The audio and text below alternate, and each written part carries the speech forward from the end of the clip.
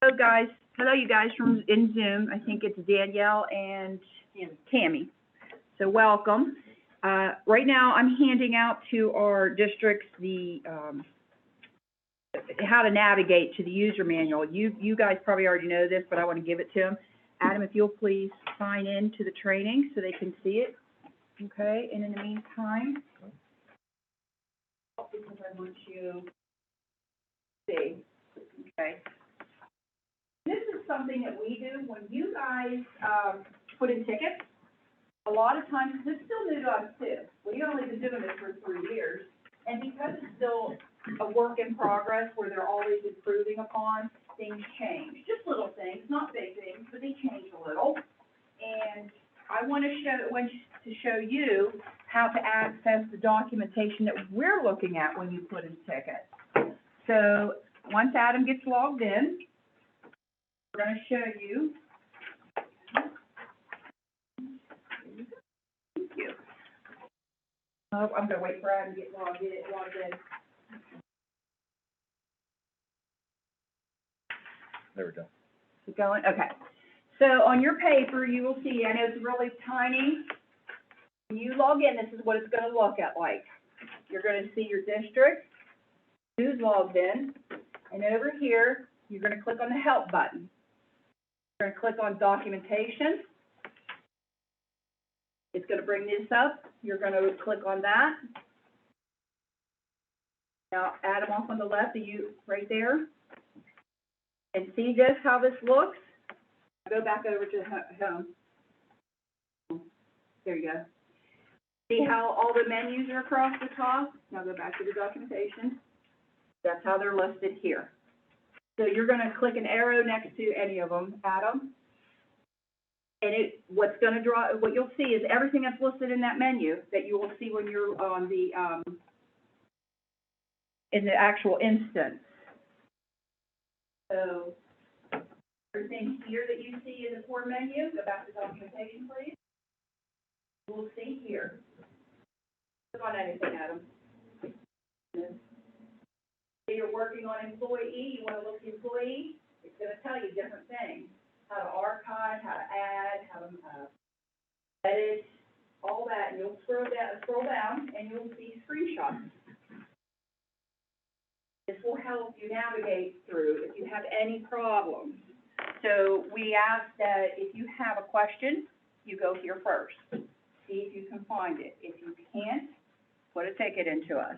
We want to kind of get you in a pattern of going here first. Because what if it's the weekend, after hours? We're gone. You know what I mean? So, and you can also use the search bar on the home page to search keywords. You know, if there's whatever the issue is, any keywords in that you can search will help. Okay. So also, if you'll click the user manual again, please. There you go. Off to the left here, click user manual. Scroll down. See appendix here? Click on the appendix. You guys see where the appendix is down here? It's going to pull up a couple different areas. Here's checklist on here. And you will see that some of these you do not have to concern yourself about because they're for us. Like one-time payroll processing setup, we might have to do that for you. But here's something on new contracts, month-end balancing, quarter-end, special pay. I'm going to bypass the payroll processing because I provided you one. Fiscal year and closeout. I mean, you're not ready for these here. Employee exiting a district. Here's some checklists for you to kind of guide you. What needs to be done in these? So again, I provided you with a checklist to try. I cleaned it up a little bit for you, so you don't have to worry about that. But this is someplace you have to get some documentation for these different times of the year. And they've done a fantastic job with documentation. Oh, yeah. Redesign compared to. It is. It's phenomenal. So that's all I wanted to point out on this for you.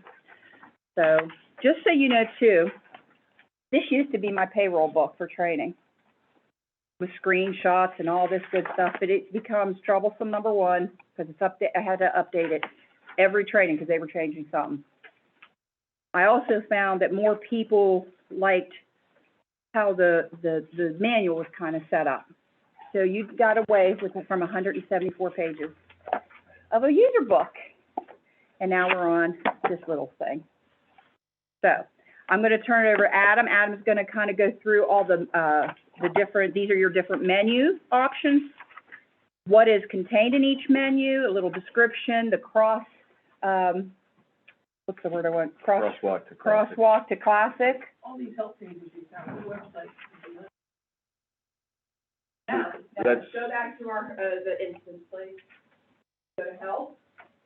This is when you're in your When you're working in Payroll. payroll.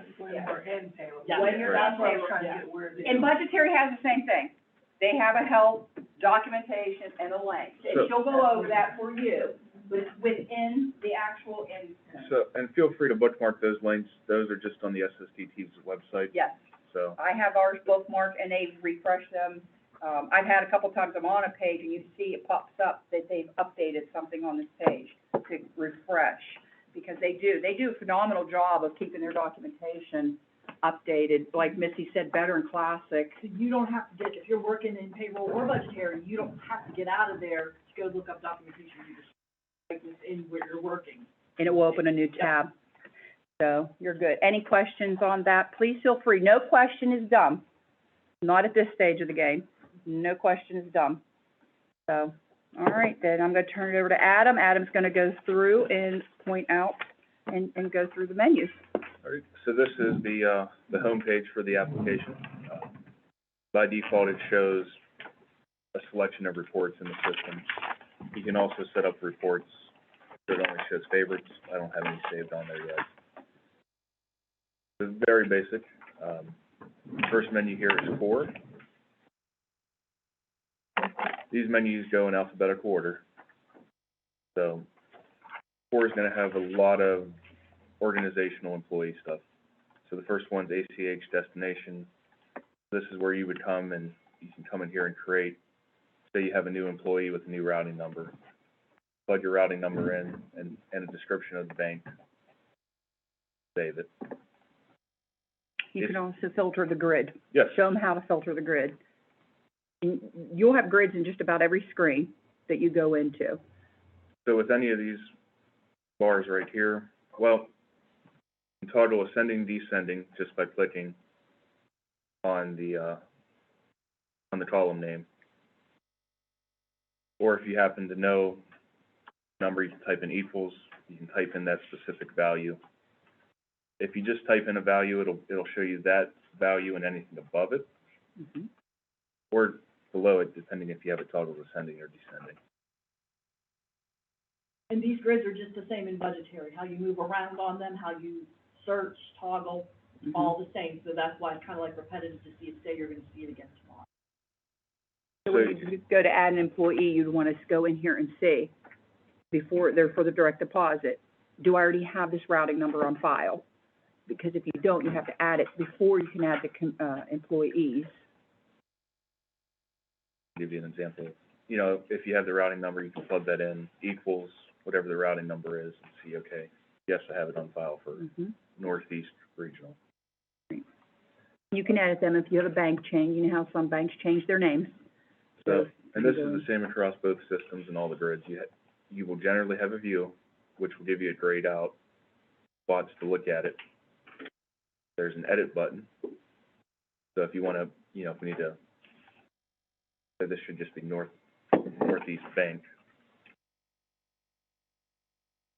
Make a change, hit save. Or if you even put the routing number in incorrectly. Right. Transpose numbers, you can go in and fix that. Or if we shouldn't have this bank, go ahead and delete. ACH source, that's gonna be your bank's, so not very often will you be messing with this too much. Unless you change your bank. So if you change your banking, this is where you'd have to come in and change that. So in here, you'll see there's two, because I have one for our payroll and one for HSA, our direct deposits. So, but this is where those are maintained, just like Dermate in Classic.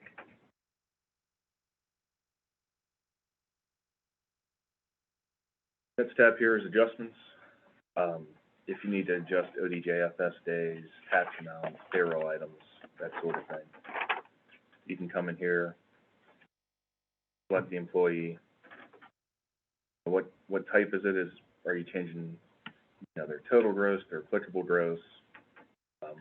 In the book, I believe Missy has a description of each of these types. I sent a handout, it's adjustments. These list the type of adjustments there are in their description of what they're for, what you'll use. And you'll recognize a lot of them for your fringe benefits, life insurance. You don't go into their deduction screens anymore to make adjustments. This is where you're gonna make adjustments. So here's an example of required field. Transaction date here, you see a little red exclamation point. That's saying that field's required, so you have to enter a value in there. Must not be null. And it must be within the posting period. Right. And we'll get to posting periods in a little bit. Right, but it has to be within, you can't backdate it till June. Right. When you're in August. It has to be in the August posting period, because we're in August. So then, if you wanted to apply month to date, quarter to date, year to date, fiscal year to date, you can just check these or check them as needed. Once you have everything in there, make an adjustment on this person for 1 week of ODJFS. Save, and now that's in there. God bless you. And say, Thank you. we put that in there by mistake, we want to get rid of it, we can just delete it, and it's gone.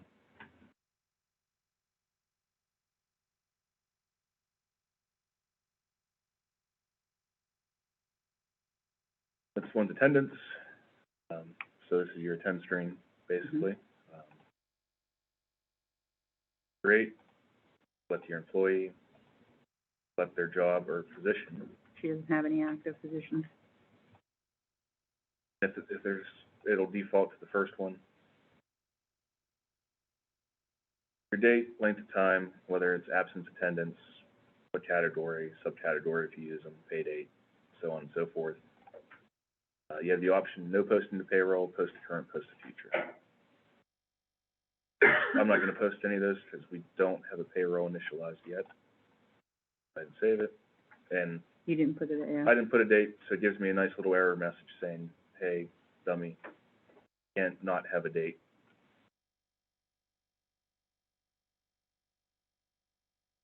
What you got? So if you have a timesheet person and you have multiple days that you need to add for that person, do you do that on that? There is a mass add option here. So we But they have to be consecutive days, and they have to be the same length. But if they're not, Then your best bet is to go in, and if you could close this for a second, please. You would go ahead and hit create. Okay, select your posting. If you're posting to your future, current, or payroll, you're gonna find your employee, put the activity date in, put all the information across. Now, once you see this copy row, you've hit copy row, and it populates the persons and their compensation. You're just gonna change the date and length, and you just keep hitting. You know what I mean? You could keep copying as many times as you want. And as you can see, if you accidentally add one too many off to the right-hand side, there's a delete. You can delete a line if it's wrong.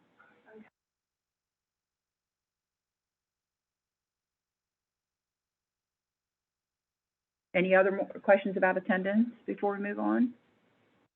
And since there's more, and this is more really a grid thing that'll scale across from USAS to USPS, you're able to add additional columns. So if we wanted to see, for some reason on this person, their hire date, we can click on the More button here, select hire, click the little ads. The screen will refresh, and a hire date will be in there. So if you add a bunch of stuff and you decide, well, I really don't want all those in there, you can always hit reset. That'll take you back to the default setting for that grid. But you can customize this any way you want. Drag these columns around just like Excel. Expand them. them off of there, so. But if you mess it up, you know, if you get it so weird that you don't like it, you can always hit the reset button and clear that out. You can also run reports off the grid, you know, so say we just wanted to see all of my attendance here. So we can pull up one employee and you can run a report for what you entered in for his attendance for that month or for that time range or. Go ahead and hit report, please. Oh. It doesn't matter about that. I just wanted to show them something. When you hit report, there's different formats you can select. PDF, Excel, but when he hits this little black arrow at the bottom in the right-hand corner, There's another page. there's one more page, Excel field names. This is similar to those of you who use Safari, and I believe you do. Does anybody else use Safari and Classic to extract information? Okay, this is very similar to that. So like when you want to do an upload, a mass load, a lot of times you want to go and do a report with Excel field names for what you want to do, and it pulls in the proper column names for you. You go in, you do what you want to do, and you mass load.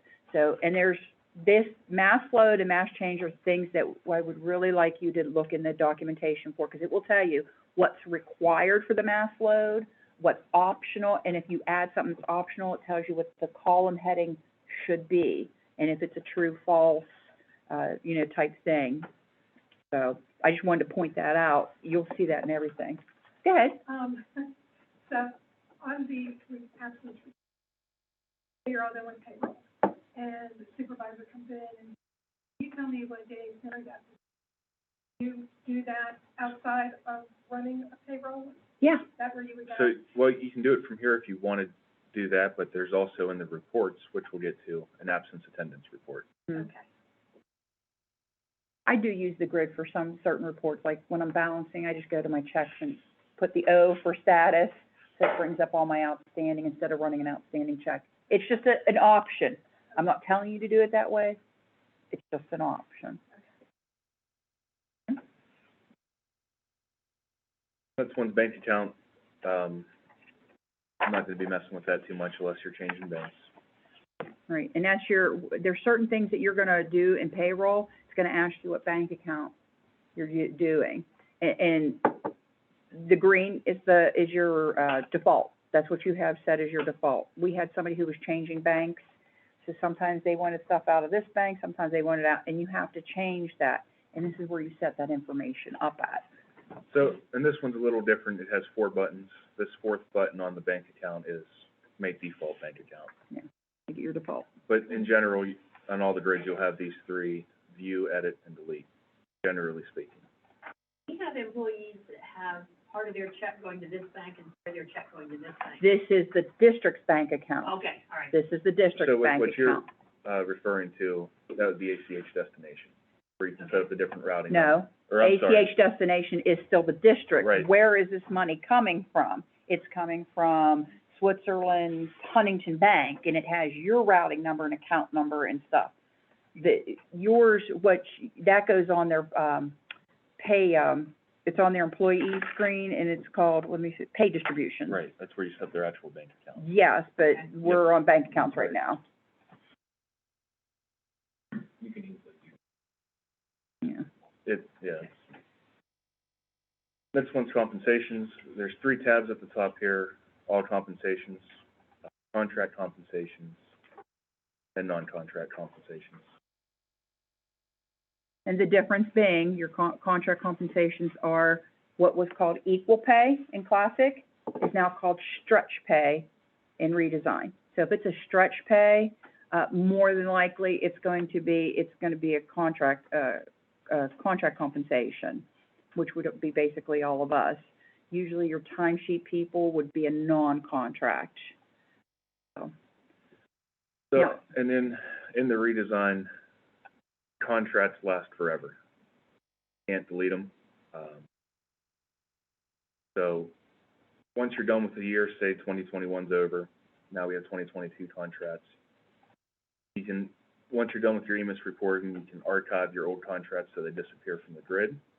but if you need to look them up, you can always check the Include Archive. Out here. These are all old contracts in here. Includes them, yeah. Right. So going forward, you know, you will always have your old contracts sitting out there in the system. So if you ever need to refer back to them, So we're in Classic, this is basically page 2 of your job screen in Classic, what, the compensation. You know, when you do a new contract, it overrides that information. You don't have multiple jobs, one screens for people.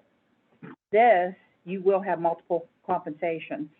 It will never override, because you must use compensation start and stop dates. yes, Very, very important. You these want to are, use start and stop dates. these are required. Yes.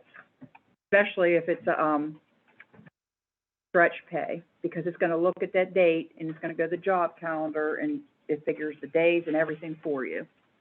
So we'll take a look at one. So we do have our start and stop dates in there. And that's what this field, contract work days, calculates based off of. Mm-hmm. But she said it uses those dates to go and look at the job calendar, make that determination. So that is not a modifiable field. No more counting on your fingers for how many days are in the job calendar. System will do it for you.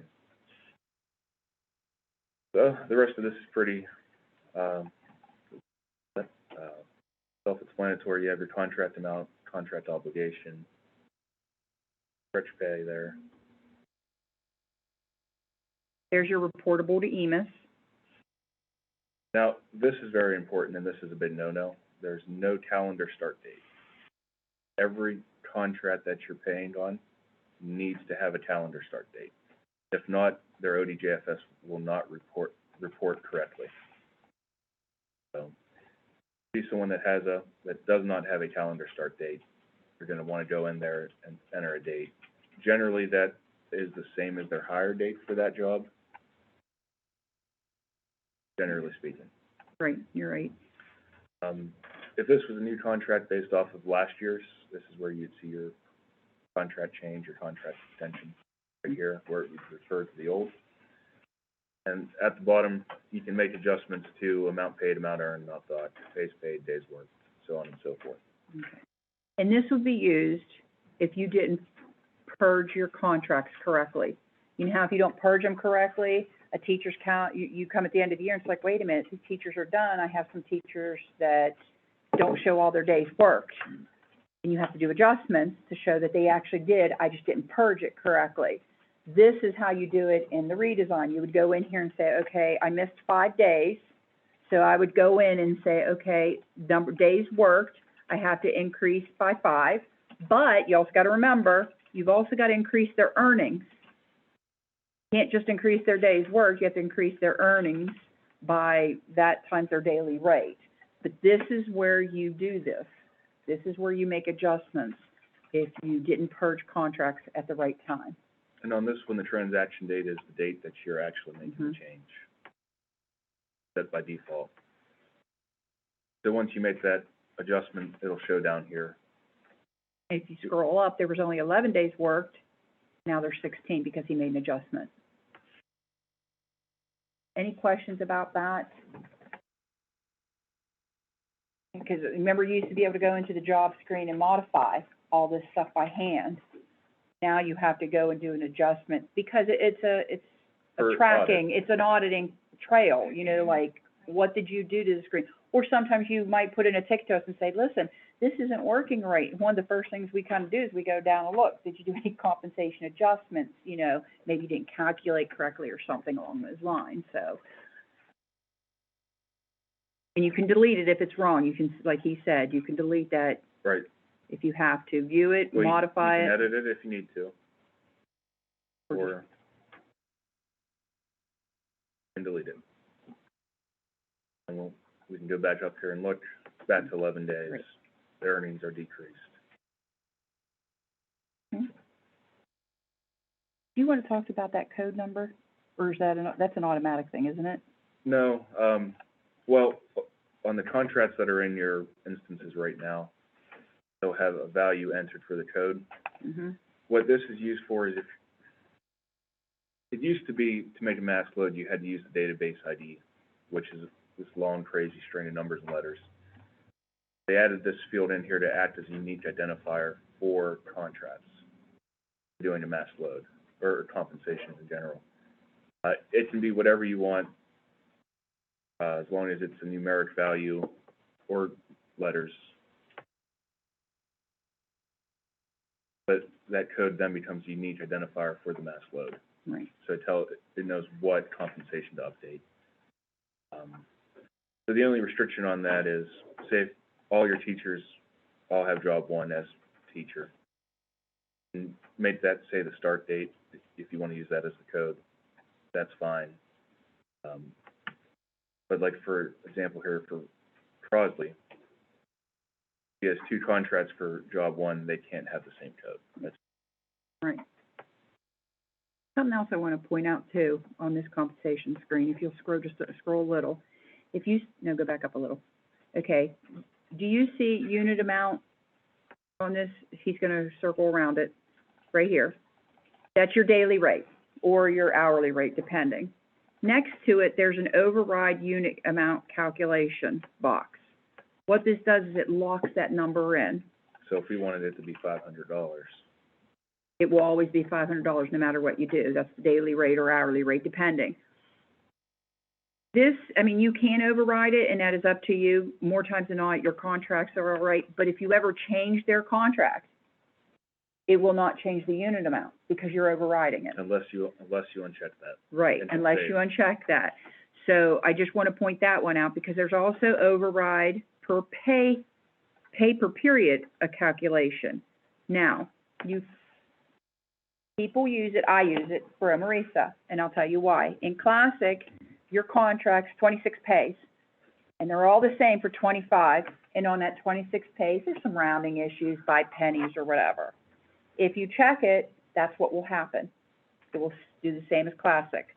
If you uncheck it, it will start doing a penny here and there along those 26 pays, okay? So when you get to the end, it's not changed by a quarter. It's maybe changed by a penny, but it kind of keeps it even where it tries to work it out.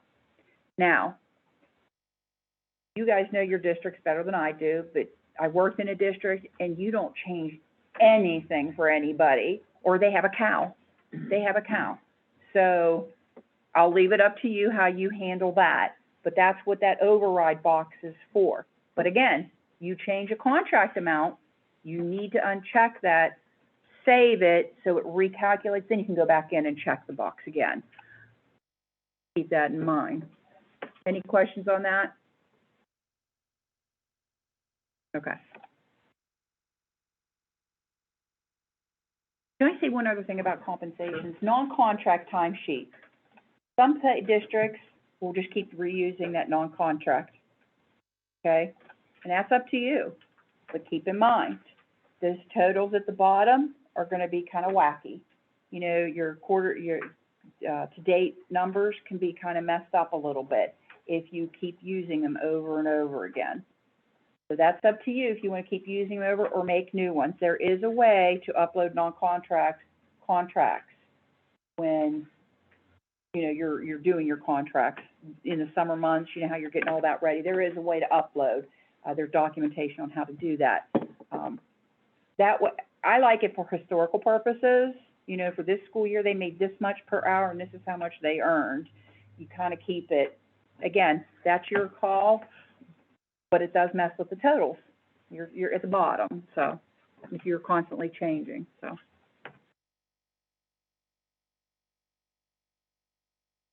State codes, and I'll preface this by saying that I don't know that we have any districts that really use this. No. This district-defined fields used to keep track of customized dates created by the district can be found under core. Yeah.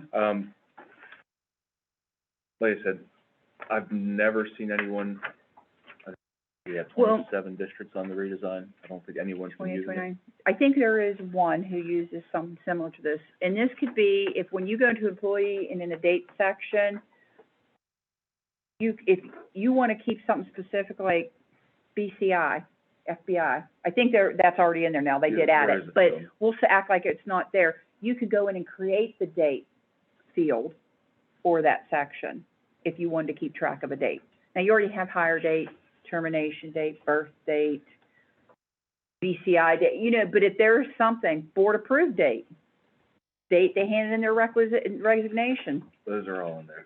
those are all in there too. Gosh darn it, then I don't know what dates left you have, but if you had something, Well, and make something up. another thing, you can always, there's a way you can add in custom fields Sure. in here.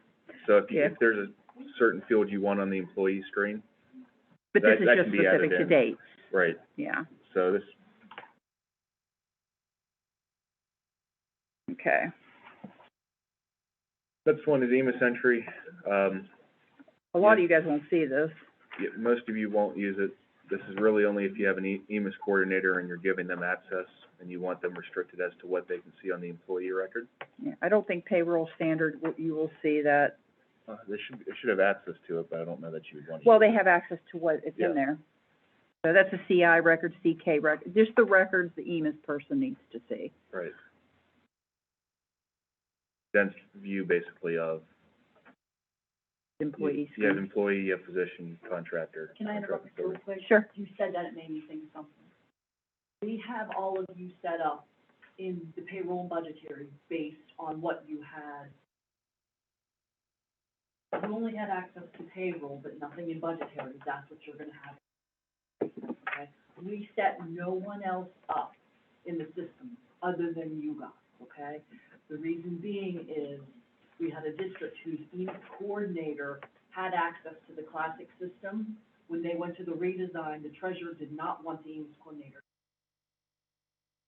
So the only people who have access right now are all of you. If there's any additional people you want to have access, we would have to have a form for that. Okay? And on that note, there's some things that you could do in Classic that is a separate privilege Yes. in redesign, such as mass change. Does any of you use mass change, except for treasurers? Anybody who's not a treasurer use mass change? Okay, so, okay, right, so you don't have that privilege in the redesign. So, we're gonna have it set up on Friday with some blank user forms to update, because I believe and I always, unless they've changed it, and again, they've changed so much on me, the payroll people might not have ACH destination, which I think is not correct. I'll be nice, not correct. Because it's the payroll person who's adding the new employee and their direct deposit information. Why wouldn't they have access to ACH? But We'll have a blank form. we'll get you set up, Treasurers can sign off and say, okay, I want my payroll person to have that privilege. right. So it will be tweaked right there on Friday for you. We'll get you taken care of. All right. Employees, oh, yeah. So, this is the employee screen. Bigger. Yes, and on these pop-up windows, usually there'll be a little plus button right here, so if you want to make it full screen. So, all of your normal employee information right here, social, name, address, contact information, general information, like this one has BCI fingerprinting that's saved in there, hire date, ODJF has hire date. If you track evaluation dates, any of your experience fields are right here. So all of this is pretty just standard stuff. There is,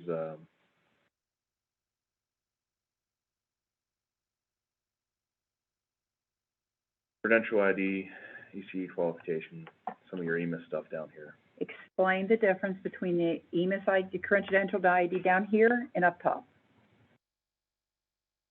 So,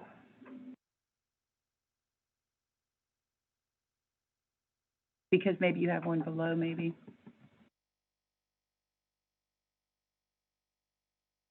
Newest version. so, there's a couple ID fields. And it might just be because this is the test account and got moved around. Possibility. Usually this credential ID field will be at the top with the social security number and such. Not sure with this test instance, some of this stuff can be moved around on the back end, so we might have to change something. So if they're credentialed, that's where you'll put their ID. if they're certified. Right. You have your non-certified ID field there, they have a ZID. That goes at the bottom. And if they have a specific EMIS ID, you would use that field there.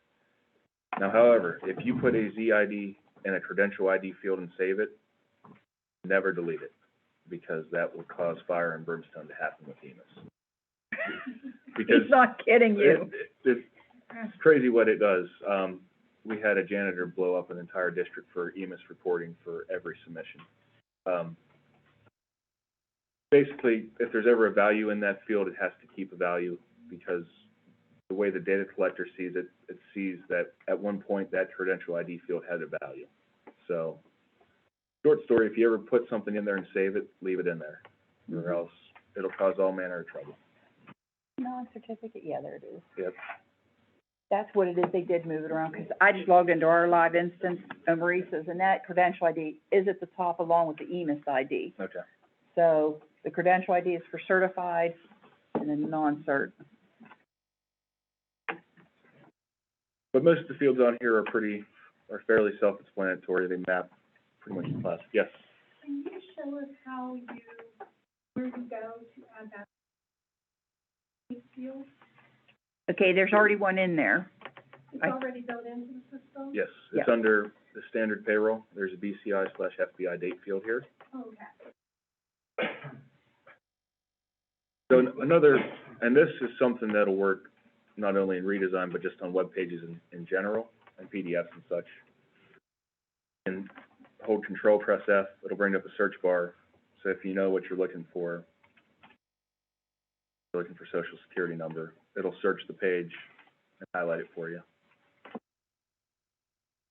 And what's nice in here too, I would suggest, before you add an employee, always go to the Social Security number and put the new employee's Social Security number in there.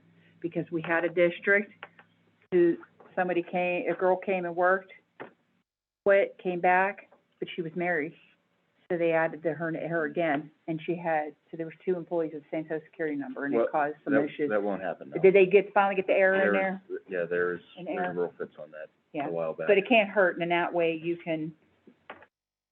don't add a whole new employee if you don't have to. So, when they change the tag on this, there's a little delete button here on the employees. You cannot delete an employee, it only archives them. You know, once you add an employee, they're in there forever. Any, questions?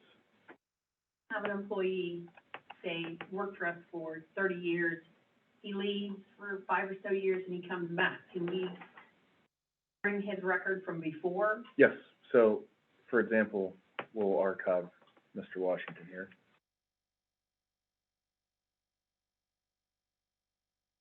We'll archive, save. Are you noticing he's hitting Control F to find? Mm-hmm. Okay, It because just- that's a nice tool, Control Find. You're not sure where archived is on the screen? Control F, start typing it. So, we archived him, he's not there. We can now include archive. Search for him. And there he is. We can come in here and check archive and save. Come back. He'll reappear on the default. Oh, Any other questions on employee screen? Because that's your bio and dem screen, basically. Any questions? Okay. If you try to add somebody who archives, like that person's archived, were you in some way, hey, you're it trying should to on the add- Social Security number. When you plug their social in and try to hit save, it'll say, hey, this person already exists.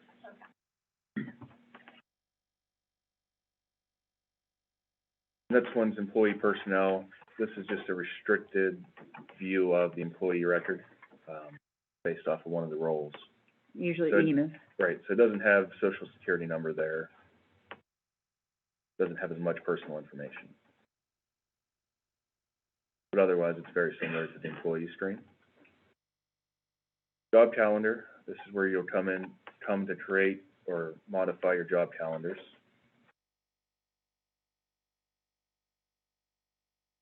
So on here, you can look to see what days are work days. You can plug in the custom range. And this comes in handy when someone's leaving. Let's say someone left 12/1/2020. I don't know if I have all the days in there, but You can see on this custom range field that there's 110 days from 7/1 to 12/1 on this job calendar. but you do have to be careful, because if there was any holidays in there, you know what I mean, you have to It'll- add them across. Right, it'll tell you holidays, calamity, makeup days, all that good stuff. Now, instead of sitting there counting on a calendar how many days somebody worked that left in the middle of the year, you don't even have to put it in edit mode to do this either. It's really nice. Make it bigger, please. So we need to add days anyway, because we're gonna be doing a payroll. Right, so let's,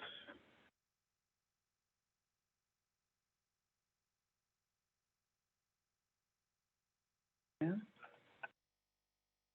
You can type the dates in too, by the way. You don't have to use that drop-down calendar.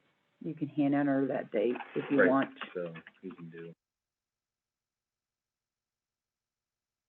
Telling it, so if you wanted to log holidays, calamity days, or any of that, work days, and date.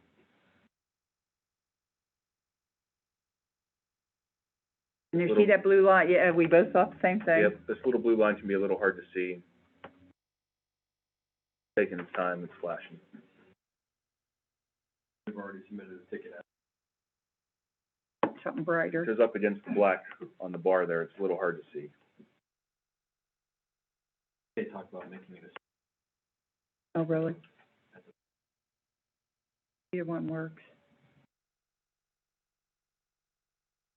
Scroll up a little bit. What was this? But I hit mass update before I dates in there, Oh, so. okay. Still rolling.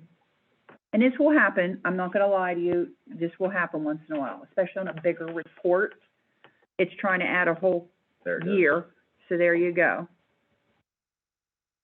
So now, there's gonna be holidays in there, right?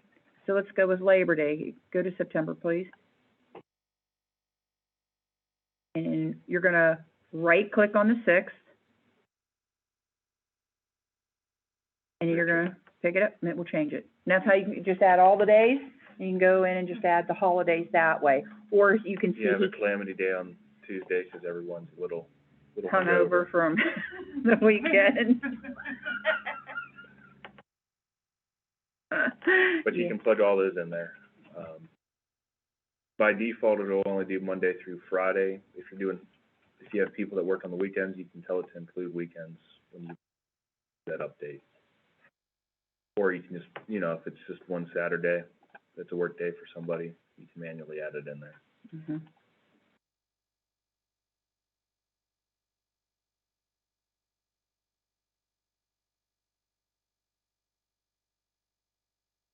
And they're contracted. And the first time, you're gonna have to build it.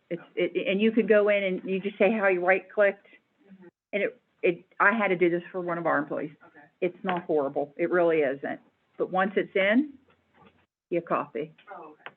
So, but you would obviously name it a different name, like, I put her name as the name of the calendar, 'cause it's specific for her. So, I'm gonna ask for an enhancement. Well, if you could toggle days of the week, that would be handy. yeah, Select, I only want Monday, Wednesday, Friday. this is true. That's gonna be, and I will tell you, we can request enhancements, like what Adam's saying. So you could say, I only want Monday, Wednesday, Friday from this date to this date. They're going to prioritize, okay? Actually, enhancements are kinda pushed back, because we're working on any kind of bugs that might be for the things you truly need. Like, your pay report takes too long to calculate, just something like that, bugs, things that really truly affect you on a day-to-day basis. They're gonna work on those first, and then get to the enhancements if they can, and they go by how many people request them too. So if you say, I want this, and then you come by and you say you want it too, I'm gonna say, Shady Side would like to see, Switzerland would like to see, and then they notch it, like how many people across the state of Ohio have requested that type of enhancement, so. So, and this is just a note, this is something that'll scale across both systems. If you get an error message So this one's pretty easy. It tells you a start date's required. Let's say if you got an error message, you don't understand what's wrong or what's happening, and you're going to put a ticket in. There should be a little box here with two little arrows. It's the details box. Copy and paste this into a Word doc, and when you put your ticket in, send us this whole wonderful error message. There's a rhyme and a reason to what's in there, and, having that full error message helps us. We can't read it, we send it to SSDT. Go ahead. No, they're not that bad. No, But- he's pretty good about that. So, yeah, if you get an error message, you can't figure out what's going on, and you're putting a ticket in, open up the details, copy and paste that into a Word doc, and that helps us tremendously in figuring out what's going wrong. There's also, go back, see the copy? So here's where you can say copy from, so if you'll go up there, okay, you still have to fill that in. Copy from the, okay. Put your dates in. This is what I think we suggest, you add the teachers and then go in and do your admin because you're taking off, or vice versa. This is where you could go in and copy that, okay? And you could copy as many as you want. You just move them over from the left to the right. The other nice thing in here is the mass change with the plus. Plus. Here, you could put a date in, and you could choose all the calendars and update to, pick one, Calamity Day, Makeup Day. Instead of going into every calendar and putting these in, you can go in here and move the pay groups over, or I'm sorry, the job calendars over, and do it. So, and with these, if you hold control, you can select all of them real easy. If you're doing all of them, move them back and forth. Okay. Any questions on job calendar? Leave. All of this stuff is already done. Yes. He's taking it from. Yeah. For this poor district, I had to export them 3 times because it kept not importing correctly. So, yeah, all that, Twice in budget hearings. yeah, pulled all that Well, information. Well, Everywhere. you're not the only one. I think there was one other district we had to do it to. Who did we, there was somebody else we had to export twice. Who was it? In this round, Yeah. do we have to export any of you other guys twice? We had to say, sorry, you gotta get it, Newcomers Town. Yes, that's who it was. They were the charm, 3 times on payroll. But, yes, all that information, I had to make you guys get out so I could extract.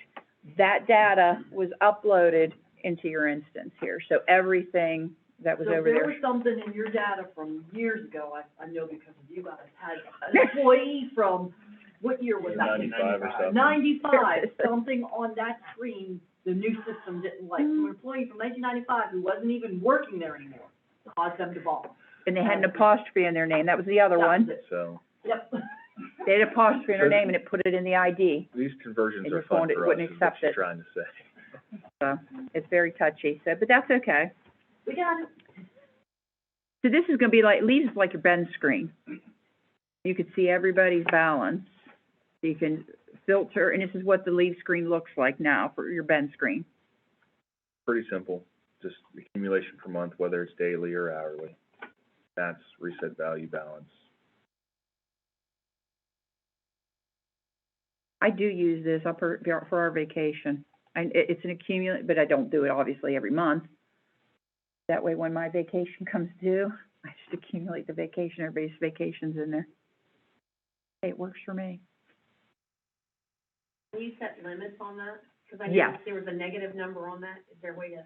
Yeah, there are rules that we can work with the treasurers and set up what, because every district's different. You allow negative, do you not allow, do you advance, do you not advance, type things. We could go over that. It should have pulled over, but we'll double check. This was a test instance, so we allowed it. And you can manually accumulate, and there is a way to mass accumulate leaves as well. Well, you would do that for your benefit, but what's nice about this is where you'll go if you miss somebody accumulating a sick day. You know how you go in, such and such wasn't set up right, they didn't get their sick day. You can go in and do it here. You could also, this is what's nice, if someone's leaving a district or coming into a district and they're transferring their sick days, this is where you'll go and say 100 days, transfer sick days from whatever description. Descriptions are up to you. You just have to understand what they mean, not us. So if someone's coming over, or you have superintendents, treasurers who can sell their vacation days, you need to go in and get that off their balance, and this is how you get it, because they aren't taking vacation days through kiosk. If I think almost everybody uses kiosk, you would go in here -10 vacation buyback, you know, whatever. You need to get that off their balance. So this is where you would go to do that. Any questions on that? Reggie, you're thinking. I can see. I can smell the smoke. Yes, the smoke, exactly. So do you have any questions? Are you thinking, I'm just thinking and seeing where things are at, so. okay. And that's what's nice about this. I tried to put them in the chapter, so this is what's in the home, this is what's in core in the little description. And that's where you do the monthly accumulation? No, that's not where you do monthly. This is only for specific accumulations. Again, someone coming in the district, leaving the district, selling vacation days. You accidentally accumulated when you shouldn't have for them, you know. Yeah, that's usually what happens with me. It's never the good way, it's always the bad way, right? Yeah. So the next one is organization. You won't have to mess with this much at all. This is just gonna be, Unless you move, unless you move, you might need to update your address. your phone number, what have you. This is your USPS DAT/configuration screen. You know where it has all your SCRS number, your STRS number, ODJFS, Federal ID. This is where all that's stored. But they also added that little STRS Advance in there too. There's a second place you can see the STRS Advance. But you can see we're not in advanced mode and we don't owe anything.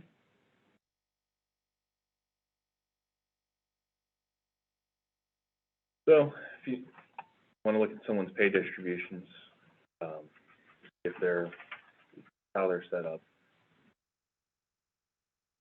This one's direct deposit code, account number, whether it's, this one's set to percent and 100% going on this pay distribution.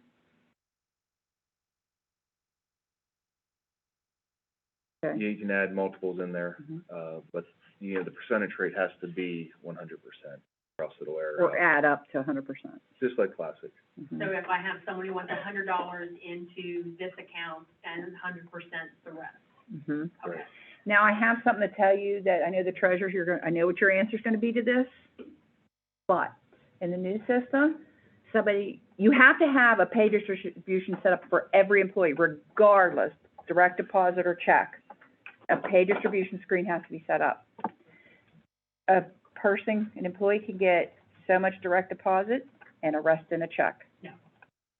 Every single. What? Every single. What? I don't understand. What do you mean, no? Just don't tell them, okay? Just, that's the story. Tell The them. option's not available. The option's not available. So even if they have a check, they have to have this set up. They have to. Every single district is set up. Everybody has said the same thing. If they're getting a paper check, do they have to have the bank Yep. account information? Oh, no, not the bank Okay, account, because all right. if you'll cancel this, Adam, okay, hit, add pay distribution, because that box above will be blank. You're gonna select check, Okay, continue, and this is what it will look like. So codes can be anything you want. In Classic, you use 700 codes. I just continued to follow that. You know, what you're used to, you know what I mean? It can be anything you want it to be, but it's kind of And you do have easier. start and stop dates here if, you know, they're adding an account or deleting an account, and you need to keep it in there. Right. I think I have this set up correctly. can we just tell people that we don't have the option to do a paper check? Sure. Hey, they better not know OME-RESA's phone number. You can tell them as long as they know OME-RESA's phone number. So I think I have this set up correct. If you wanted to pay someone $100, 6, and then that needs to be priority 1, and then priority 2 is 100% for the Right. rest. Okay, so fix, You do your fixed first, and then 100% of the balance will go into direct deposit. So if someone's put $200, hey, in savings, and the rest going in checking, that's what you would do. Now, if you'll go into edit mode on one of those, please. You remember when we were I showed you the banks, the ACH, and I said how I had one for payroll and how I had one. You see where it says ACH destination? I'm sorry, direct deposit type, I apologize. I'm really going bad here. You're fine. Third time's a charm. ACH source is what I'm looking for. And there's where you have to, if you had more than one bank account, you have to decide, pick one. Like, what bank account are you saying this is coming from? If this is blank, you will get an error. So it is an absolute must that you select a check from here, ACH source. That is your bank. That we're paying it. Yes. And like, we only have one, so it's basically defaults. Now, the ACH destination is your routing number that you put in through ACH destination. So it knows what bank that this is going to. And of course, the account number's up top. Definitely want to put that in there. Yeah, and then you could put a stop date. That's up to you. Abbreviation, what shows up on the check. I just have I think I have DIR, DEP as well. That's it, save it. Now, if it's if you noticed, he did the direct deposit type. Automated deposit demand check, obviously, is your checking. Pre-notification, who does pre-notes for all theirs? Everybody except for you? Okay. This is where you would make sure you select the pre-notification for savings or checking. That's it. But like every person is required to have one of these, regardless of how they get their pay. The pre-notification, does it after you've done one pay with a pre-notification? Yes. When you go to run your ACH tape submission file, there's a box that you must check. That's right. Convert pre-notification to live, or whatever the wording is. I apologize, I don't know the wording. But yeah, and then it will convert it for you. Okay? Good. Any other questions on that? Because that's something new, because like it's new in the sense that even if you get a check, you have to have one. So. Next one's pay groups. Very basic. Got your job calendar, pay group, code, description. That. You can even archive them. Right. So what's nice in that way, when you go to initialize a payroll, you'll see a palette with a list of the pay groups.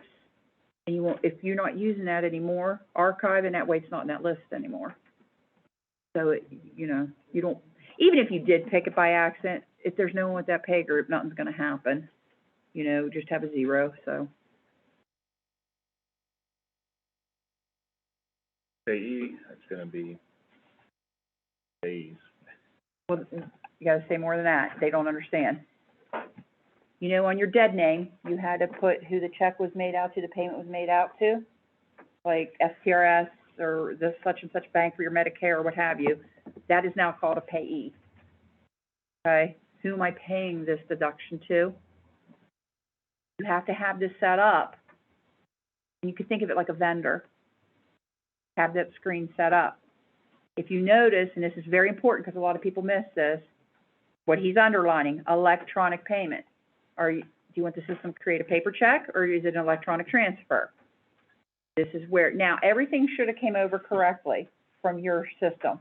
Whatever was in dead name should be here already set up for your existing deduction codes, okay? But if somebody changes, like this year we were locked down for COVID, STRS, they don't want checks anymore. They want everything electronic. This is where you just go in and change it from check to electronic.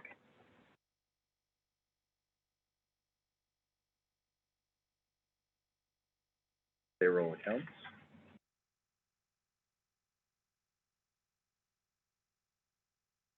So this is where you can assign your expenditure accounts, whether it's fixed or percentage, start and stop dates as well. Employer distribution and leave projection if you use it. If you don't have this check and you run your board dis and you say only include board distribution accounts, if this isn't checked, it won't be included. And I've had a lot of people saying, it doesn't match. Did you uncheck the box and let everybody come in, and it matched? So I don't know how tied you are to that. That is a district decision. If you need to add another one, very simple. Select add, you can scroll down, or if you know the account code. You have to put the hyphens in when you're typing in a code. Yes. Not like the USAS web where you could just do it and it automatically move to the next box. Just put the hyphens. Then you can, is it active, inactive, specific, miscellaneous, percentage, does it have a maximum? Start and stop dates as needed. So if we wanted to pay 50% off of each of these codes for this person. So if you would have put 100, what would happen on each? Now, if he had put 100% on each, and he tried to save it, Error message, must total 100%. it's gonna let you know, hey, it doesn't add up. And say, if you need to delete one, because we shouldn't be using this account, delete it. Save. Oh, total 100%, so that's, yeah. And a lot of times, your error is gonna tell you exactly what's wrong.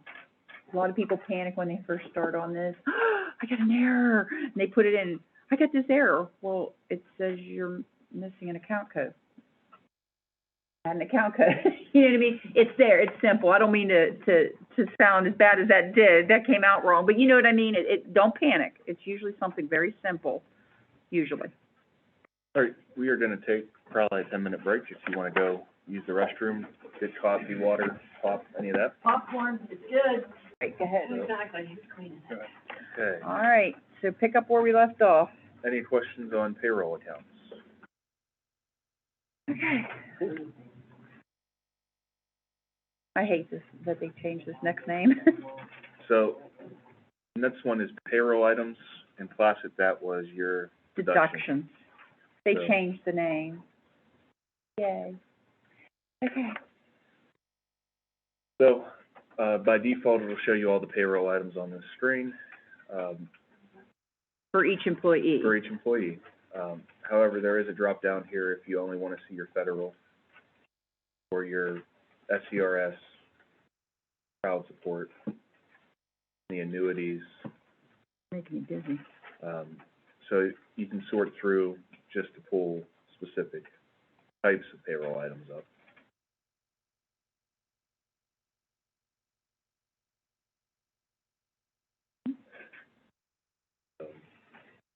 It's gonna include all the same information that was in Classic. Federal, generally speaking, you'll use tax tables. But you do have the, option for fixed percentage, cumulative wage. I think we only have one district that uses cumulative wage, and they're not here, raise. So if you were gonna make adjustments, this is, you would come into that screen. Where'd you go? Yep. Oh, not the federal. Yeah, error adjustment, see it? Which one? Right there. Right, so if you have an error adjustment, say we need to withhold an extra $15 for Whatever. reasons. If you leave the date field blank on your adjustments, it'll pull in on the next payroll that this person's part of. You say, if you want this adjustment to happen in October, you can plug that date in. And when that date has to fall within the period, beginning and end date of the payroll for that pay group. So, you know, if you know you have some error adjustments for whatever reason in the future, you can enter them in.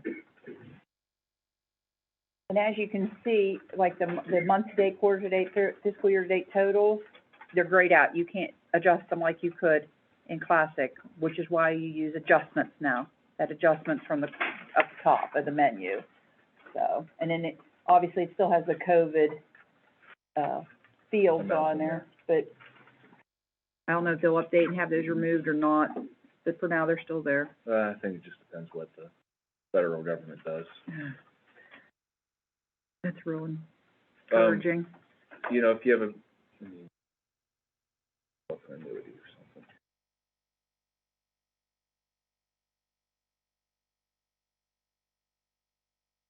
So you, with all of these payroll items, you do have a start and stop date if you want to use it. If you want, so if you trade an annuity or something and you want to start, say, September 1st, you can go in there and put in a date. If you want to do a maximum deduction, say you have an annuity and only $500 is supposed to come out, set that for annual or fiscal year or a specific date. If you use a specific date, you must enter a date for when that is to start. So if you use the specific date, it'll look at all transactions beginning, in this instance, 9/1 to 9/1/21 and forward.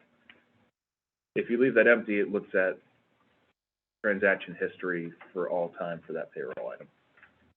So This would be good for things like dues, the OEA dues, you could put the max amount in, specific date when to start. Annual means it will start with the first pay in January. until it hits that max amount. Until it hits the max amount, and then fiscal year starts the first pay in July. In the pay cycle up top there, it has a drop down now. You don't have to remember, do I want 1, 2, 3, or 4? You know how you had F7, which one do I want? Now it's just a drop down. You don't have to worry about that anymore. Rate, it doesn't say employee anymore, it just says rate, that's your employee. And then below the rate type is employer rate. So, and if they have an account number you want on there, that's obviously not required. So, and then again, the error adjustments, one for employee and one for employer. Now, if it's like the dues, Uh-huh.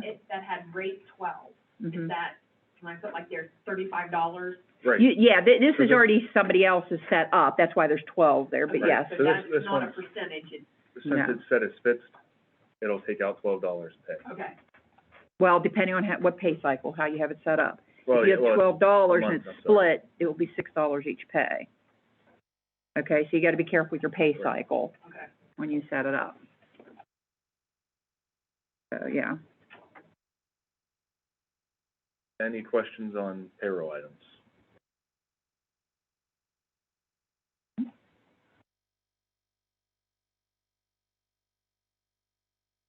One's payroll item configuration. And this is like dead name as well. So, you know, this is where you're gonna assign your payee for that particular payroll item, who it's going to. Now, one box that's in options here, it says show on Create Wizard. That is not completely developed yet. What that's going to be is when you go to add an employee, you know how when you were doing it in browse screen and it would list federal, state, and it would tell you what you had to add? That's what this is gonna be like. Create Wizard will show the absolutes that you have to add, such as federal, state, your retirements. This is, if you wanted this to show up, when the time comes, you would check that box to show, I want this deduction to pop up on my Create Wizard. Okay. Any questions? Mhm. Next one here is position. So the way to think about this, you have your an employee, they have a position, and then they have a contract for that position or a compensation. Right. So this is kind of the second level. So, example here, there's teacher, FTE, hire date, start date. This EMIS-related information section, this is your EMIS override field. If you need to override information from the compensation record for amounts, hours in the days worked, and all that. And whether or not they're a C or a U or any of that. Position record also has a reportable to EMIS. All three of those will, the Yeah. employee, position, and compensation, all have a reportable to EMIS checkbox. The one thing I wanna mention too that you had just brought up, Sure. when he just said the override fields, remember on the second page of the job screen where the dollar amounts were for the contract? And when we tell you, when you purge your contracts, you have the ability to move the last fiscal year's contract information off to the side for EMIS. That's like this. That's EMIS. So, 'cause that way in Classic, when they're doing these reportings now, it's pulling that information because there's information in that field. This is the same thing if you need to override for whatever reason. Not because of the year though. That, we'll go over that when we get to it, but this is only if you only want so much of this job to be reported on this position. Does that make sense, like the dollar amount? And up top, in the top section, is your kiosk information. You know, you have to have a building department code and a supervisor, it's all in that top section there. That's where you assign it. Now, one thing people miss a lot, it seems like that retirement code in the top section, right above eligibility, you have to pick one if they're having retirement withheld, okay? Or you can set the 400, 450, 590, 591. If you don't have this selected, nothing's gonna be withheld for that position/compensation, so. Any questions on this position screen?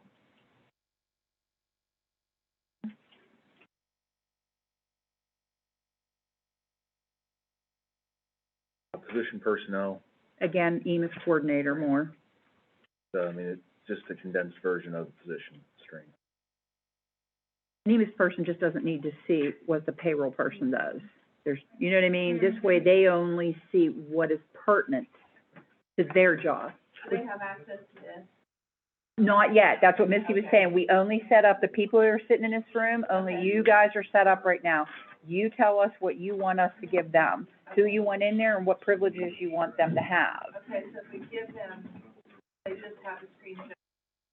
Yes, there is a EMIS personnel one, Okay. so they can only see the only things that pertain to them reporting and stuff, such as position and compensation and employee, but you notice the employee didn't have a social security number on it.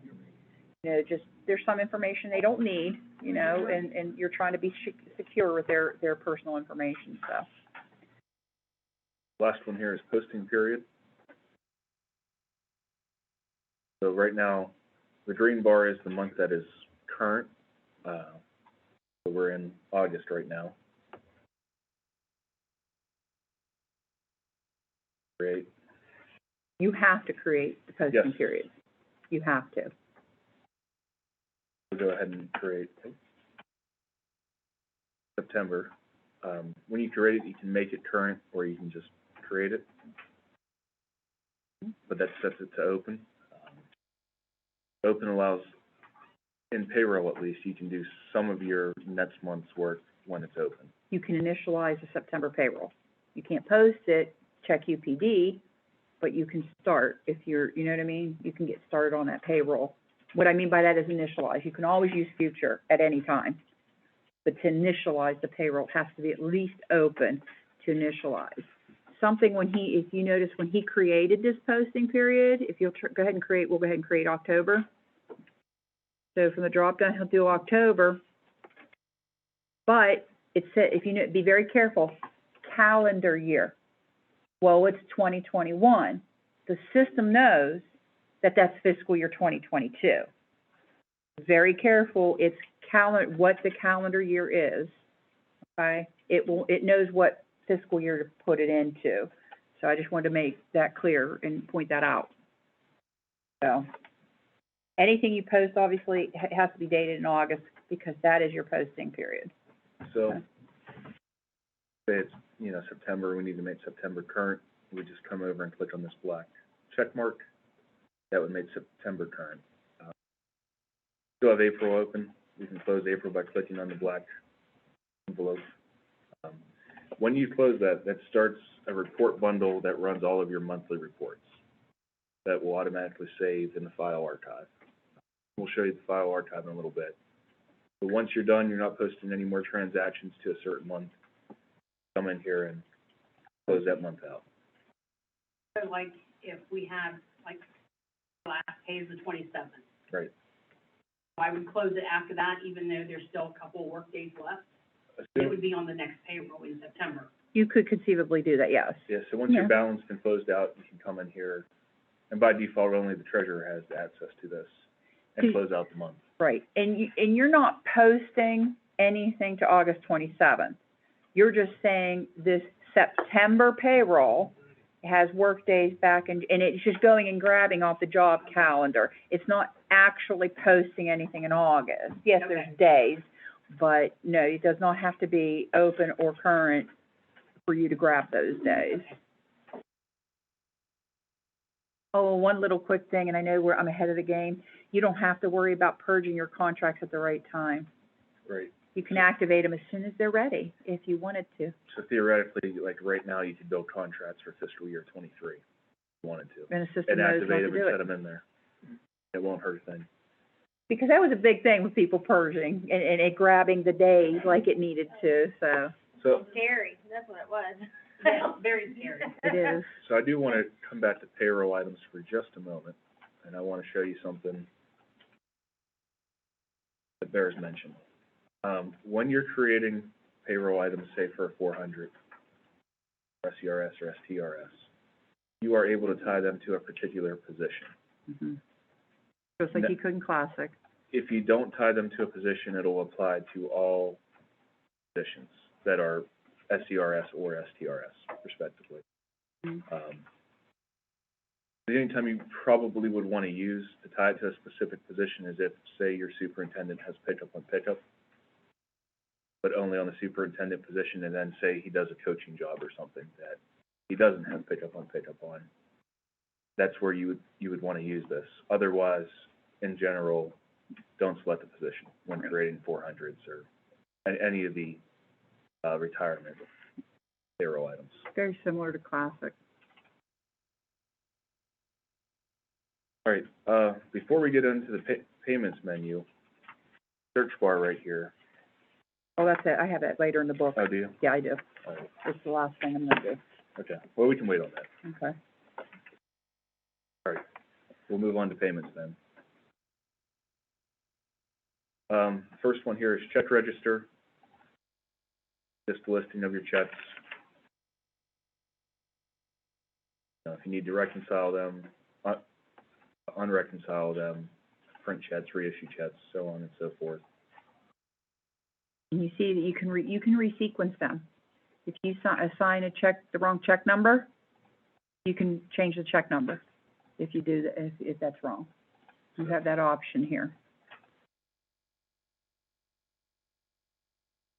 Yeah.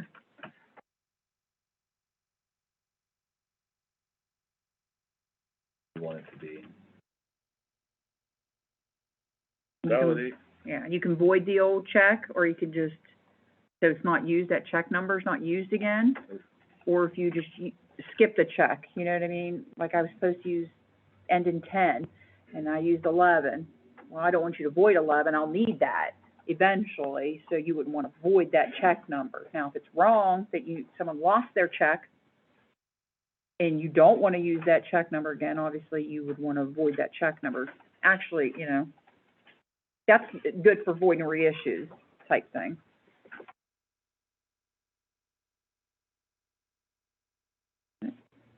I use the wrong bank account. So when you actually do it right, it'll show up as info validation true. I did it wrong, I had the wrong bank account. So it was throwing an error message saying that there's no check number for that bank account, so you can't resequence it. The validate lets you know everything's good, you can post it.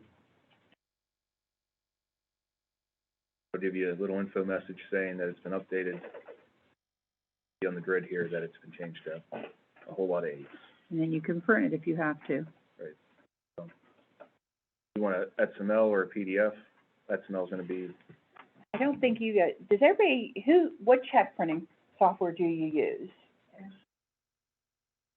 I know you have a private one, don't you? You use Strategic, okay, I think we have some other districts, except for you, I don't know what yours is, XML would be your selection for Edge, for the file, and it would pop up, tell you ask you where to save it and everything like that.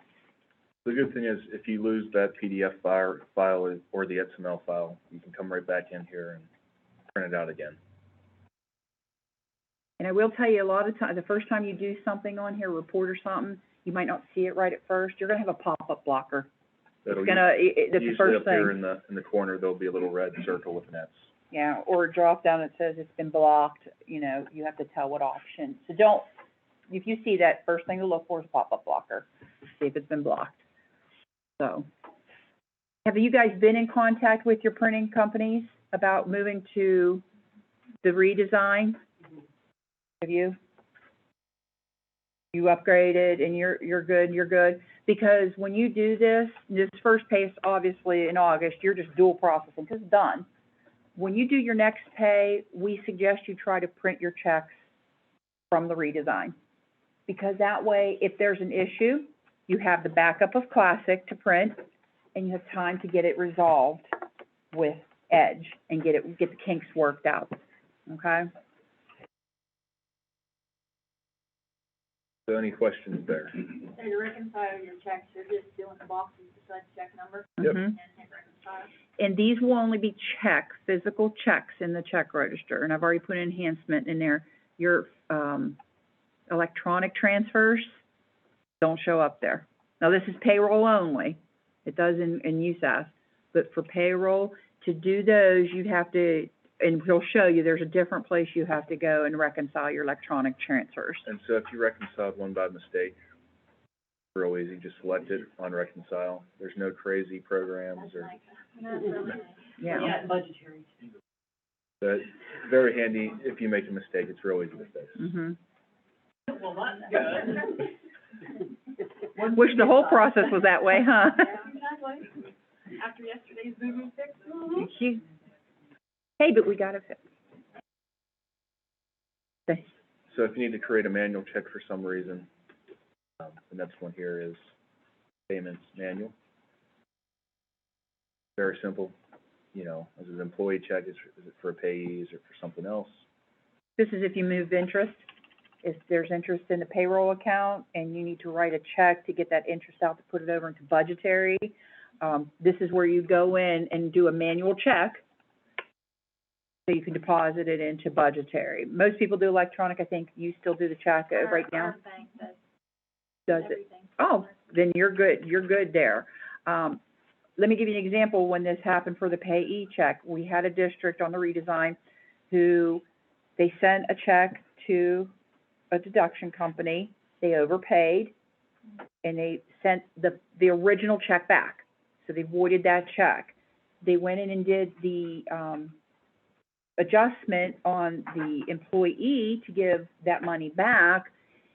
And there's a way, you know how you used to have to wipe out the accumulator so it didn't short the check again?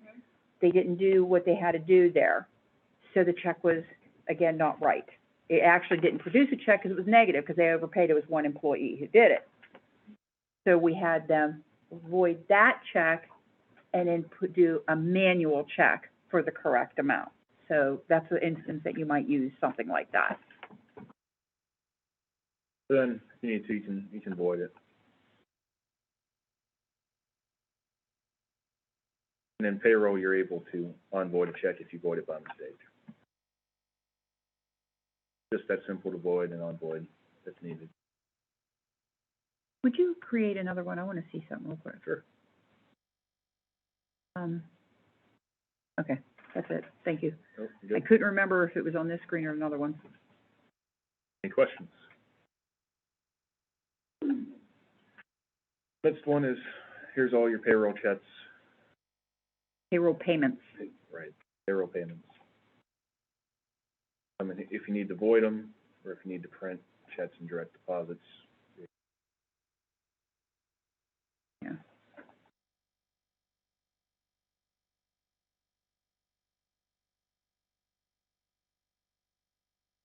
I didn't split it out, but. So if you need to recreate your checks, whatever reason. Got washed, check got washed. And then you have two separate tabs to separate what's direct deposit and what's actual physical checks.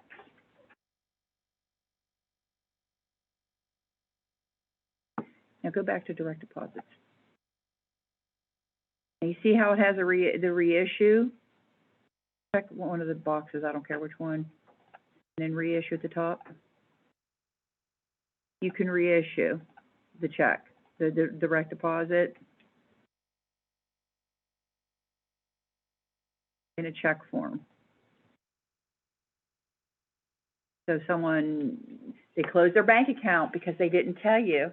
They closed their bank account. Why would they do something like I know. Well, you have already known that. Yes, weren't you mind, here's where you could go in and reissue as a check. So in this instance, we reissued as a check, and it voids it automatically for you. Mhm. So. But if that ever happens, you tell them, it's gonna take me at least a day to figure this out for you. So remember next time? Yeah, you gotta wait 2 weeks for that, sorry. Yeah. Good thing is, it's very easy, so. It is. You didn't do payee, Oh, did you? I skipped payee. Yeah. Go back. Okay. So payee is very similar. These They're are your deductions, yeah. Same type of setup as payroll. You have your checks and your electronic transfers. And this is where you have to go to reconcile the electronic transfers. So, it's a Come pain in the over here. patootsies. Select these, reconcile. Give you an info message of the total amount, number of payments. Oops, we didn't want to reconcile those, so we can unreconcile them. Now, here's the one thing that I don't care for. You see in the first column, the payment number.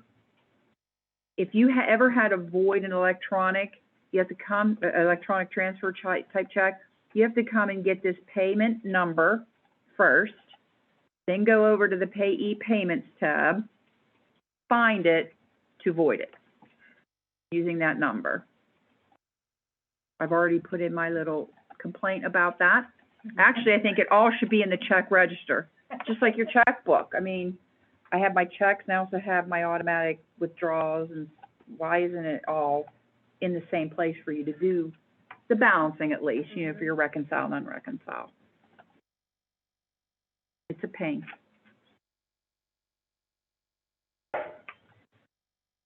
Remind you of Valerie, or what? Do any of you know Valerie? She not remind you of Valerie. Is that good or bad?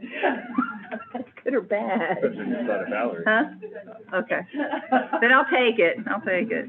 And, refunds are, it's the same kind of setup as payee and payroll. You have your tab that has both the electronic and the physical checks. Two tabs to break that out to Mhm. checks and ACH. Okay. Any questions on any of the payment stuff? Now we get into the fun. Oh, yeah. This one's real easy.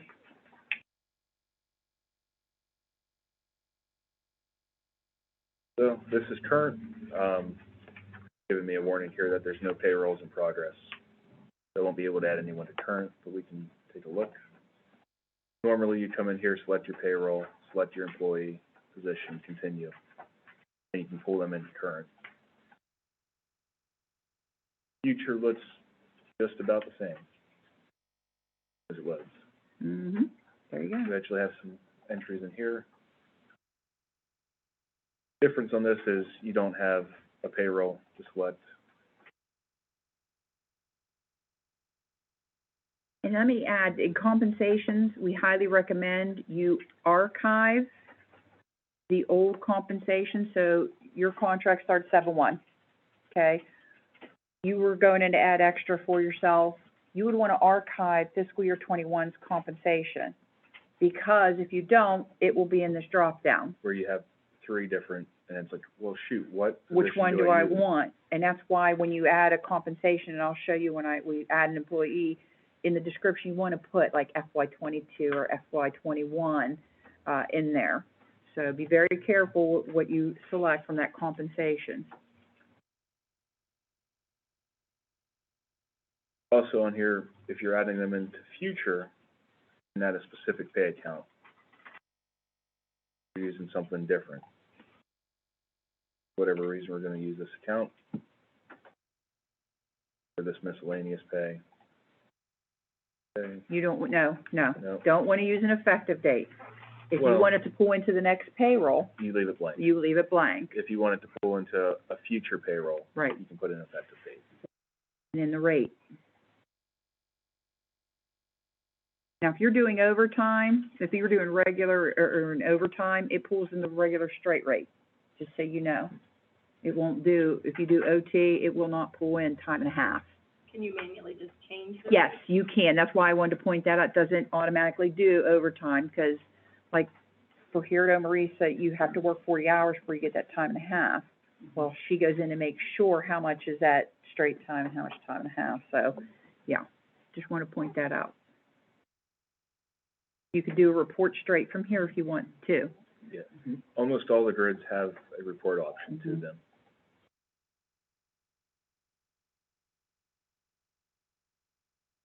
Is that where you would pull your future pay report if you had everything entered already? You can pull it from there, but there's also in the report section a few pay. Remember I said that's where I pull mine from. I don't have a lot of timesheets and stuff, only one person gets overtime. I have a lot every pay, so I just pull it straight from there. And you can customize the report name. You'll hit report. We wanted to say that this is only for Lewis.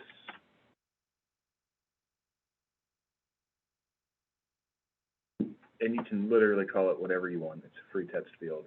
I put my pay date in there, and then generate. Can you generate so they can see what it looks like? I gotta move the menus in the way.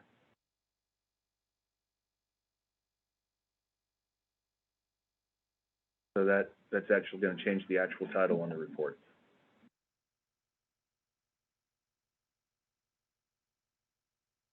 And whatever columns you have is gonna show up on the report.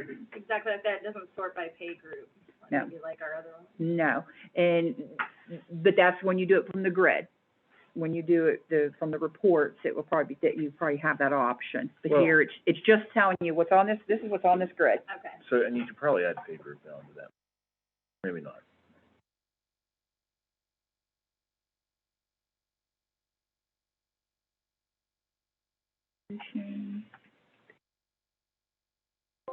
Nope, no pay group. But however you have it sorted on here, you know, if you sort it, say, by employee number, that's how it'll show up on the report. Mhm. Just like a quick balance if you want, like, you can filter like by position, number, name, whatever you want. No, yeah. This will show you all of your payrolls. Look at the details. You can grab the pay report, error report, post-error report. There's a whole bunch of reports here that you can generate. Mhm. Your bud dish, your pay item detail. All of that's there. Initialize payroll. This is a new enhancement on this screen, and I think it's pretty cool.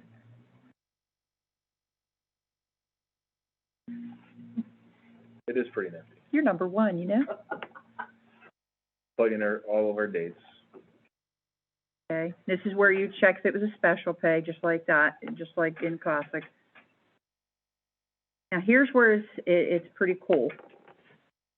Before you only had one, just like Classic, you know how you'd initialize these pay groups with this start and stop date?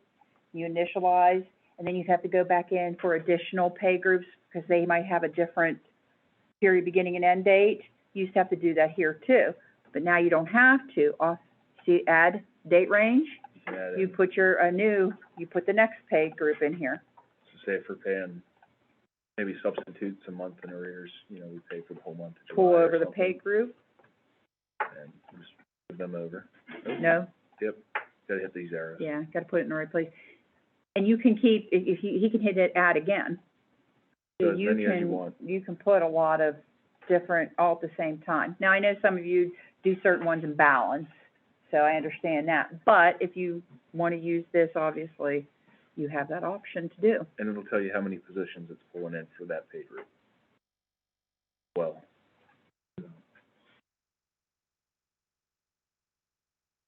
Initialize, this will sit here and spin, If you scroll down, oops, so my 260 classified for pay group 4 didn't, for whatever reason, didn't pull in.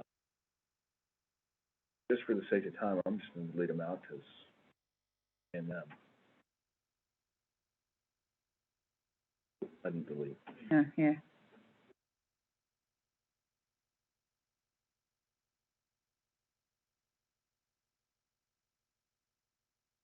No, that was cool. Did you see how he just quickly deleted that? If you need to add somebody back in, you can just click add a pay group, select whoever you need, add the date range. Pay group, we'll sit here and spin.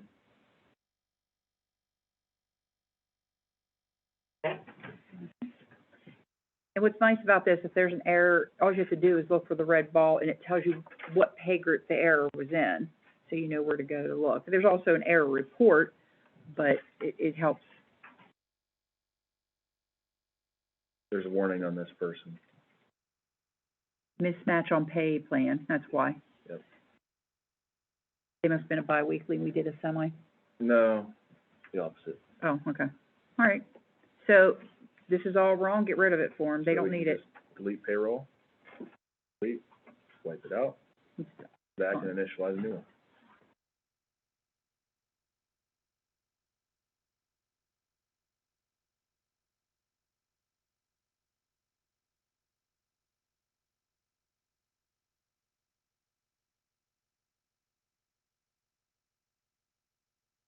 Move everyone in with that date range.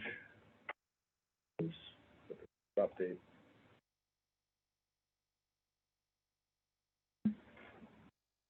Size the payroll. You can watch right here to see if everything goes right. Something's wrong. And we knew it Something's up with that 260 classified group. We're just gonna get rid of them. might be, well, you know what, stop. Don't do that. We Get can look out, at the error report. yeah, That's let's, good. I wanna see how to fix that. yeah. You just don't pay them. We won't pay them. Okay. Permanently, that's what they told us to do. Just delete it. So this, there's an error on the, future pay amount not included, compensation dates out of range. So it's, the system's trying to pull in a contract, but the date range is saying, hey, his contract won't pull in. Right, because it's not active.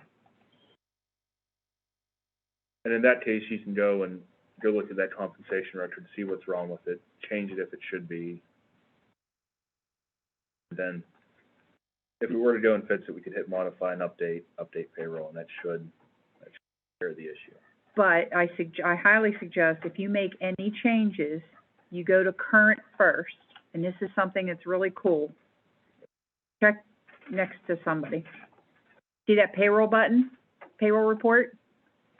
You can run it on just one person to see, and then you can view it, like, did the modification I made to his records, did it take? In your case, remember, like, you had to do something for somebody's payroll, you could have gone and made the modification and then do a pay report, did it take? Now, there's some things that will take automatically like that for the pay, and there's some things you have to update, click that update payroll button that he did on the grid, the other grid. So we always suggest go do a pay report on that person first to see if you see your changes. And if you don't, then we'll go back to it. Details, And when you have a payroll that's active, it'll be bolded. so it's So easy to so that find. you know it's in progress. So if you look at the pay report, the change didn't show up, you go hit modify payroll, select the pay group that that person was in, and then hit update payroll. And then that will get the change in there. Can't say the change was right, I can just say the change is in there. So this one still failed, so that's still, We're gonna take it out. we're gonna delete it, just for the sake of. Okay, now don't get off here. You see all these buttons across? There's all your reports, your pre-posting, pay report, payroll item detail, what your those are your deductions. That would be your dead sum, I think it's what it's called, or dead tot. Your budget distribution, your bud dist, your payroll account distribution, then there's post payroll. But next to it, there's a button, delete payroll, obviously he told you about, and then there's delete payroll and exceptions. The one deletes just the payroll, but not the exceptions, I believe, am I saying that correctly? And the other one deletes everything that you put in for this payroll. So anything you might have added in current, gone. So, and again, like future works the same way. You had stuff in future, and it pulled in when you initialize your payroll, and you delete this payroll, it all goes back to future, so you don't lose it, okay? So go ahead and post this payroll, because I want to show them one other thing.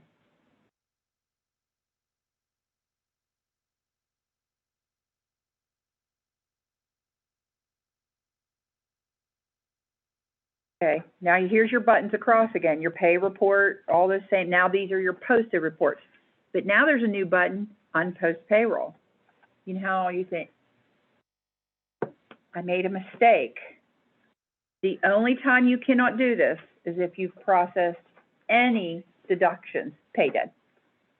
If you, even just one, if you did just one deduction, you cannot unpost. Or, who has HSA? Direct deposit, anybody have HSAs? You do? Okay, we do too. So if I had created my HSA. Not HSA, FSA, sorry. Okay, if I had created my HSA ACH take file, that is technically a deduction. I can't unpost, because it's technically a deduction. But that's why, remember I said don't do their list for the checklist? Because I modify and I put the deductions in at the end of the list. I even have you look at your board distribution, your board discs, to make sure everything balances. So if it doesn't, you have the opportunity to go and delete this payroll, make corrections, and repost. So that's why I did my checklist for you. That payroll checklist I gave you is in Microsoft Word. And I did that so you can modify it to your liking. We don't have STRS, so I don't have STRS on my list. It's off. You don't have HSA, wipe off the HSA. You understand what I'm saying? I wanted to make sure you can modify, put your little notes in there. Like, just you forget what date to use or something, you know, you can put, make sure you use this date or what have you.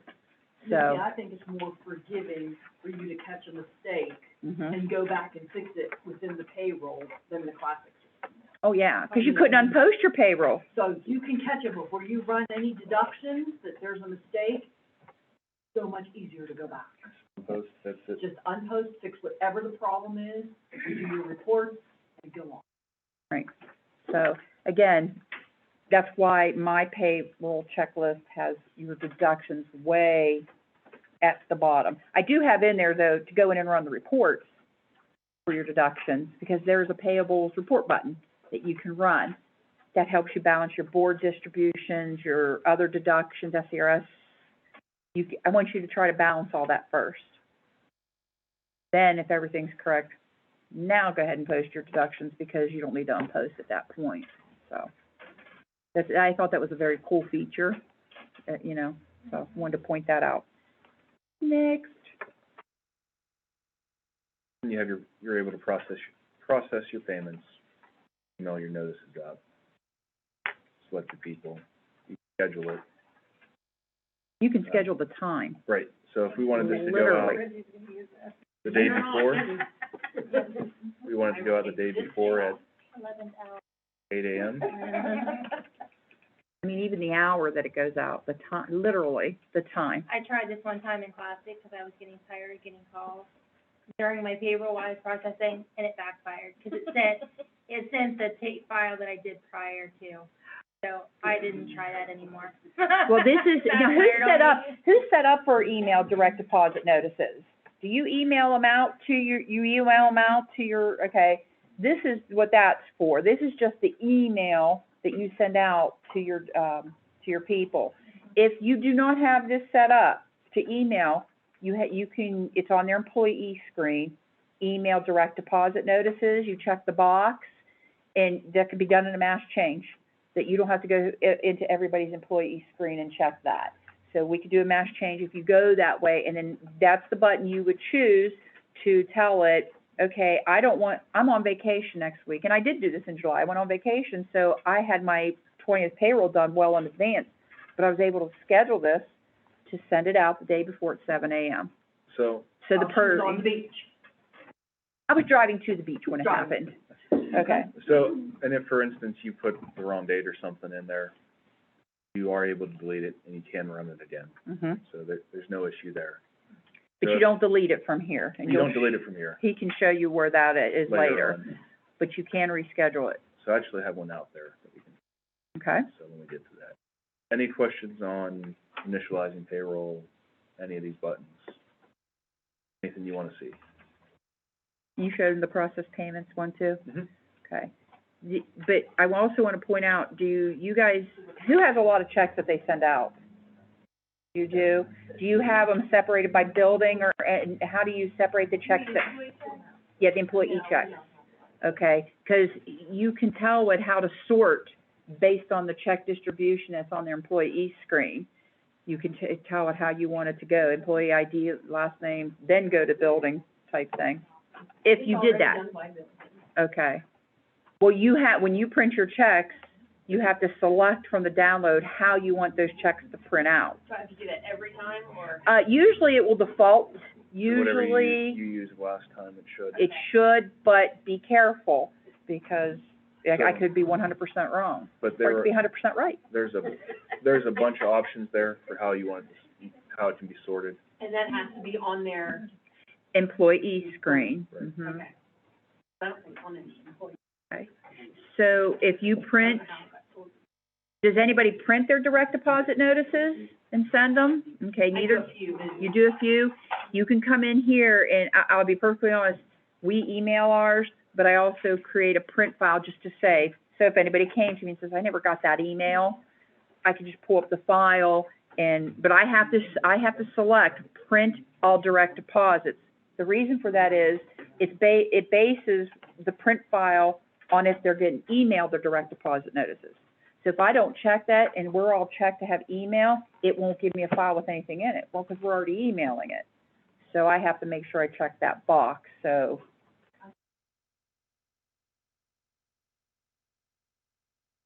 The batch. Once you send the back, You can go back in if someone says, I don't, didn't yes, get you that, can. send it You pull that individually back now. up, We only You wanna just- send it to mom. yeah, so Okay. you would have to go in and move everybody else over, because anybody who's eligible for that email direct deposit is automatically gonna default to selected. Okay. So you would have to move over. But what's nice, you highlight, you can either use the control, I highlight the first one, hit shift, and the bottom one, so I get groups at a time out, you know what I mean? So, but yeah, you can send them out. I've had to do that, actually.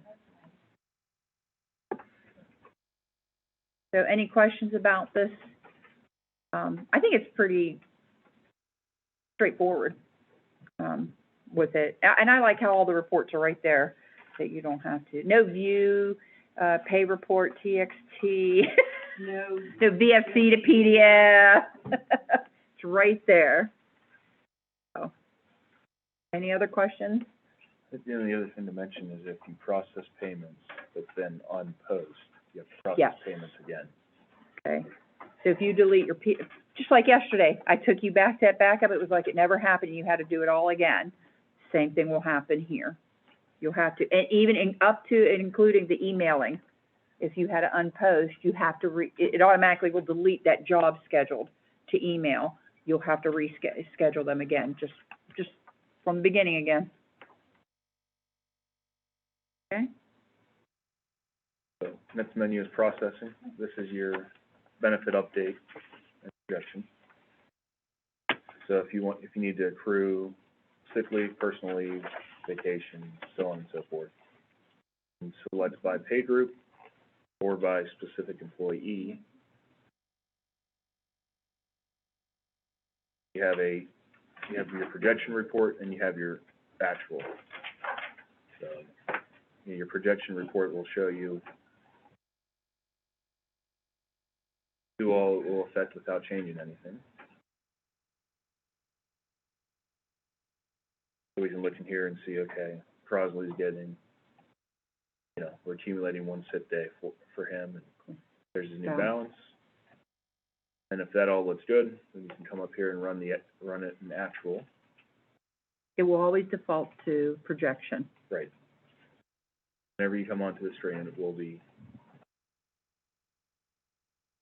And then if we were to go back and look at the leave stream, we would see that it would be updated to this.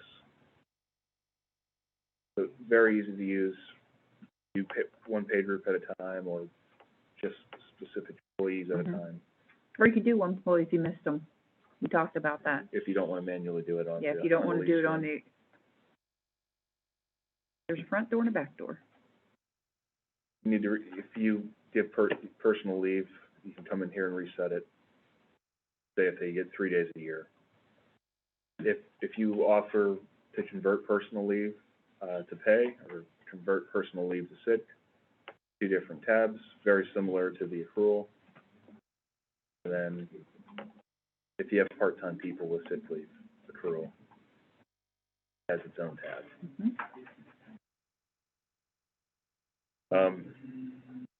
There's a couple options, you know, to include partial, or, you know, if you only want to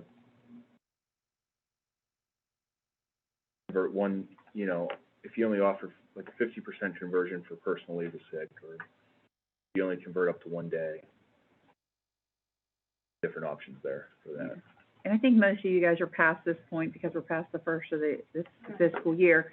So, and I know you're not gonna remember a lot of this, documentation. The Awesome. documentation is very clear, Mhm. tons of screenshots on examples that they give in there. It'll walk you right through, running benefit update.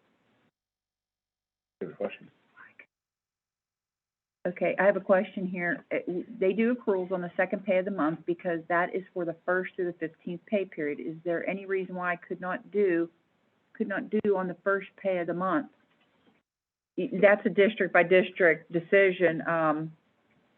When you accrue, if you accrue on the second pay for the first through the 15th, when do you accrue for the 16th through the end of the month? You know, like, do you do it bi-week or semi-monthly, or do you do it, monthly? Most people do it monthly. Does everybody do their sick accrual monthly? Yeah. So, I guess it's really how you have that screen set up. That's the part that's gonna be scary, because if you have a day and a quarter and you do it for the first half, it's gonna give them that whole day and a quarter for the first of the month, or first to the 15th, regardless, so, Well, I mean, you can run the report whenever you want, right. but if you want it to accrue on a specific day, that's where you can pick And your that's- specific date. You know, on the 31st, I want this to accrue. But And you that's can run what the I do. report whenever. After my 8/20, we're semi-monthly, our 8/20 pay, that's what I do. After my 8/20 pay, it's the last step on those checklists, accrue if applicable, and I go in and I put the last day of the month to accrue. Mhm. Sometimes it shows up a little early, but I figure by the 20th, they technically have earned their day and a quarter for the month, so, yeah. Did that answer your question, Tammy? Yes, good. I'm sorry if I was confusing. Any other questions on benefit update and projection?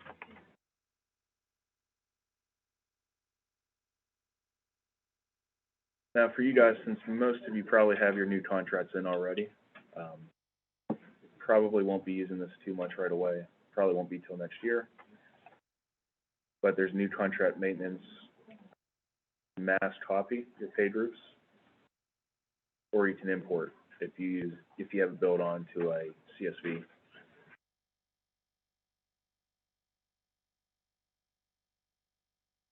Just to show you.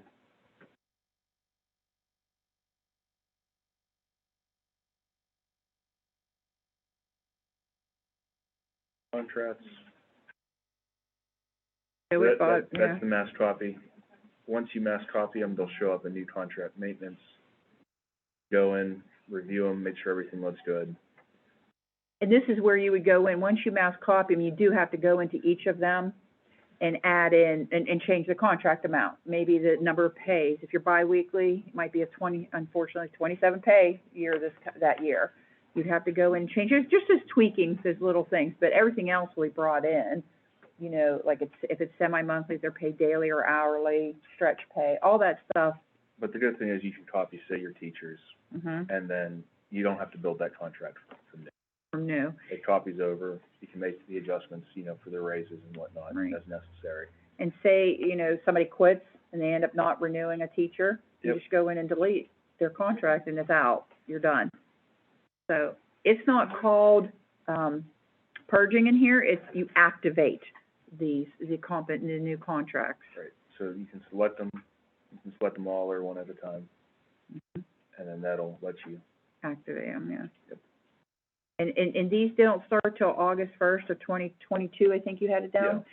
I could activate them now, So- because the system watches the date, and it can see, okay, it's August 1, I gotta start keeping track of, you know, the work days, and if there's a pay left on the other one, it won't pay on it, but it will keep track of the days. Yep, you just did an info, assuming everything's right. And it will ask you if you wanna lock in, was that what it was? Yeah, Lock in and then set it as the primary. Right. Yeah. Okay. So, any questions here? Again, the documentation's cool. Obviously, new contract, if you hit, create, or, you do, Copy. it's copy. It's copy, so you select your employee, say if he only has one person.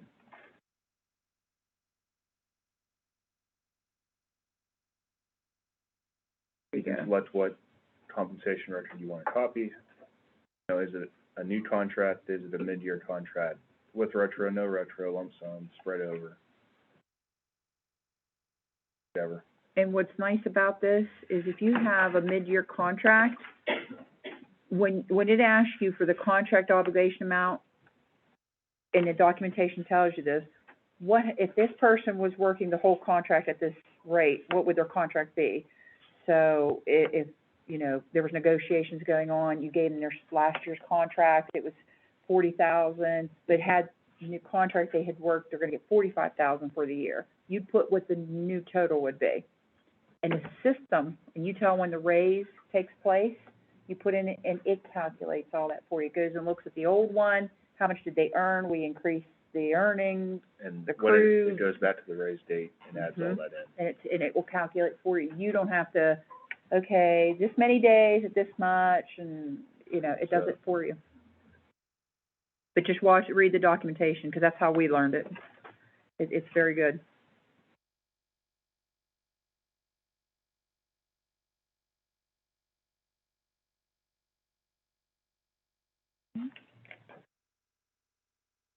So I don't know that I've ever used this one, so I'm actually gonna, Well, I can tell you, if you make any adjustments,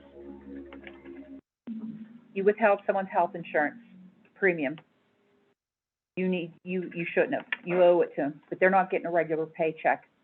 And how that, you know, just usually just put it on their next paycheck, they're not getting a paycheck. You would still go into their payroll item deduction screen, do the error adjustment for them, and it will show up here. Okay, now, once you process it, if it was on a payroll, it goes off this screen. In this particular case, they're not getting another paycheck, it will be on this grid. So you will go and you will check, refund selected payroll item, and it's gonna create the check for you. And it's very simple. It's the wrong bank again? Poor Adam. that's all right. Poor Adam, my hiney. They might be I a thought- semi-monthly too. Yeah, So you can check to do ACH Yeah, point as well. so, and that's how, and then when it's done, he'll no longer be on this grid, but you will see him on the adjustments grid, because it will show like 500 for medical, negative employee share, then it will show the taxes, because it was an annuity. So it had to So update withhold those as well. taxes from it, because it was sheltered the first time around, and it will show the taxes that they withheld on its behalf. So obviously, those taxes are gonna go over into with your pay debt, if you will, they'll be included, so. Any questions? Got some payables sitting out here. Yeah. So this is your processing outstanding payables. You run your payroll, this is where all your deductions are gonna be sitting at. There's a couple tabs here to how to sort. Want to see payables by pay item config, by payroll item, details tab. And this last one is for any adjustments that you make for processing it. Don't have anything there, but And you would. I normally use a second tab when I do my payroll, and then I'll put the configuration in order. If you ever want to, you don't use equal here. I found out the hard way. So if you want to see the 500, you would just type in 500. In this case, 563. And it would just only bring up that particular one. So if you were paying your, the first pay of the month, you would want to move every payroll from the left-hand side of it in available over, and it will only show me what I pay every pay. It will take the monthly ones out. Okay? So now if it was the end of the month, I could move month over too. In September, I have a quarterly one I'd push over as well, because it's the end of the quarter. At this point, what you have over, go ahead and do every payroll, please, because I think you can click on your payroll reports. Payable report. I always page break, and you can decide which ones you want to, do I want to see everything that's sitting there, or just what I'm processing for this payroll, which in this particular case is every pay. There's a summary report and a full report. summary. It's just, yeah, and then detail. Now, two things I want to tell you about this, and there's an enhancement in there for this. On your monthly payables report, it will show somebody, Mary Beth, it will show your name twice. $100 each pay for your insurance. It won't combine them. We've had a lot of enhancement requests for that. That's something you want to see them combined. How much is each person paying? But for right now, you're going to see the names twice on your monthly. Okay.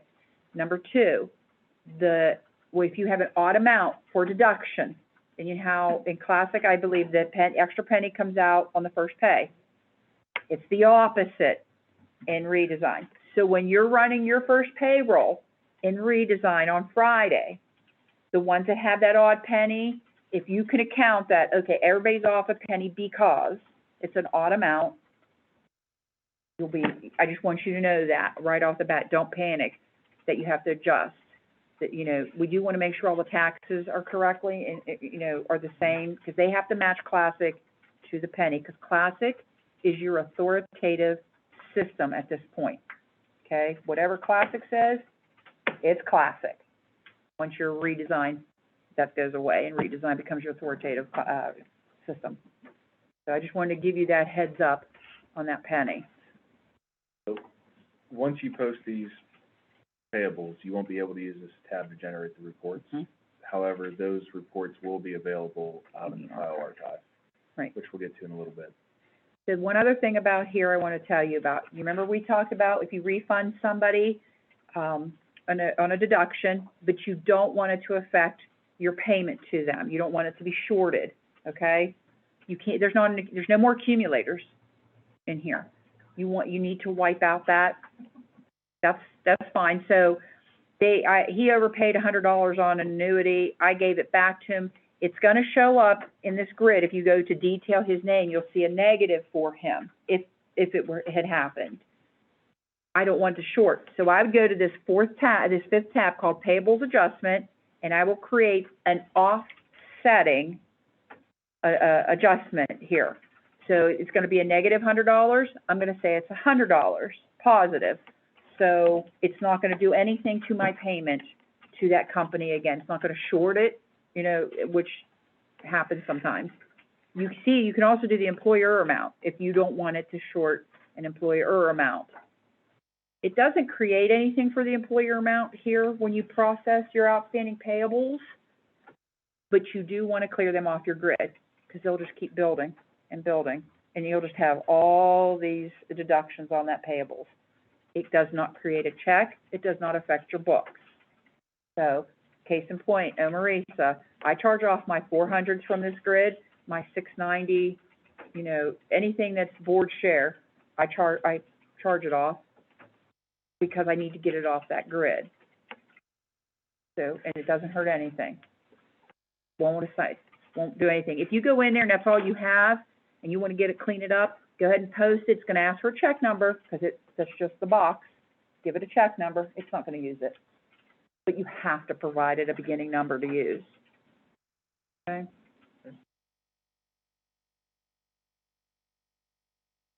Any questions on payables?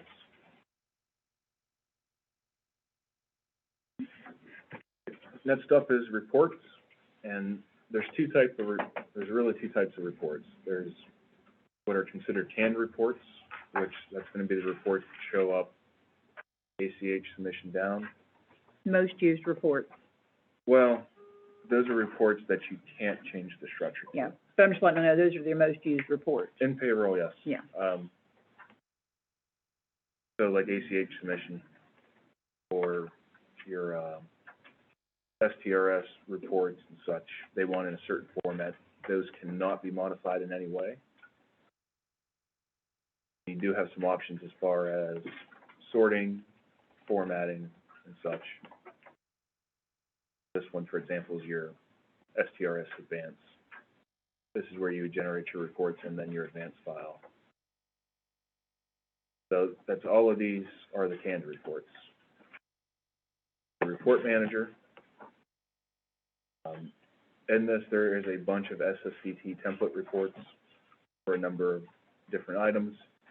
You are also able to create your own reports, or if another district has a report they created, they can give you the file to upload into your district files. I'm not gonna spend a ton of time on this, but just familiarize yourself a little bit with it. This is what the Generate Report tab looks like, very similar to what's on the grid. Like your format, size, orientation, change the name if you want to. If you want it to be a summary report or not, and if you want a report options page on the PDFs. Query options here, this one, for example, has a date range. You can plug a date into it. So when it's a date range, you can enter any dates you want. If it's an as-of date, say, for example, that's going to be used something like, not to skip ahead, but like on the cash summary for your budgetary reports, where the as-of will use the totals as of that date. So if you plug in 6/30/2020, it'll generate for fiscal year 20. Sort options, if you don't like how things are sorted, if you want to see pay to name, we want it to sort by that, and we want a control break on that, so it subtotals by that pay to name. You can change that all around. So there's a lot you can do with that, and that's its own thing, I guess. Mm-hmm. We have a couple dedicated trainings for. And I suggest, if you feel you can do it, go ahead and sign up for the trainings for that, because Reports. full disclosure, reports aren't as great as Classic. I think that's the worst. There's room for improvement. Yeah, that's the hardest thing, especially, I think it's budgetary more than payroll. That's going to be a stick in your craw. But Adam, God bless him, has taken on, he can take a canned report and customize it if you tell him what you want. No, I can't do canned reports. Those are template reports. I mean, these template reports, I apologize. And again, I want to point out, so if, Mary Beth, you need us to do who has 403Bs? Does everybody have 403Bs? Okay, because I think that we have one that we had to write for another district. Instead of having to reinvent the wheel, we go to that district and we export the file parameters and we import it into yours.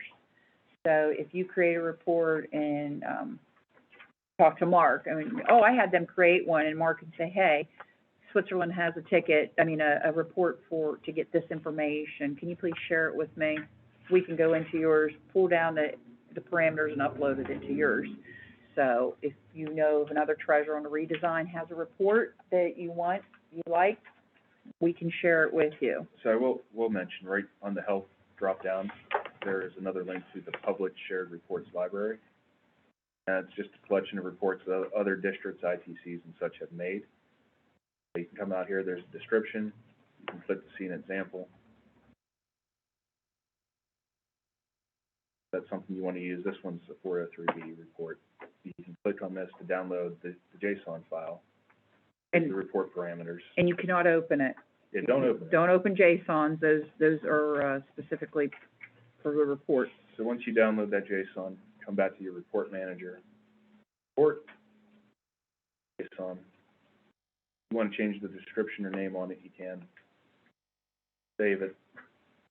And then if you want other people in your office to be able to use it, you come in here and can share it out with the different roles. And that's how you load a report in. So there's a bunch out there in the public shared library. So if there's something you want, it's very easy to download and import into your district files.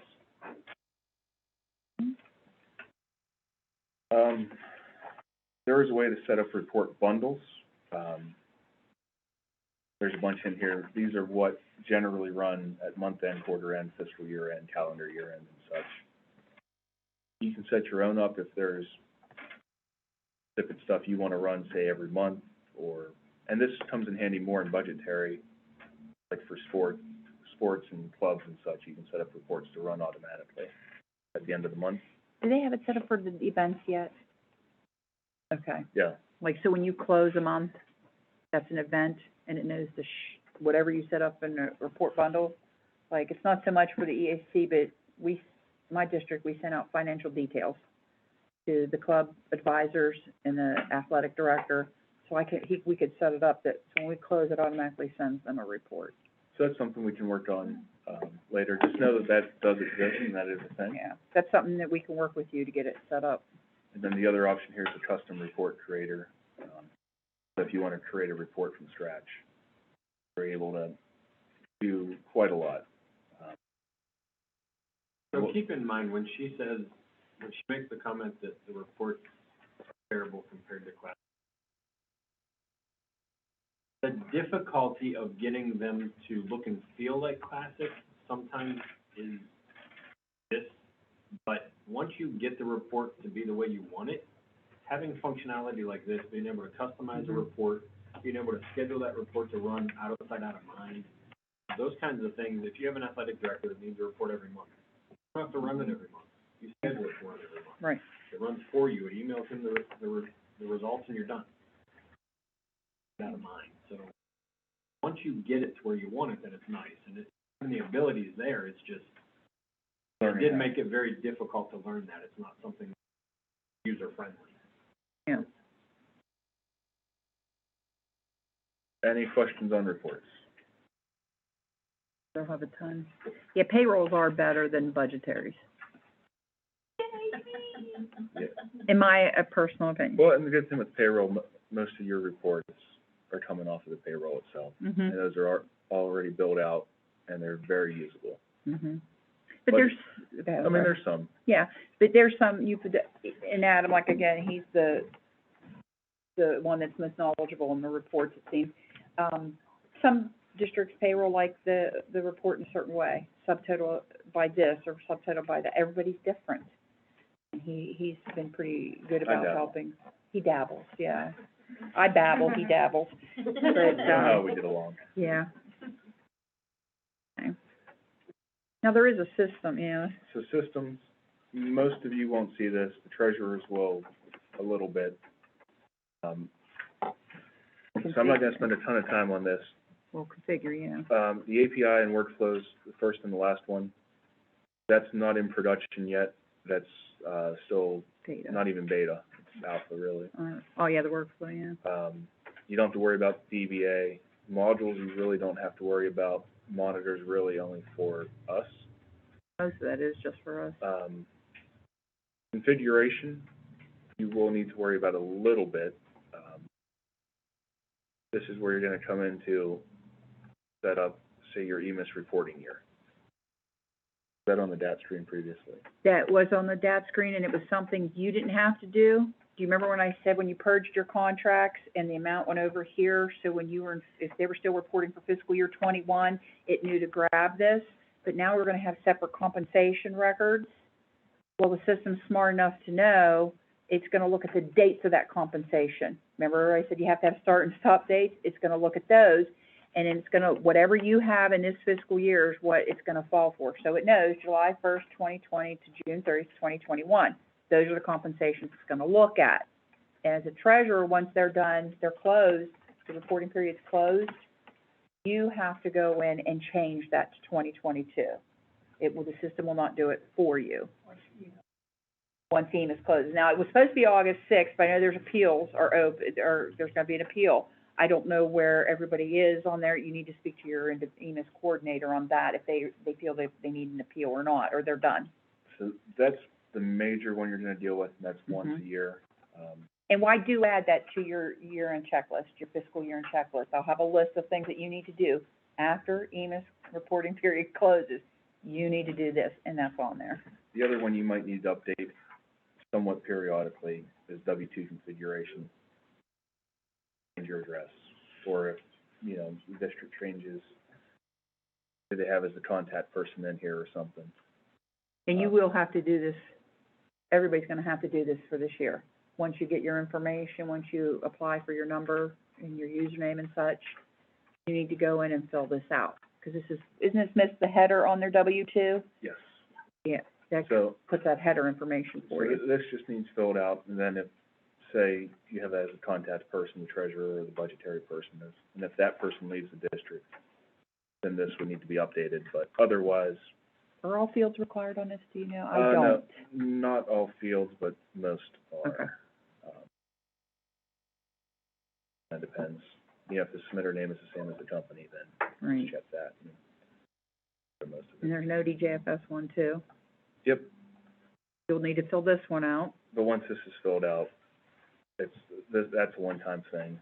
Mhm. And I think that's in the instructions. Right. So otherwise, under configuration, those are really the only couple items you have to really look at. Okay, there are two things I wanted to point out. In your email direct deposit notice configuration, you click on that, Oop, I'm sorry. email direct, down there. I had to go into everybody's, instance, and I have the treasurer's email your name, like Connie.Cress. If you use something other than OME-RESA, it still says at OME-RESA, because there's some kind of issue in the background, it's not sending out the emails correctly. So what I did on some of these people where, if you didn't have it, like, you don't have, OME-RESA, I don't think so, do you? So what I did is, in the body, please don't reply to this email. If you have any questions, please email, then I put the correct email address for people. So I just want to tell you, see that that's why I have everybody at OME-RESA.net. And that can be changed, but that's something your tech would have to work with our tech to take care of stuff on the back end. Actually make that, to use anything other than OME-RESA. Right. There's something with the, some type of security back there will flag it and prevent it from sending. And we're not programmers. So if you do want to change that, have your tech reach out to our tech and they can do whatever they need to do. Okay, now STRS STRS Advanced. This works a little different than Classic in the sense that if you said that for your STRS Advanced, you owed $50,000, and after every pay, it's going down. It's taking it down till you get to zero, wherever you're at. This works different. It's gonna show your advance amount and the amounts paid back. So if it was 50 and I paid 10,000 this time, it's gonna show 10, 20, until these numbers match. And once they match, it takes you out of advance right then and there. And it's very simple. I had a district that was off by 1 penny. It was a rounding issue. It was a penny, and she knew what it was. We can go in and take you out, just uncheck that box that you're in advance.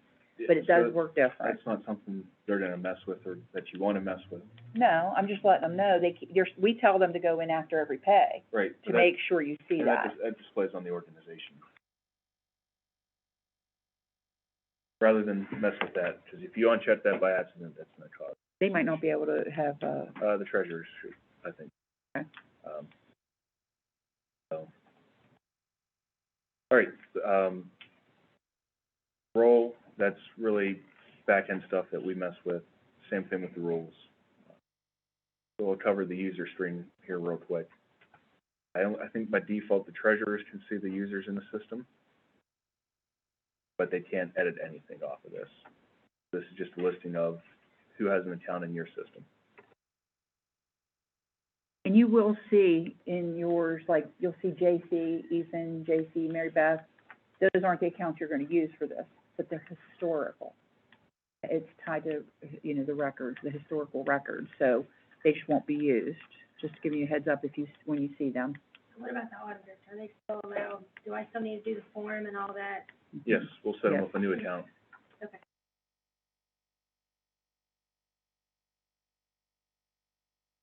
And move on to utilities. The rest of the system is really just stuff that we work with on the back end a little bit. Oh, in systems, yeah. Yep. Account mapping,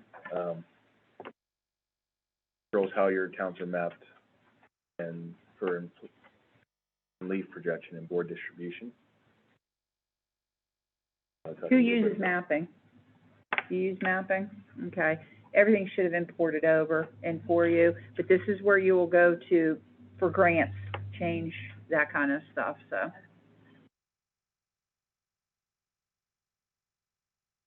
Attendance, absence import, so if you're importing a file from kiosk, Mm-hmm. this is where you'll choose your file.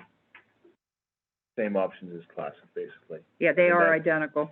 matches pretty well. You'll hit import, it'll give you an error report to let you know if something failed or if everything was good. Yeah, yeah, it will still, it will give you the error report, and it probably is in archive, but if you don't get it then, when it pops up, I'm not 100% sure it's in archive, so you wanna make sure you grab it. It should be. Yeah. Should be. And there's a bundle for that to run. Got it. And if you do does anybody upload absences? Okay. Okay. If you use Payrec, this is something really we set up once. Other than kiosk. Attendance, ASOP, and that's where you would go, just like you would do it in USP import, Just Same. imported Same right thing. there. same thing. In Same attendance, options. yeah. Payrec here, that's, if you use Payrec, we'll set that up for you. Yeah, does anybody use Payrec, upload to the bank when you write checks? Like Positive Pay, you'd use that? If you can send us, files, you know, like one that you're gonna send to the bank, like a deduction one, if you can send that to us, we'll get you set up to make sure the parameters are correct. Anybody else use like a Positive Pay type thing at the bank? Can you do the same thing, and we'll try to get you set up? A copy of the file you upload to the bank, preferably the deductions, because I don't want personal information, you know, for employees. But if you can send it to a ticket, and we'll get you set up for Positive Pay. And if you have budgetary as well, you can send those as well at the same time. Change password, since we're using Active Directory, you never have to worry about that one. Custom grid creator lets you create a custom grid. You can do some neat stuff with this, but Right now, it's cover not, that yeah. very lightly. Yeah. File archive. So there's 4 tabs here. This is the first one. Payroll archive's going to have all of your monthly reports, your STRS, ODJFS, Payroll your CD. benefit update. Yep, payroll CD. Pay form's going to have actual paycheck copies, I believe. Should. Well, we have to import them from kiosk, I believe, don't we? We do. The W2 archive will have all of your W2 information. And your W2 archive should have everything going back to, I think, 2007 or 2008 or so. Do you remember how far back you go I with do. W-2s? I think it depends on some of the districts, Yeah. too. I wanna say like 2005. Okay. Okay.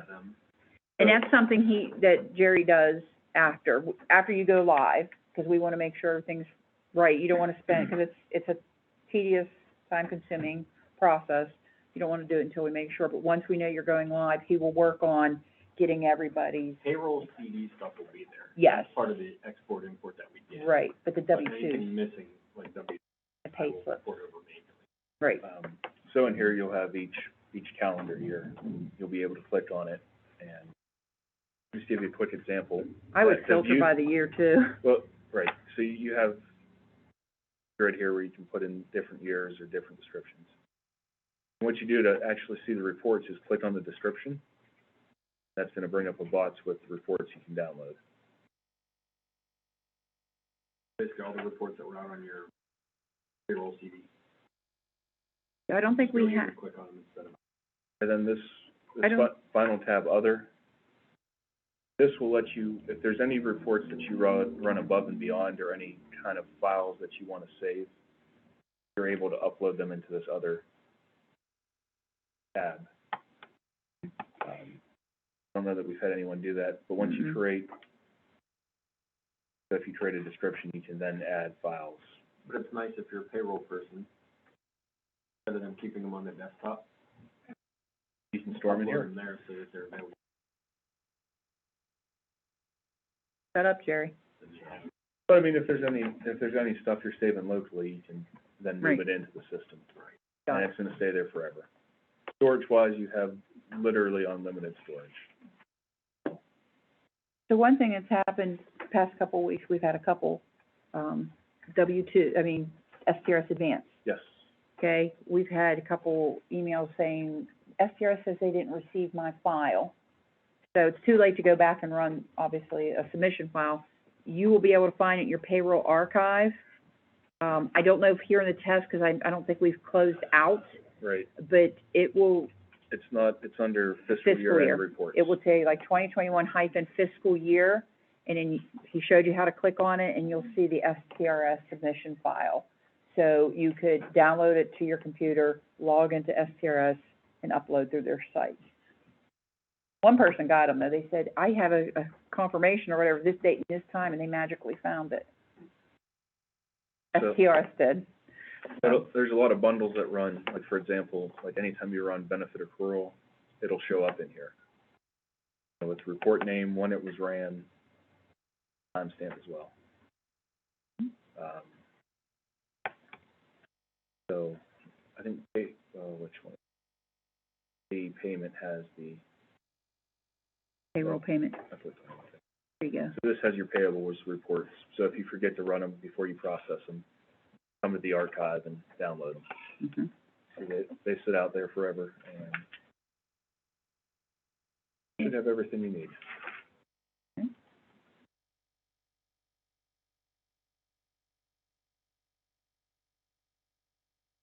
File import lets you import files. This is mostly what we use to get all of your old classic files in, And this is what Jerry will use to get those W-2s in. so that's nothing you really need to worry about.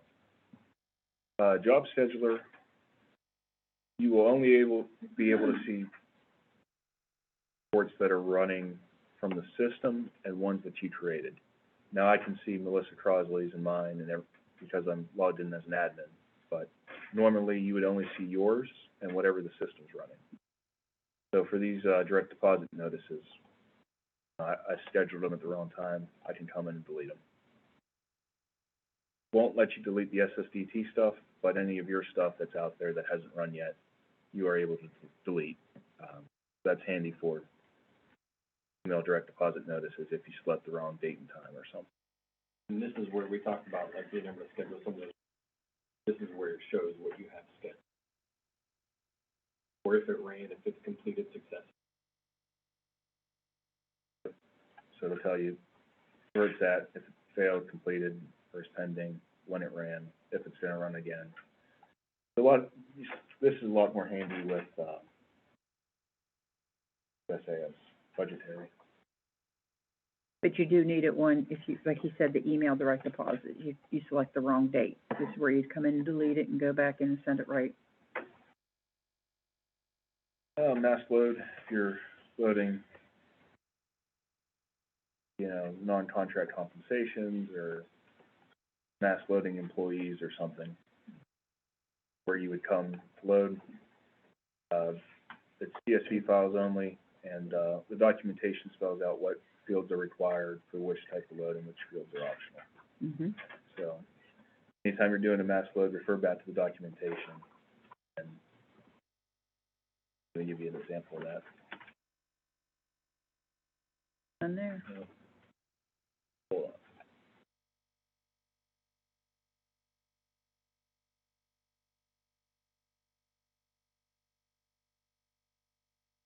So, if you look at the documentation, we'll look at the employee, for example. It's gonna tell you that the employee number's required, and if you're adding last and first names, If you're adding, yeah. if you're adding, those would be required, otherwise they're not. Then it gives you all the other fields that are optional. And it gives you the actual header you need to load. Generally, I just go to that particular grid and get the fields on there that I need Mm-hmm. and run it as, Excel field names. And that'll give you these headers as well. And it is case sensitive, just so you know. Yes, so It they has need to to be be- exactly as they show here. That's why I use the Excel field names report, because it's gonna give me those headers, how I need them. Mm-hmm.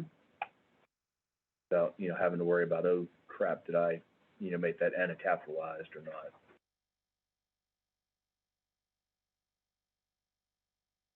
And when you do a mass load, it'll give you an error report and let you know if everything loaded, if something errored out, and it'll give you a reason why it errored out. This next one, payroll item mismatch, this is really only for when we're importing you. Yeah, If something's weird, it'll show up here. because they don't even have it on the, Yeah, well, it's brand new. it's brand new, Like, so. it just came out 2 releases ago. So this is something that's gonna get used once. I think we've looked through these, and I don't know that Mhm. we've had any issues, so No. we can ignore it. Show profile will show you who you are, what your role is, what roles you have. It really just tells you about your own account. And like Classic, there is a tax estimator. It was called Tax Tab. Did anybody use Tax Tab in Classic? This is Tax Tab. And I think the options are just about the same. Mm-hmm. Set up pretty much the same thing. Select your options, hit calculate. It'll do the same thing as Classic. Yeah. Okay, so you have USAS integration, this first one, account synchronization. Since USAS and USPS are 2 different instances, or 2 different websites almost, I guess you can say. This synchronization runs early in the morning. However, if, say, you add an account in budgetary, you need it to come over to Classic, you would, Payroll. yeah, my bad. You would want to come in here, hit synchronization. It'll say submitting to USAS. You want to wait till this says complete.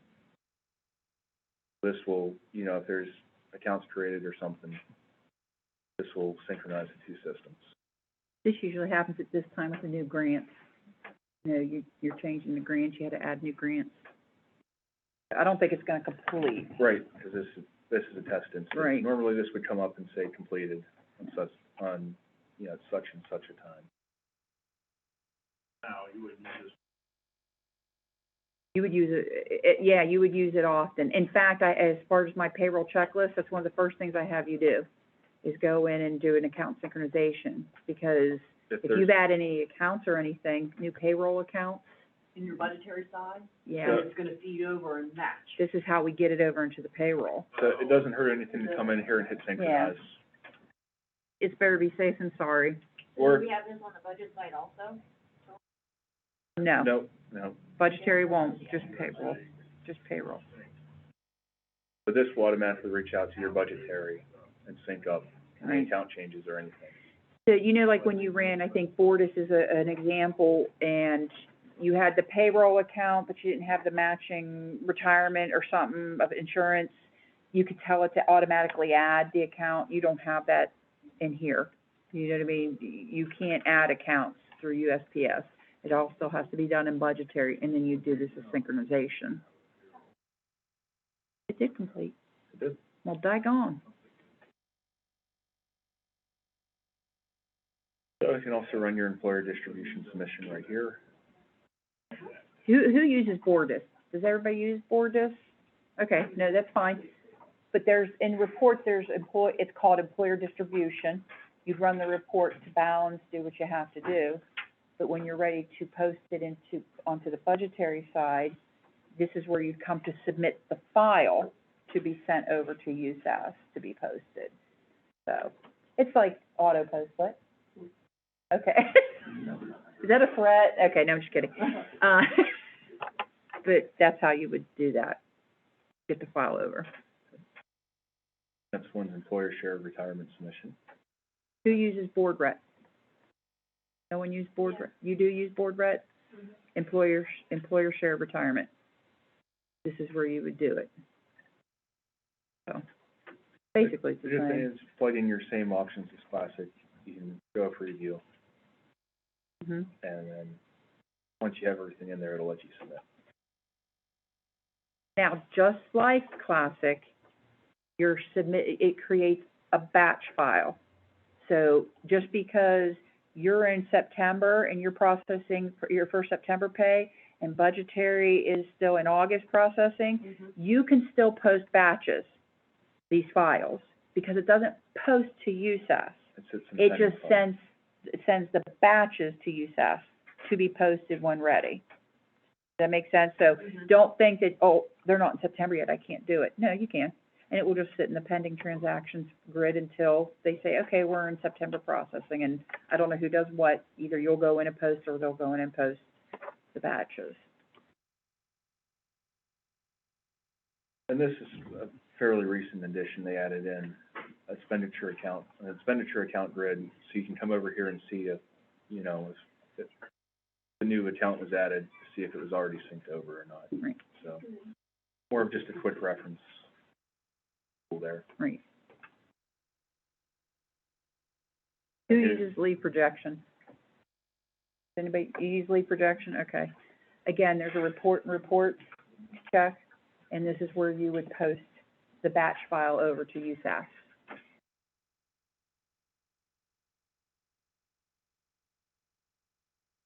Now, this is new. This is new. Do you know it? Sort of, kinda, yeah. Okay. Well, so if you void a transaction, we'll send it over to budgetary. Right. Because what happened was, do you remember in Classic, when you void a payroll, it creates a batch that you had to post, so it created a reduction of expenditure receipt? This started out that you would void the paycheck and that's it. You would have to manually go over and post a reduction of expenditure receipt for that voided pay. Now it does it for you. Now it does it for you. Once you void a check, you can come in here and post the batch over. Now it sits in a pending file again because if she's voiding in September and you're still in August, it will sit there till you post it, and it will post a receipt for you. If you end up unvoiding that check, someone said they lost it, then they found it, you can unvoid it, and you can post an unvoid payroll batch. That's what that's for. This is like really new, like wasn't it just like this recent or two ago? Yeah, it wasn't very long ago. We have new releases every 2 weeks for both systems, where they update, fix, add. So we do a release meeting every Tuesday, 9:30. Well, every other Tuesday it works out. Yeah, unless there's a hot fix that really, because they'll put out hot fixes if they created something, but it broke this, they'll do what's called a hot fix to fix that back up. So, but he and Jerry will go over, because We go through every change. they're in both program systems, terms, and, programmers' terms. We don't understand We programmers' let you terms. know what's a back-end change, or what's something that's gonna affect how you work in the system. Want to join that call every other Tuesday, it'll just update you on. We keep it short. Yeah, It's very usually short. 10 Like minutes 5, at the 10 minutes. most. And you don't have to Unless there's a ton join. of changes. You don't have to, but we'll need to make sure we add them to We'll the do. email, list. Okay, And then here's your post, to send your payroll over to USAS. And all you do is post to USAS.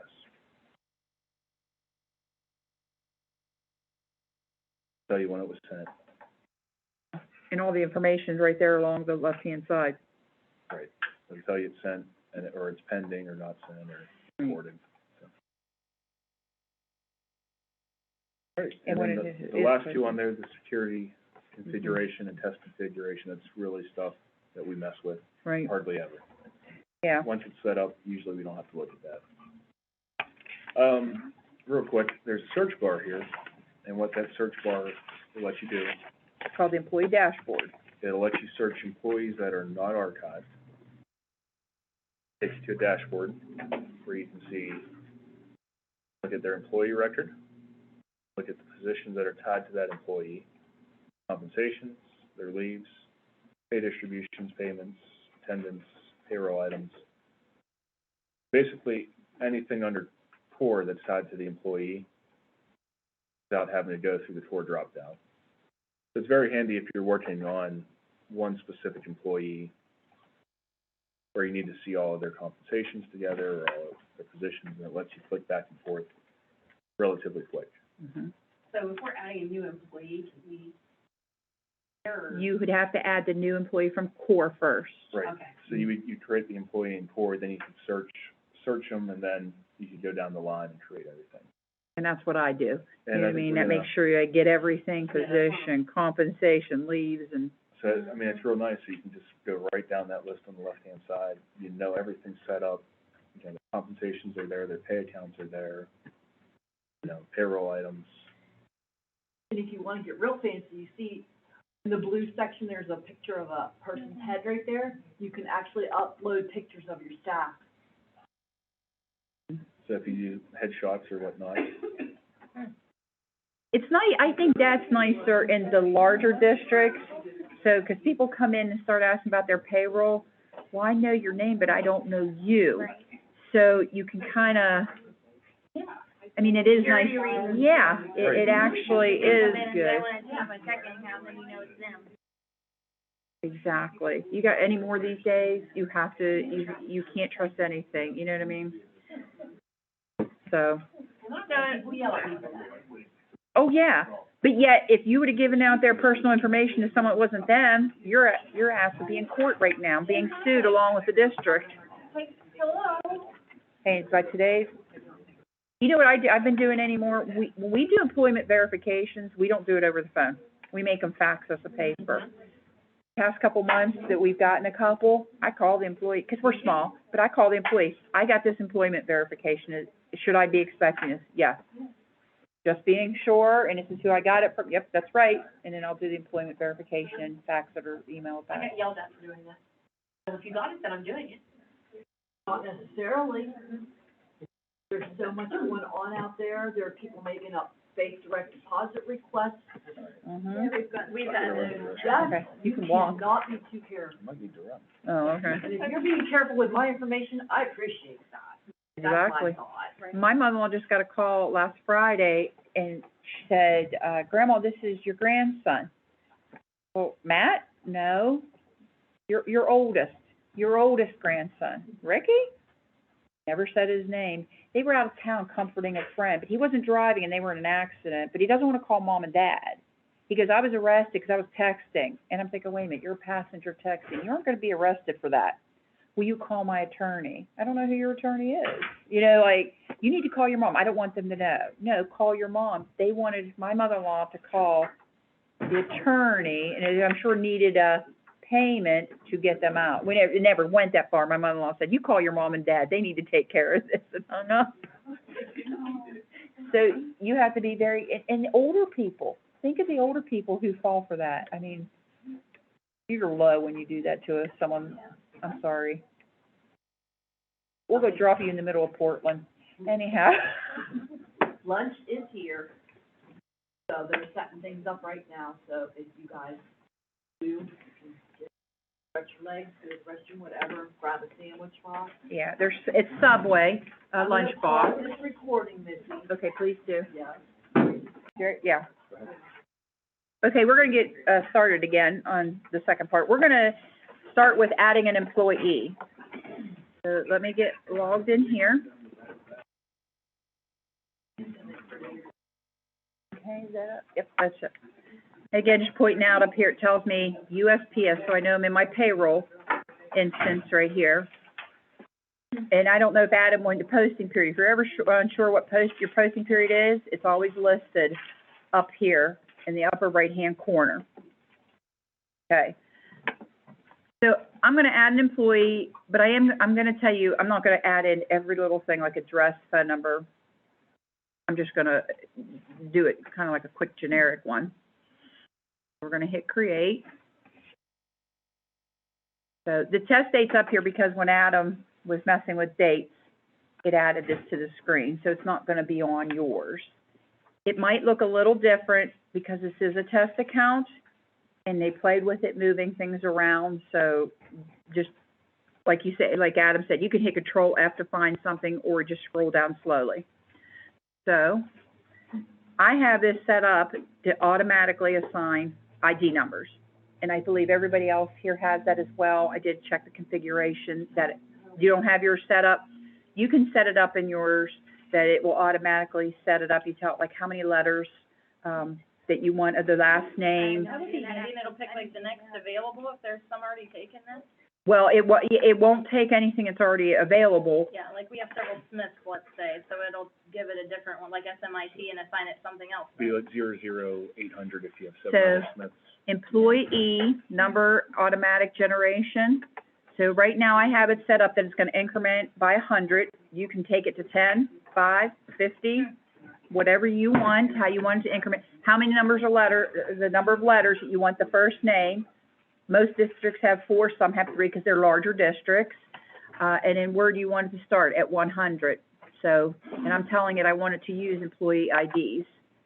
So if you want to set this up, that's something for you to consider. Where did you go?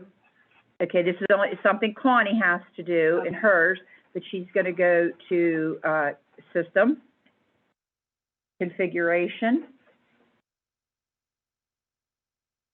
and then you're gonna look for Employee Number, Automatic Generation Configuration. Okay? And then that's how you'll set it up. Okay? All right, let's go back here. Employee. I'm gonna create. All right. So I'm not gonna, here's Social Security number, so, let's see. 1, 2, 3. Why is it, oh, I have my number lock. Did I hit it? There we go.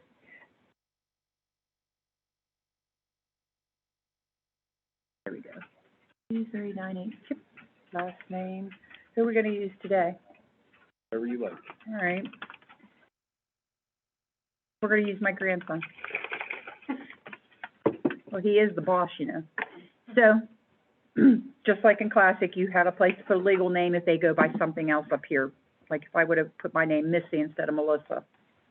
So address.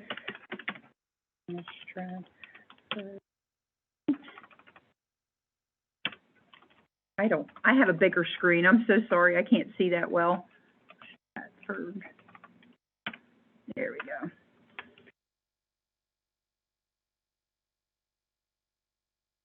Right, so home, if, I'm not gonna put an email, oh, I do need to put an email address, and I'll tell you why. The, just to put one in. Okay, spelled it wrong. Now, if you do have email, if you're set up for automatic email for direct deposits, there has to be an email address here, okay? Marital status, he's single. I did this in the last one, it's the S&G, the shits and giggles field. I wanted to show how to add a field, and I just came with S&G, so. So if I'm emailing the direct deposits, yes, I did. I would check the box here. Not archived, they're not eligible for retirement, okay? Now, there's 2 ODJFS here. You want to check ODJFS reportable, okay? That's gonna set up a screen, to do a new hire for ODJFS. You never wanna check new hire reported, because when I run the new hire ODJFS and extract that submission file, it's gonna come in here and check that box that it's been reported for me, okay? That's why I emphasize that last syllable there, reportable, okay? So if they're reported to EMIS, you need to check that. They're not part-time, there's no OSDI for the code for this employee. You could put the spouse's first name, which actually isn't a bad thing, again, for security. A spouse comes in. I mean, it's just a layer of security if you want to use it. Birth date. Okay, he was born in 2016, I can't use 2016. Shouldn't throw any errors. Okay, hire date, so 7. Now, I didn't put the forward slashes in it, but when I tabbed it, did it for me. So there's some, most places you can do that. And Okay. your BCIS behind grayed out. You don't put that in? There's a, this might just be because it's a test instance and I did something weird to it. Okay. There's actually, I think in this, a field further down to plug the data into BCI. Okay. Okay. So, last evaluation district, really, I'll give him 1 year total experience. His race, There it is, under standard payroll. standard, yeah, see right here? First one there. Okay. And remember I said if you wanted to, select by a check distribution, how you printed out your checks? This is where you could put that information in, the check distribution, but I'm not gonna put anything in for now. So that would be like your building code or? Mm-hmm. Okay, so I'm sure he's gone over it, but here's, this is the credentialed ID for certified staff, and this is non-certified, certificated employee. So I don't have one, I'm not gonna add one at this time, but here's where you could do your degree, your gender, semester hours for the primary race, and such. And now that ZID will pull in if they don't have a credentialed ID when Mhm. you run a staff submission. Submission. That's how you get their staff ID. Okay, now, here's something up here.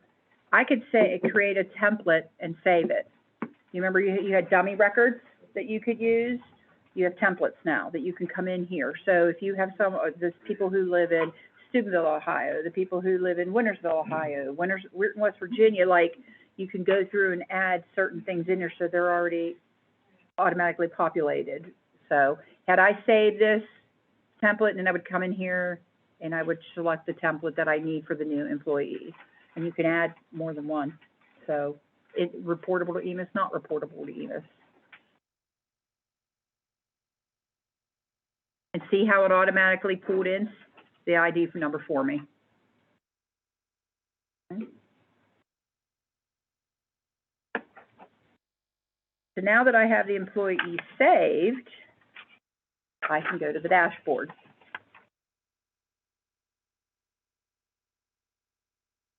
Jason.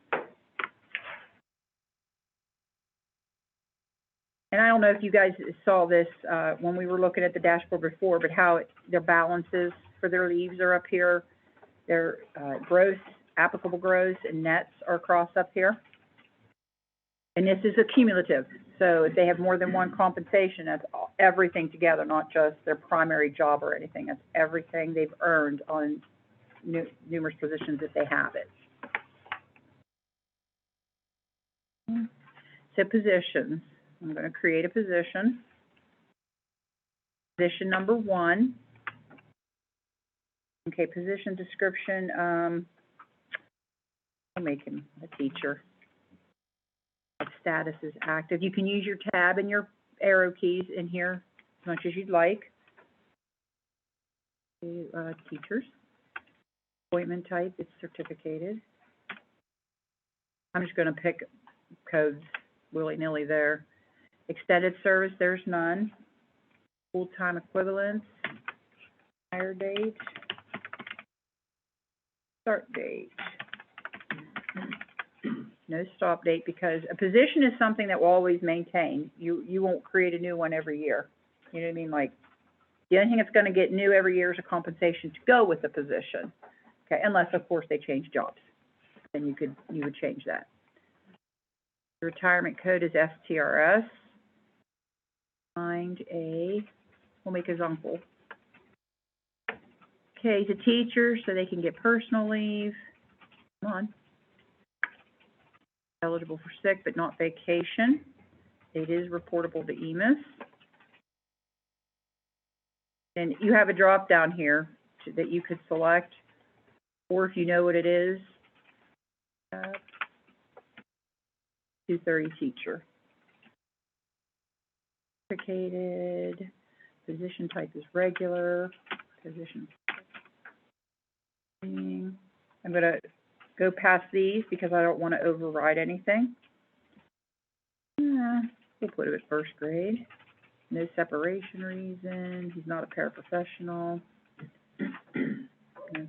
Building IRN.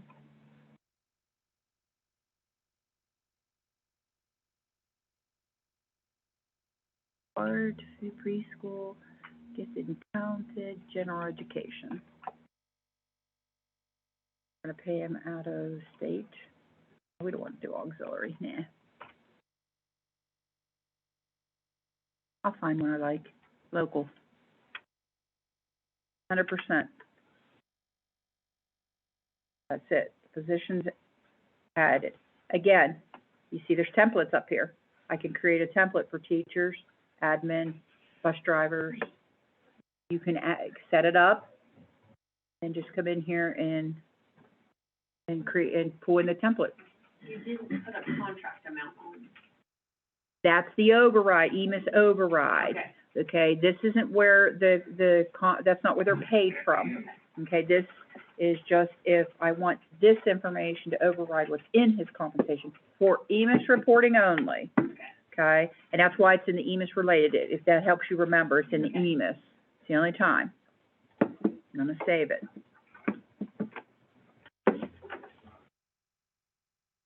Any questions on the position before I move to the compensation? Great. Now, since I'm on this dashboard, the employee name's already pre-filled. If he had more than one position, I would have a list to choose from, and it's gonna be a contract type. Okay. So here we go with that code. Now, did you say I do have to enter it, or? Yes, you have to put a value in. And it can be anything you want, as long as it's a numeric value with dashes or. Okay.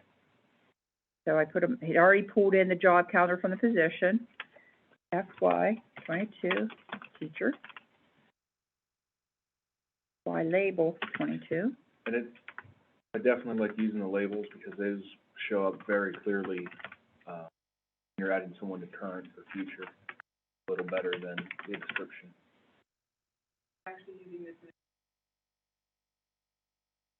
For, mass loads to the compensation record. Before, the only way to mass load, you had to use the database UID field. About this long. And so they added that field in to be a unique identifier for each compensation. So it doesn't matter what you put in there, if you want to use the start date or anything you want. And if I was doing a sub, it would be non-contract. Yeah. These are anybody who has a contract amount, whether they're timesheet contract or, you know what I mean, or stretch pay. Okay, I'm gonna stop right here because the one thing that we had to make sure we did, which I didn't, date range invalid, oh. Can't go from 7/1/21 to 6/30/21. See, it was very clear, that it's telling me, hey, your start date is after the stop date. You need to fix that. So I did. There we go. But I don't have anything on his job calendar. How's the system gonna know how to divide his pays? So I'm gonna go into O3 teachers.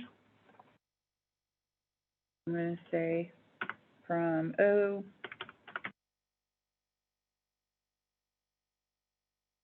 22, there I go again. No weekends, work days. I'm gonna add the calendar.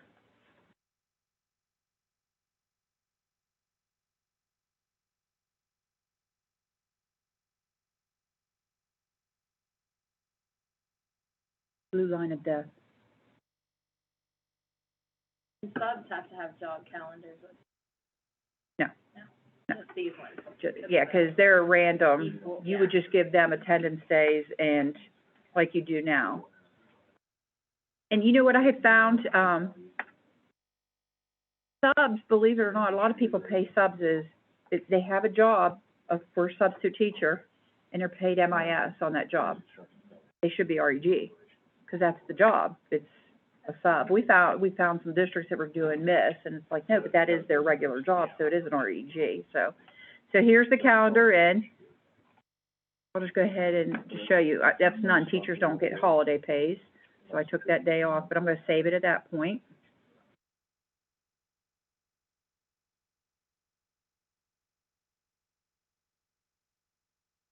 Okay, done. Close this. Go over here, back to my employee.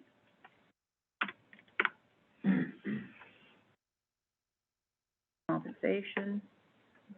I'm gonna edit this compensation.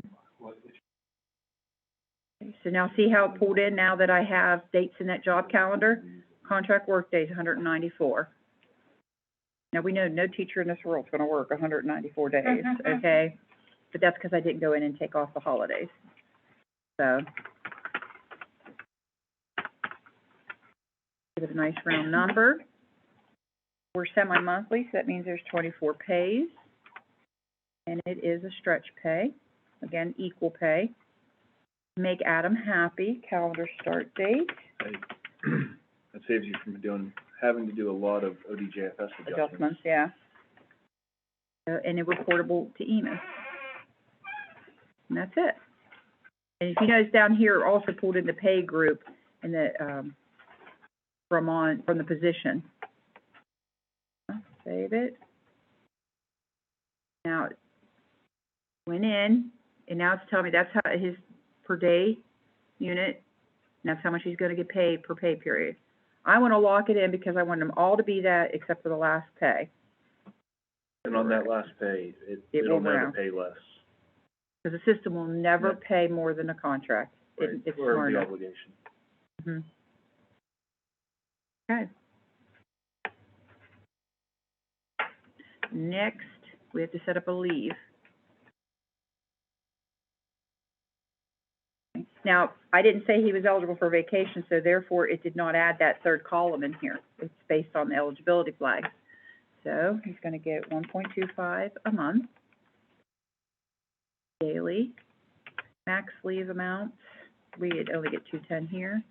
No reset value. Okay, a cum per month. We're not doing a cum per month. Daily, and the reset value is 3. See how simple that was? There you go, his leaves are set up.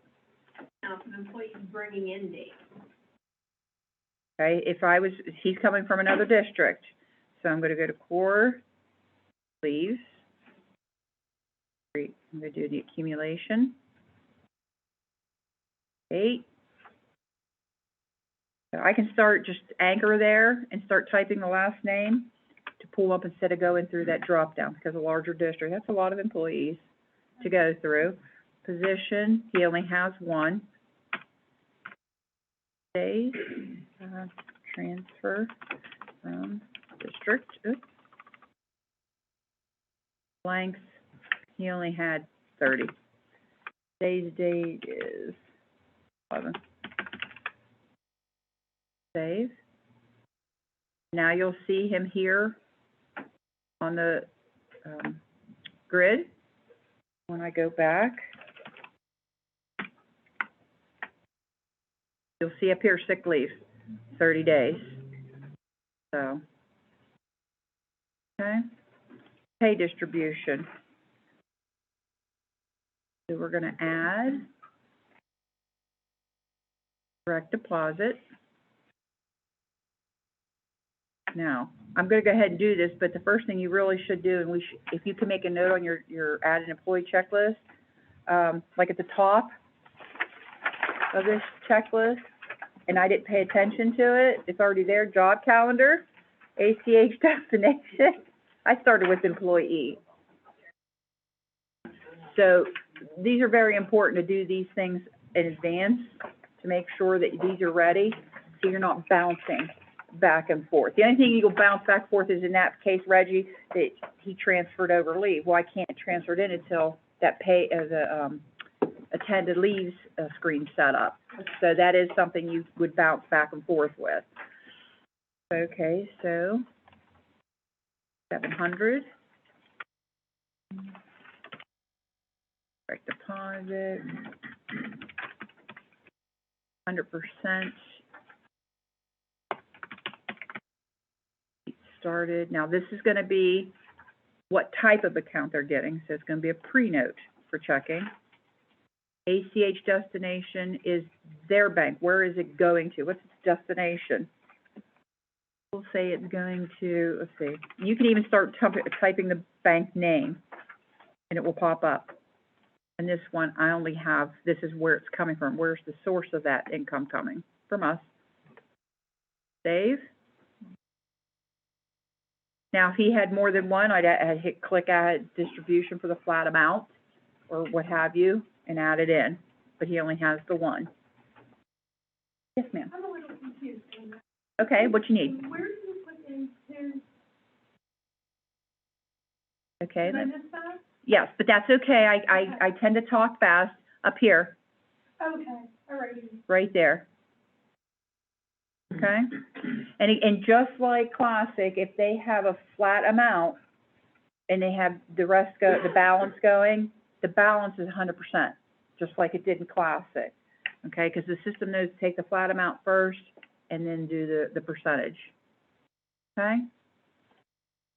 And then save this, so he's set up there.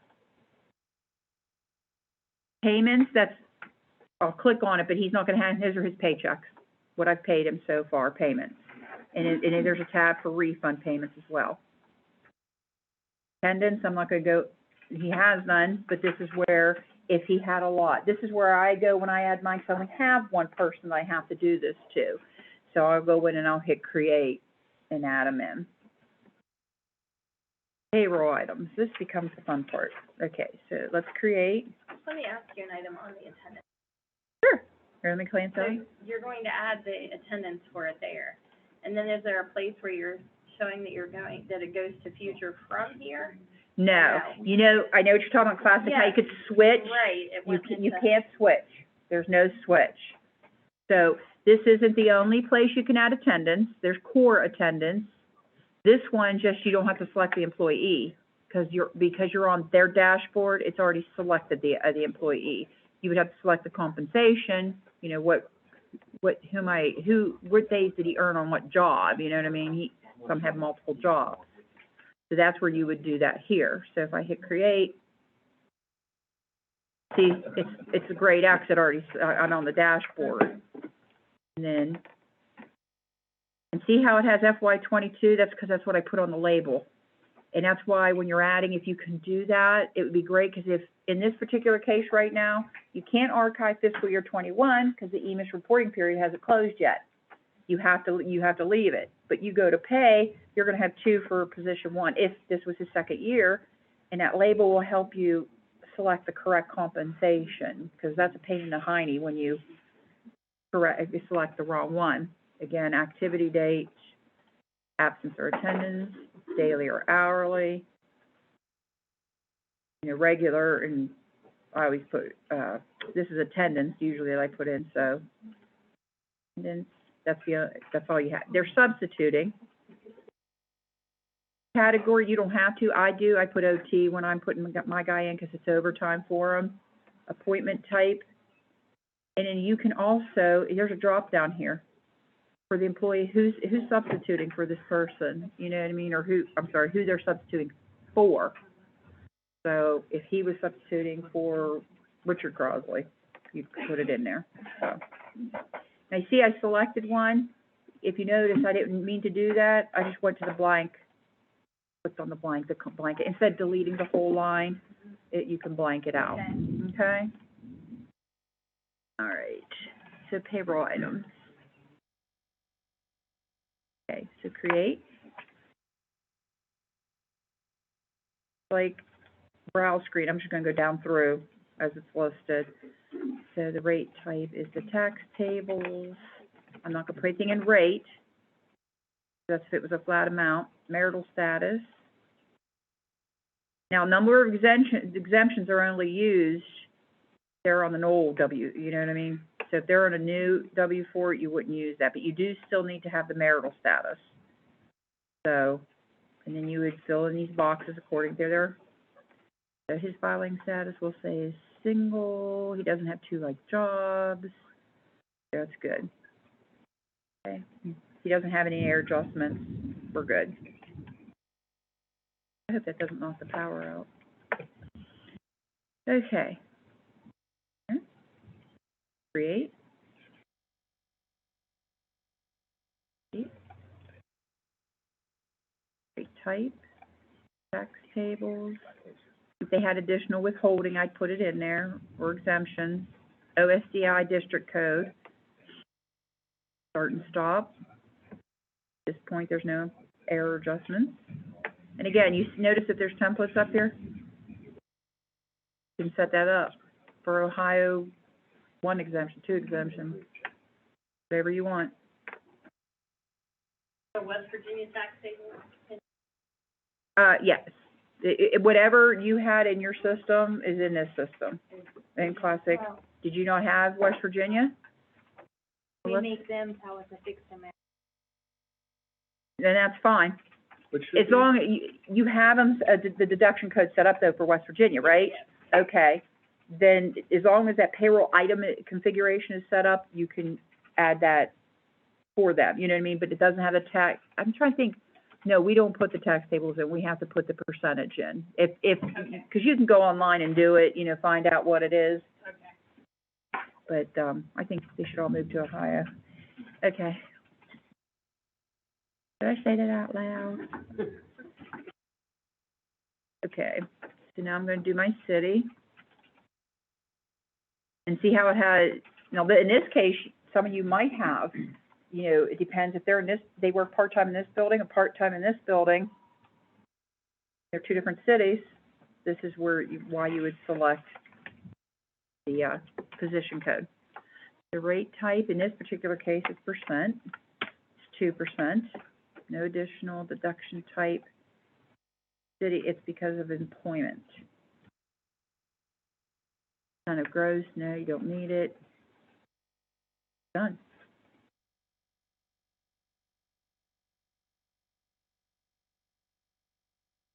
When you save that, are you able to do like a print screen?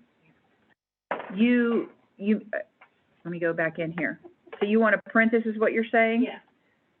The one thing I can tell you, you can print it, you can go up here and print, like, I'm in Firefox, I don't know what you use, what your preference is, but you can go in here and print the screen, but unfortunately, it doesn't get the bottom, only what's on the screen, I believe.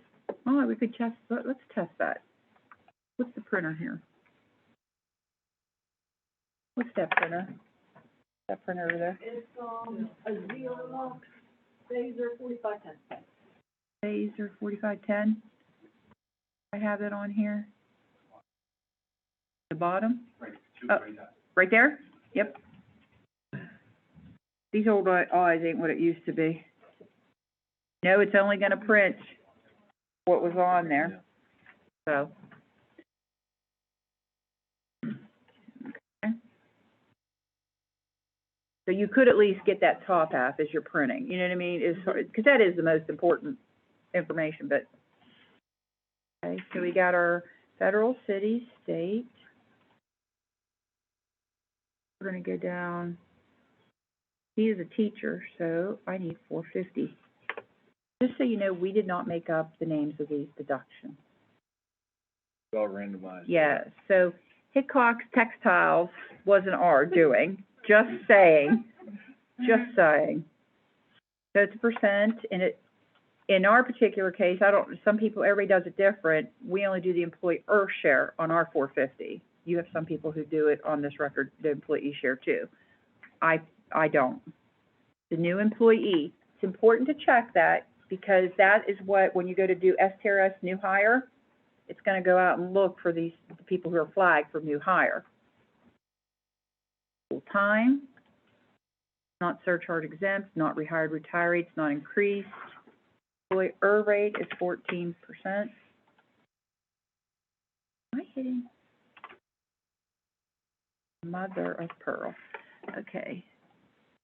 Start date, air adjustments, none here. Now, if this person was rehired, they have their own set of totals down here for their fiscal year to date, just letting you know Yes. that. There is some fields you have to plug in there for that. Can you show us our rehire? Okay.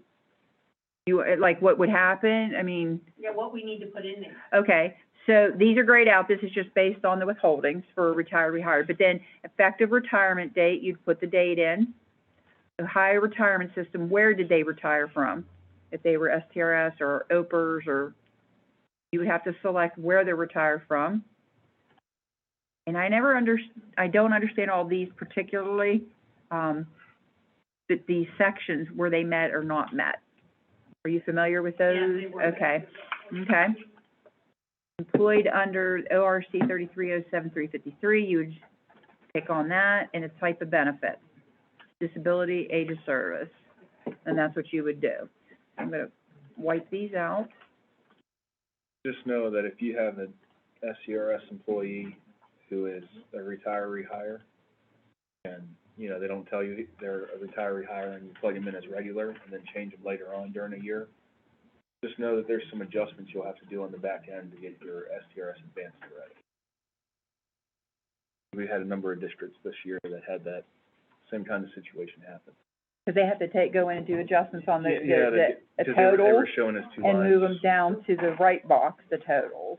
So like, say, a negative $100 for fiscal year withholding for the retiree, but regular holding, well, you would zero that out, do a negative to get it out, and do a positive for the rehire retiree fiscal year to date withholding. So if you ever have that happen, just know that there's some extra steps Yeah, that have to be done at year end.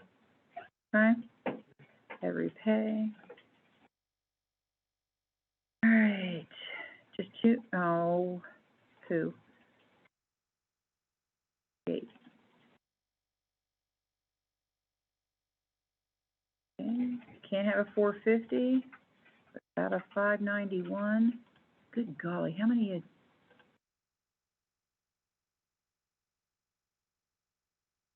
Now this is the employee share, so now we could put 14% here. Advance error amount adjustments you could put. And I'm trying to see month to date, quarter to date, fiscal year to date. Rehire totals, there they are again. And like I said, you see that almost all of them have templates, you know, so, and I know that's, when am I gonna have the time to do type thing? Mm-hmm. But when you get there, you know it's available. And one last one we'll add.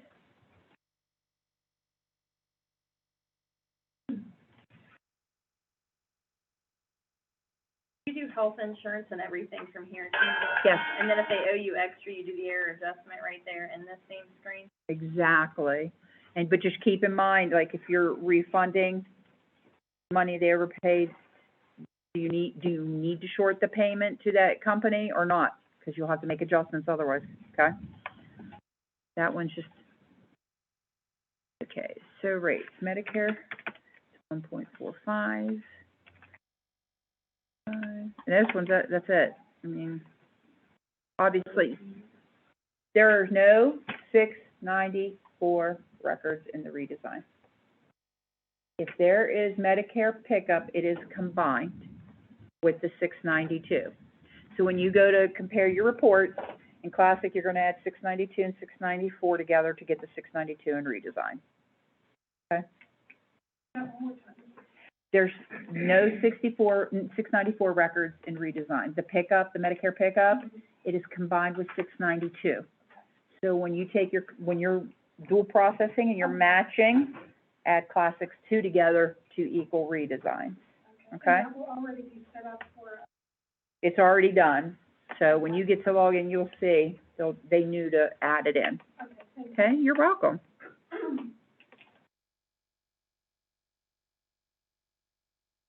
Okay. So, we already accumulated the leaves, because that's last on the list for that. And we don't do the 700 here for direct deposit because we did it. Right.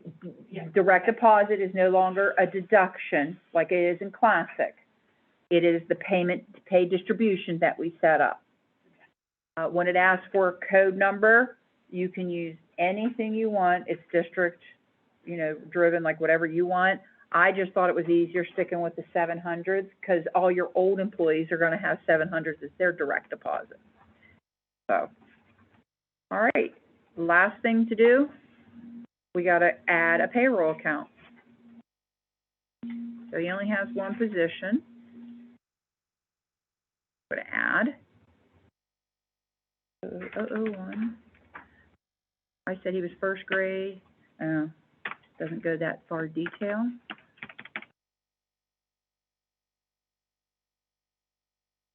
Regular elementary salaries. There he goes, active, 100%. I do want to use employer distribution. Go ahead and check that if I ever decide to use it.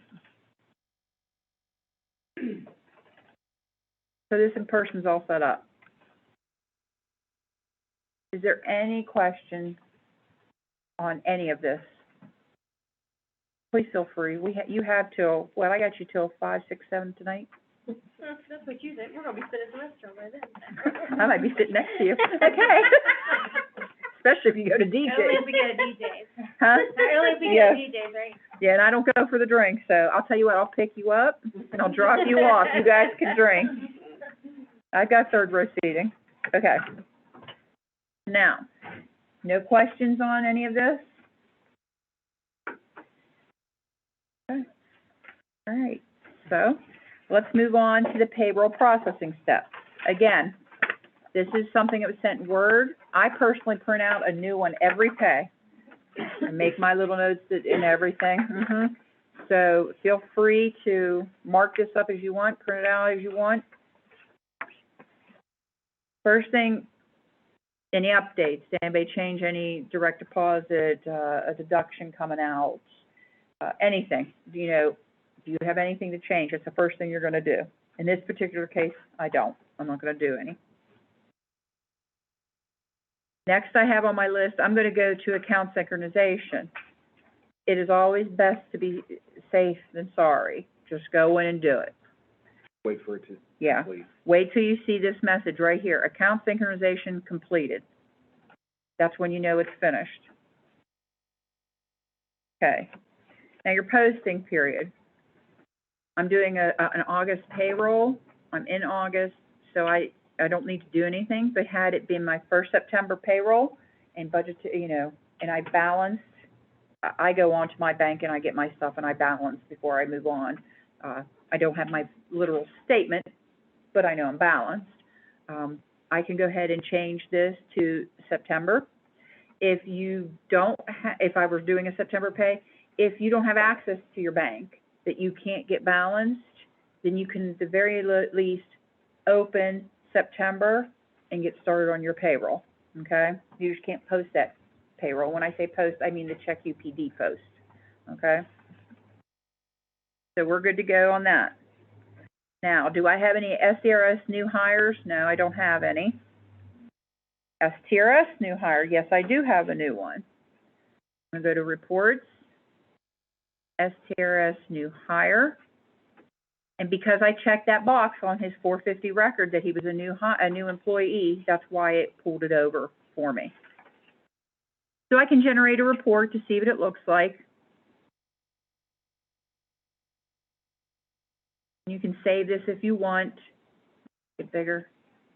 Has all the information. And this file will be uploaded to STRS and SERS. So this one has a button there, generate submission file and submit to Yes. STRS. So look, I can either generate the submission file right here and download the file and upload it to STRS. That's one option. Or I can generate the file and submit all in one. Do it. Okay? So now, if this was Friday at 3:23, and I generated the file, the report, it looked good, I'm gonna generate the submission file. Oh, no, it's 3:30, I'm gone. I am not doing this. You've saved it. You can come back in here, choose file, pull that file wherever you saved it, and then this button will light up submit uploaded file to STRS. You can do it immediately, or you can separate it where you download and upload later. So I'm gonna generate, go ahead. I'm sorry. No, this is what this training is for. I know. So I normally, when I have a new person for SCRS or STRS, I normally manually add. Do I still have to do these steps? No, you don't. If you Okay. want to do it manually, that is your prerogative. The thing is, you might want to come in here, well, I guess you don't even really have to choose new employee on the 450 record, since you don't, because if you don't, they're just gonna start stacking up here. You know what I mean, in the file. So, no, you don't have to. Okay. Okay, you don't have to. So I'm gonna just generate submission file. Okay, and once I did, he came off.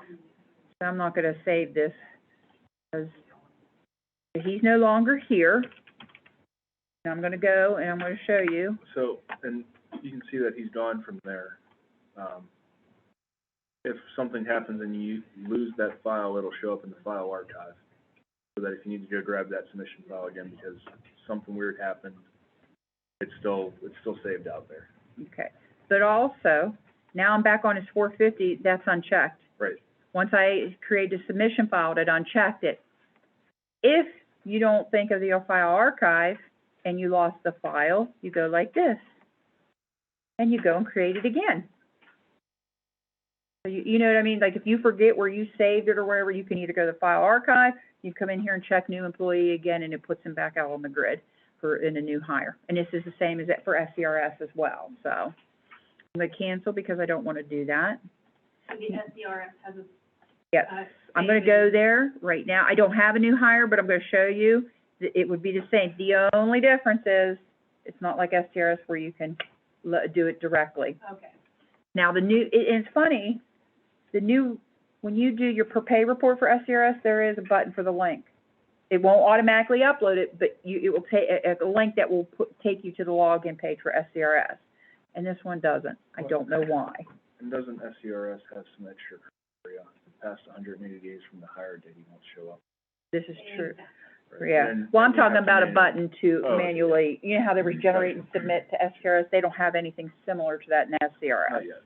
Not yet. And that might be something that's on the enhancement list. Well, I think that's an issue with SCRS. It might be. They're sometimes pickier in STRS. Okay, so we've created our STRS new hire report and we've uploaded it. And we'll move on to the next step. So now we have an ODJFS new hire report, and there he is. So I'm going to double click and it automatically moves him over. You can generate, and then you can generate submission file. Okay, so there's a box here, include headers for validation and submission file. That's something new. I don't check it, and I seem to be okay, so. It's not required, but it is, it's something ODJFS asked for. Who are they? Well, government, unfortunately. Yeah, true. So that's still not required, it might be in the future, though. I'm gonna cancel that. And he should have went away. Did I hit, yeah, I hit generate submission. So, now let's go here. The employee screen. And where's the report? New hire reported ODJFS. It went in and automatically checked that box for me when I did the new hire for ODJFS. Okay. All right. So that's done. He's a teacher. He doesn't have any attendance other than his regular work days, so I don't have to do that in this particular case. Okay. But you know what? Just to show you, I think I will add one. So I'm going to tell it to post to future.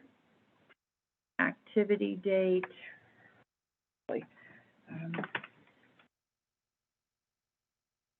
Okay, 1 day, because it's a daily rate. Attendance. Appointment type. Dated. I'm going to save. It tells me that one file was saved. One record was saved. And I'm going to say, okay, go ahead and post selected records to future payroll. If I decide, oh wait, no, I didn't want this, I could hit cancel. The attendance record's posted, but it's not in future. Okay? I'm gonna go to, tell it, okay, post it to future. Okay, and I'm gonna go to payroll. Sure. Oh, good golly. And there he is. Now, I could, this is where I could go in and change a description and say, in service. Oh, good golly. Regular, or it could be miscellaneous. If I'm paying on his contract, I want to make this a miscellaneous because I don't want it to take away from his contract. 1 day and he makes 2, that's fine. If I wanted to change the account, like I don't want him paid out of his teacher's account, I could come down here and add a different account. Okay? Delete that. I'm going to save. All right. So I've gone to future and I've taken care of that. Now I don't have a file to upload because it's a test instance, but normally I would go in here and get my kiosk file. Does it? Who has kiosk? Two of you guys, you don't have kiosk? You do? You don't? You don't? You do? Okay. So this is where I go in and pull my kiosk file in. In some of your case, you have ASOP, or this is where you would go to do it. So, and again, like Adam pointed out, if you were to look in Classic, these are the same exact questions that are on that Classic screen. So if you wanted to set it up to match, you could do that. Okay? So I'm not going to hit import. Okay. Let's get started on my payroll. Initialize a new payroll. This can be my 8/20/21. It's a semi-monthly. Give it 2 pay month. We're out. Didn't you delete it? Nope. All right. Well, we'll find out, huh? I don't know if I selected first pay. There we go. I'm not going to add a second one. Is everybody okay with me not adding another one, or do you want me to show you how to add one? Good.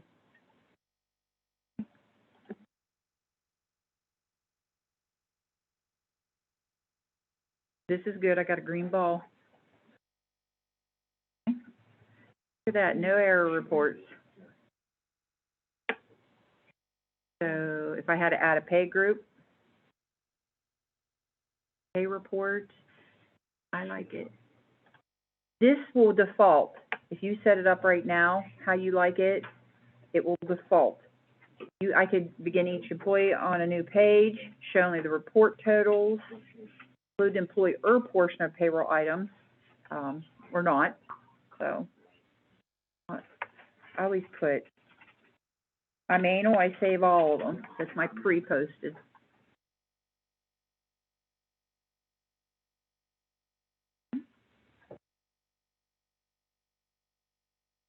There's all my selections for this pay.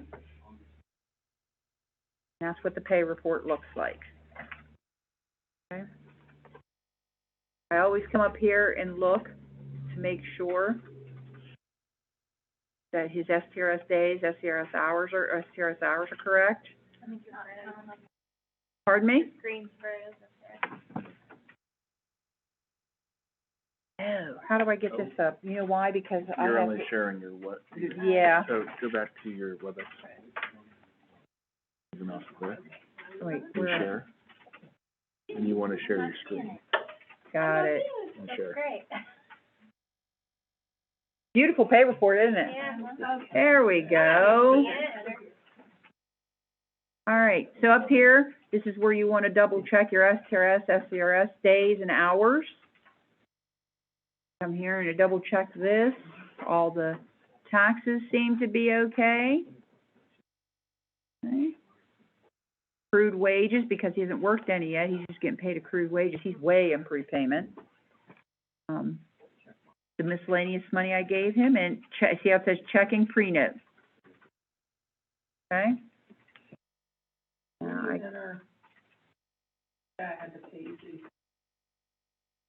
Huh? Okay. So you can either put them in future. Do you use future? Okay. So after you I gotta share again. Am I on the share? Yeah, I am. Okay. So I checked the pay report so far, I'm good. Something I wanted to show you and I didn't. Right here. Here's what well, that's yours, isn't it? Here is the bottom of the pay report. So it tells you your total gross, your net charge, how much your direct deposits, your total checks, number of employees, positions, the annuities. Here's broken out by pay groups. Here is the pay types that were paid out. And then here's your dead sum. It shows you. And if we were in STRS Advance, right down here, you'd see payroll item STRS Advance. It would tell you how much of that money was for STRS Advance. I guess it's your in-account. I mean, it's a whole bunch mixed together at the bottom here. And that's why I say when you had the options to show totals only, this is what you would get this bottom page. So, okay, now, Melissa asked me about timesheets. You would come over to current, create. They had already pre-selected the payroll I'm working on, because believe it or not, you can have two payrolls going at the same time. I don't much care for that because that leaves too much room for error. Sometimes when you're desperate. So let's see. I'll see if I can bring in Adam. Position.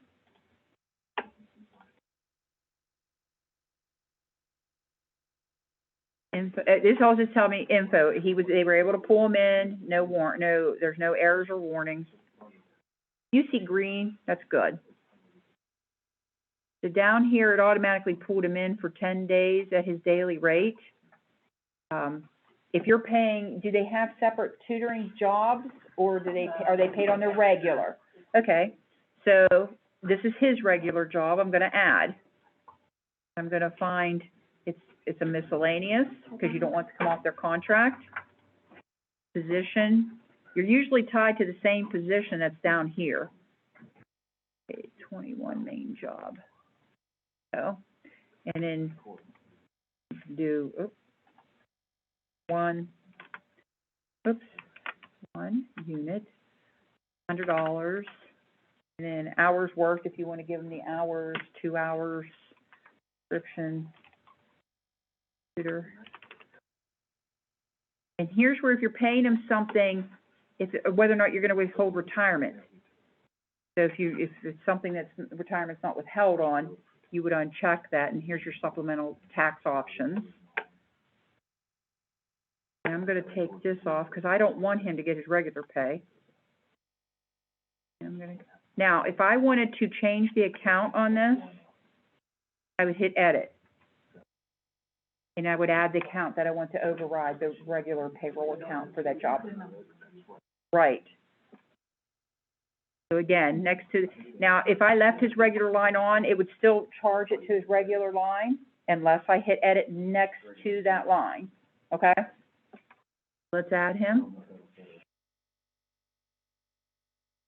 And there he is right there. If I just wanted to check just his pay report, go in. Please tell me it will pop up. Hey, what do you know? Yep, only paid him his tutoring. One at $10, must be one day at $100, I'm sorry. There's the account it's being charged off to. It's regular, yes to board distribution, and yes to leave pro. If you wanted to, you could also have another position in compensation record. Yeah. Instead of doing the miscellaneous off of the teacher But that's, stuff. they do miscellaneous, Okay. so.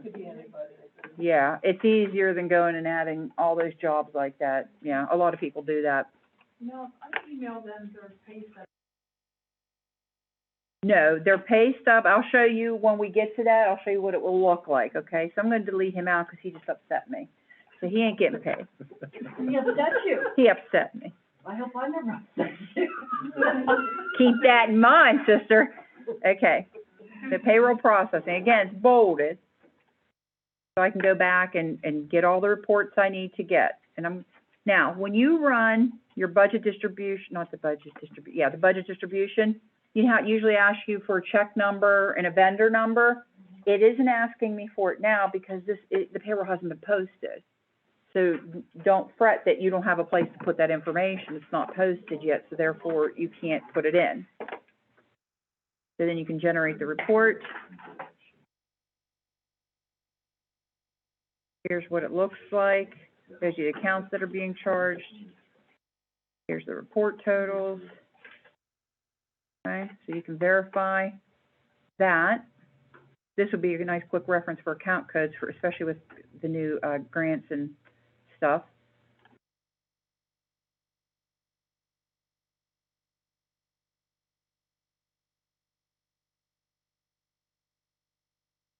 And then here's it broken down who's being paid out of each account and how much. The item detail, payroll, I want it by a name. If you want it by each page, that's on each page. Do the first couple.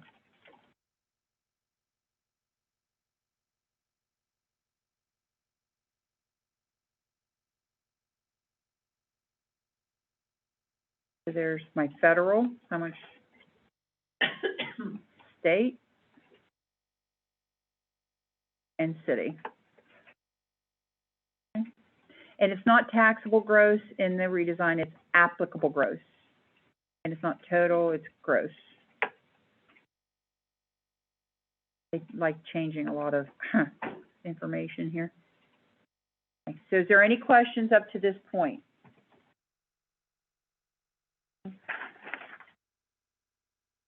Okay. Now, on step 11, we're going to check UPD or post payroll. Yes, I want to post it, and I can because it's an August payroll and I'm in August posting period. So now you can go across and get your reports. Now your budget. See, now the budget distribution will ask for your check number and your vendor number.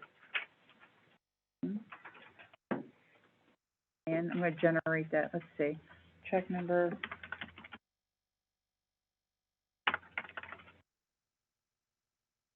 I'm a big fan of tab and enter.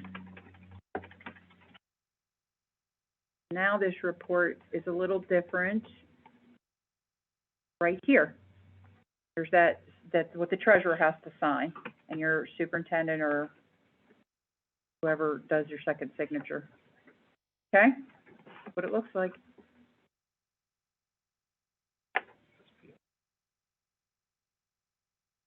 Okay, these are the same. This is if I wanted to unpost. Now process payments, Claudia, you asked about this. Yep. Direct deposits, PDF. I want it to print all direct deposits. Oops, wrong last name. Okay. You can change a file name. I always do. I put the pay date there. Process payments. I think you guys are going to like the new these direct deposit forms better than what we had. And there they are. So this is what you would see. This is when you email, this is what they say. And it has all their taxes and everything across there. It's a lot neater than what Classic was. Classic was all over the place, not lined up or anything. Then I had checks. Come in here, employee last name, I'd enter a check name, number. Process payment. I did it as a PDF. This is what it looks like when you do PDF. But I can process this check again. Not process it again, I apologize. I could do it again in XML, process it again. So now this is what I would save into my check printing software. So for Edge, what you would do for Edge. Okay. Do any of you print your direct deposit forms with through Edge or a printing software? Because some do, and they'll set it. Okay, you may need to do an XML for your direct deposits to put through your software. Okay, Carrie Walton at Edge is awesome to work with, so she'll make sure you get what you need. Okay, we're gonna email. Here I go in. If you're setting a time, do the time first, because for some reason when you click on the date, it closes the box. 10 a.m., let's see, payday's here, so we'll give it to them the day before. And these guys are over in this box because I have their employee screen marked to email the direct deposit forms. It's already pre-selected for you. And I would send to scheduling. Do we have any questions yet? Email. Okay. Now on my checklist, I tell you guys to run the outstanding payables report, your deduction report, so processing and purchasing out, process outstanding payables.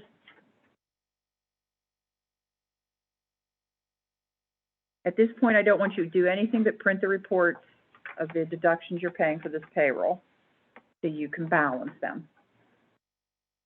Okay?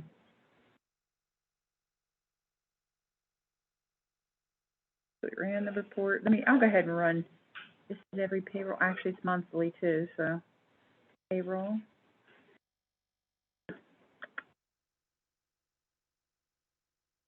By selecting this, I don't have to go down here and do these individually, because as long as that deduction's set up with a pay cycle, I don't need to go down here and do that. This is what the full report looks like.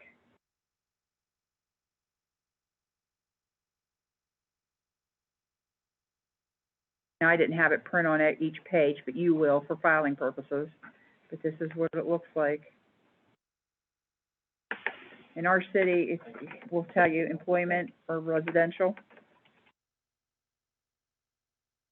This is also, if you know some cities do, Bill, that's how you have to fill out your forms for RETA. It breaks it down, employees, total gross or applicable gross for employment or residential, and how much taxes they pay. That makes it easier. Who goes online to pay RETA now? I go online to pay RETA. Don't you wish you could schedule that payment? Yeah. That is a pain in the patoot. It really is. I was on vacation during payroll, so it didn't get there till the next week, the following week. Yeah, I figure it's not due till 7/31. They can get it on 7/27. But it is a lot easier than Yeah, it is a lot easier. I just like how you can schedule things, you know what I mean? It's, especially when you're trying to do a payroll ahead, because you're vacation, what have you going on. Okay? And again, remember your month, if you're looking at, something that's divided between two pays and there's an odd penny, it comes out of the second pay in Redesign as opposed to the first pay in Classic, so keep that in mind. All right. Then the next thing I like you guys to do would go to employer distributions, formerly known as Bordis. Now, I have a note there, and I don't know if you understand, because I can be confusing.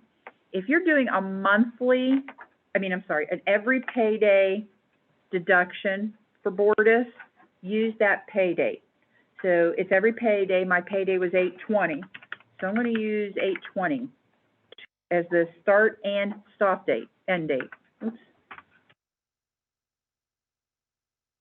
Pay cycle is every payroll, and we'll do 400. Okay, so here's my SCRS Bordis, no data, oh, he's STRS, my bad. STRS.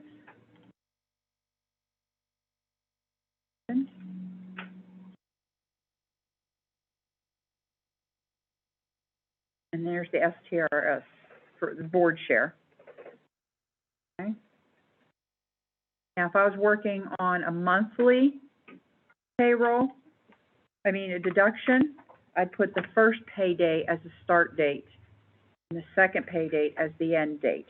And I have it down, or I hope it's clear of how to do that. So I'm trying to think if I did, I don't know if there's going to be any in there. I doubt it. Yeah, I don't have any, I didn't do any monthlies on that. But then I can balance opposed to the payables report, you know what I mean, what goes on there. You use board retirement, you don't have to do it now because it isn't based on your foundation. But it's the same thing with you wanna use the, first pay of the month and the last pay of the month as your pay range to do that for you. And it does calculate a little differently, the board retirement. The programmer, the head programmer, Greg Shepherd, God bless him, tried to explain to me how they do the calculations, and it was way over my head, way over my head. So, the first time you do board retirement, when you're paralleling, you're gonna have to adjust in the redesign to match classic. From there on, whatever redesign you do redesign way. I guess it's supposed to be a better, more accurate kind of calculation. So, and you're the one who uses it, so giving you that heads up. We know that for sure. Okay? Okay. I don't have any SRS people on this, but I want to show you what the screen looks like. Going to pull in the most recent that you've used. The SRS per pay report, how do you want it sorted? If you want to begin each person on a new page, detail. Down here is where you're going to put your pay date. And once you put this in your pay cycle and your pay cycle code, it will stay there for you, so you'll never have to change that. So you just have to make sure you go in and put your begin and end date.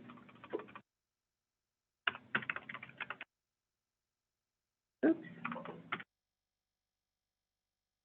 And you have to highlight the payroll that you're doing. And then you would hit generate the report, and I don't have SCRS in here, so I doubt that report's gonna have anything in it.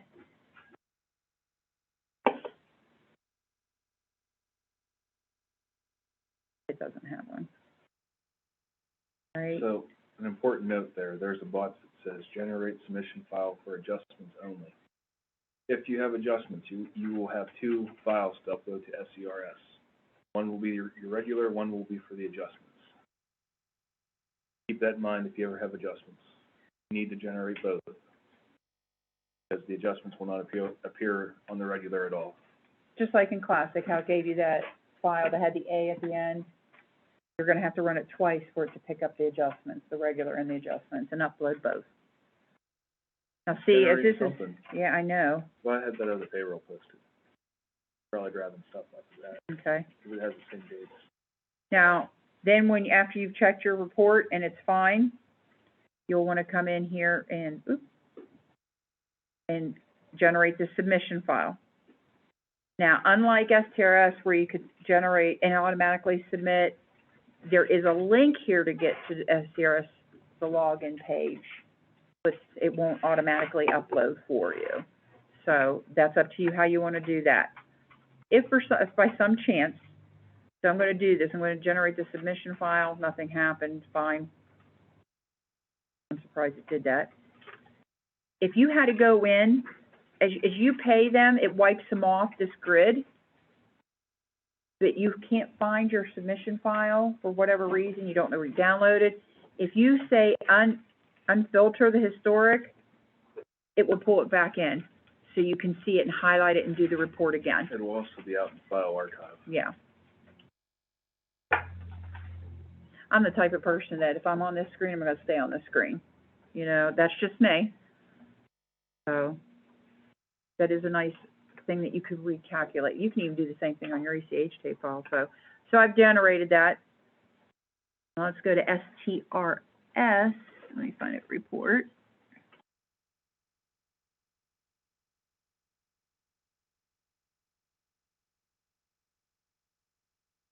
If you want, you can change the title, employee name. If you're paying check or electronic, and most times it's electronic, so the number in there. Oh, I don't want this one, I want this one. I did the second pay, you did the first pay, that's why. Okay, so generate the report.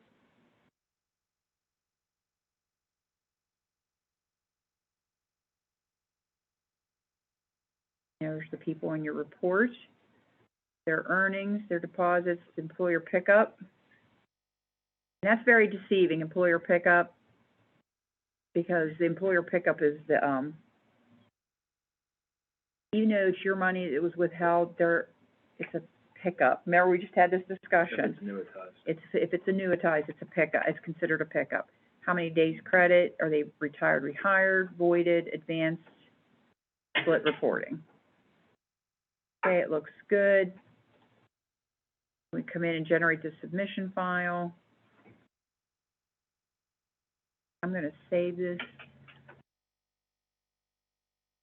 My downloads, save. Now when I hit choose, downloads, STRS, open. Now that button came up. I can't click, well, I can click because we don't have an STRS account. File, STRS, SEQ, yep. We'll get a test file. Submit, upload the file. Yep, they're going, well, we don't have an account or login, so It'll probably bounce or something. that's Like fine. email set up, so it'll say. Yeah. We got a file. Okay. So we've ran a payroll and we posted it. We did the payables reports for the deductions. We balanced them with Bordis and SCRS and STRS. Everything looks like it's balanced, okay? So because of that, I'm gonna go ahead and make my ACH tape submission. Here's the information. I'm gonna click on, make sure I get the right one. Generate the report, and up here, you want it, everybody's different. Employee SSN will not be included. What does your screen look like? So maybe next time you go do a payroll, make sure your answers are the same, you know, I don't know what you do. So we're gonna generate the report.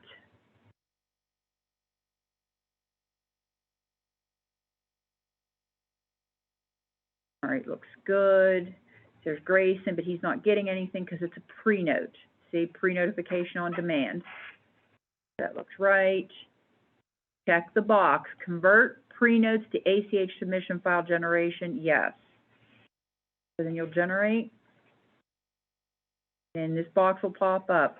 All pre-notes associated to the selected payrolls have been converted, so now they're no longer flagged as pre-note. Okay, I'm gonna cancel it. If you were to have HSA, and you might in the future, the way things are going, it has its own tab for HSA submission file. Same thing, except for there's no pre-note on that. Okay? Once this HSA, if you had it, was processed, you cannot unpost payroll. But nobody has it, so you guys are golden still. Okay? So that's a lot to get done before you realize, if you realize you have a mistake, you have time to, unfortunately, you have to do it all over again, but you can unpost. If you find a mistake, you can unpost at this point. But then we're going to go to the point of no return, and we're going to process outstanding. I have that on my payroll check, point of no return, so I know if I'm doing payroll, make sure everything's right before you cross this line. Exactly. Okay, so there's all my every payroll and my monthly. You have to check, whatever you want to pay is going to be pushed over to here. Now, if you notice, see this column here, it says employer amount. Here's my STRS, and here's a couple other things, and my Medicare, their portion's on there too. It's not going to create anything for that other than to just get it off this grid, basically. So when you go to post this, I use per payee what it defaults to. Okay, per payee, the payment is generated based on the same payee. So STRS, everybody who has STRS, they're going to collapse onto one payment. SCRS, medical mutual for all your insurances, your different dental, vision, medical, it's all going to collapse. You also have the option per pay item configuration, and it's if you want each a separate payment for each one, and it ignores the grouping of payee. So you can have 2 checks to SCRS, STRS, 3 checks to medical mutual. It's on there and explains which one's which, so you decide. I do payee. Okay?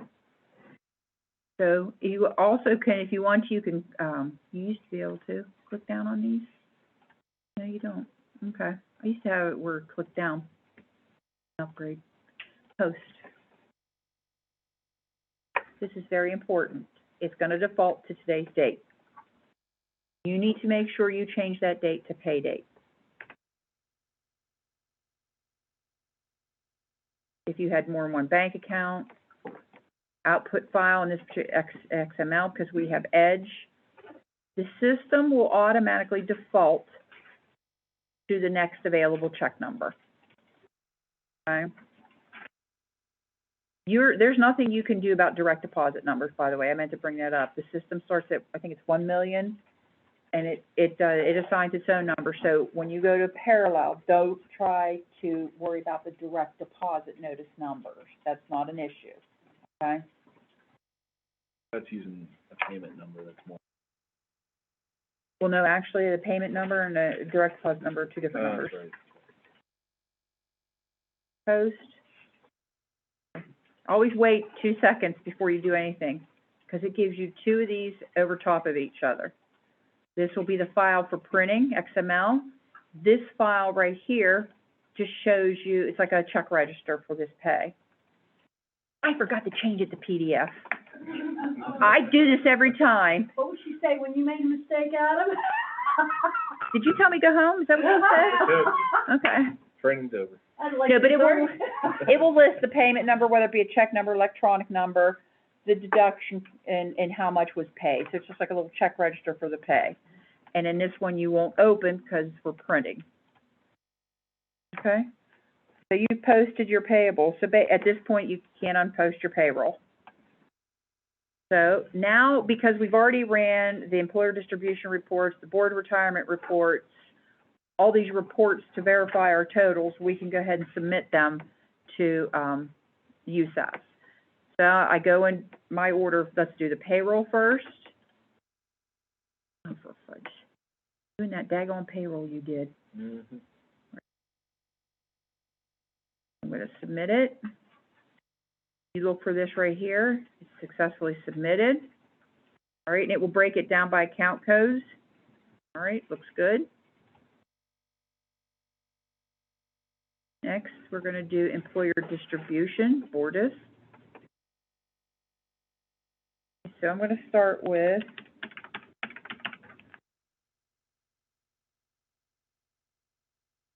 my every pays, $450. Now, show preview. Expenditure account not found. Okay, we're good. But it shows you how much right here. You click on the payee, because the expenditure account wasn't found, it's not there, but it will list the account codes and how much was going to be to each account code.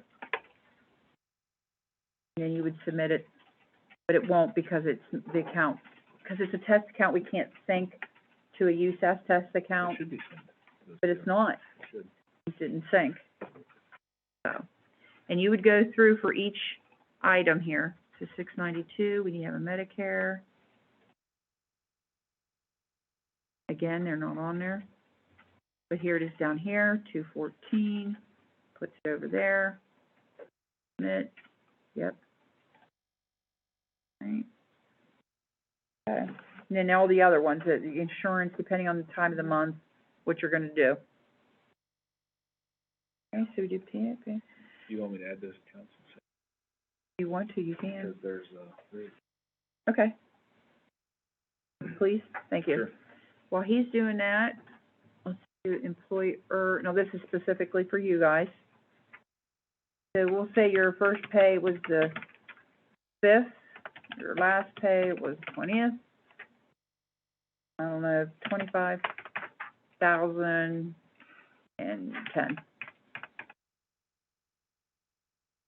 Information I get from the foundation payment. Yes. Okay. And some people do it per pay. So the first foundation payment for the first pay, the second, or cumulative. I always did the month end, just did a cumulative of it. But everybody, you do what you works. So I need a 211, 213, I don't know, you told me you had it. No, I didn't. 572-1270. Here, there's two of them. 1100, I need a 213 and 211, and it has a 100, OPU on it. I don't know where that sucker came from. Since when you put letters in there? You screwed up the test instance. You chose that account code. Let me save that. Well, That's weird. all right. Use better account codes. Oh, it's too late now. I posted my payroll. Well, damn, you made. If I would've extra looked money. at, if I would've looked at my employer distribution reports, I would've caught that I was using the wrong account. Let that be a lesson. Unless, wait a minute, I need a paper to write this down because I ain't gonna remember this. So, 0011100 EKJB, and it has an operational unit of 100. C. Account mapping. There you go. Let's I see don't if I think the can do auditor's this. gonna like that account code though. I don't care about the auditor. Oh, I did. CKJB. I wonder where that, I think I know where that's at.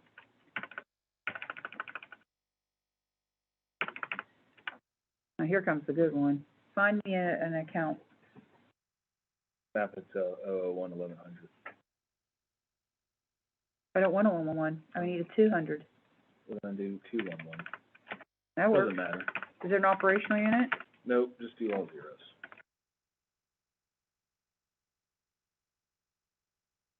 Okay. It happens all the time. Yeah, well, I mean, seriously. We make it work. It'll take it on. We'll help you out. Please. I need more help than you can realize. Let's see if it worked. No, it didn't. Ah, there's that B that's in there. Why is there a B? Have to. Let me show you something. This brings to mind something. And I don't know if you guys have this set up. In your employee, payroll item configuration, 450. This is why I'm having problems. Because I'm telling it, when you see a certified object code in the 100, like 111, whatever, it's telling it to use a CKJB. So look at You this. would've set that up. No, I wouldn't have. I wouldn't use letters. I'm smart enough for that. Oops, 1 on. And next time I'll set you up a brand new test. Now I gotta go to Medicare too, because that was the other thing I was. So this is something you all wanna make sure you have, 213, 223, okay, that's good. Ha-dee-dee-dee-da.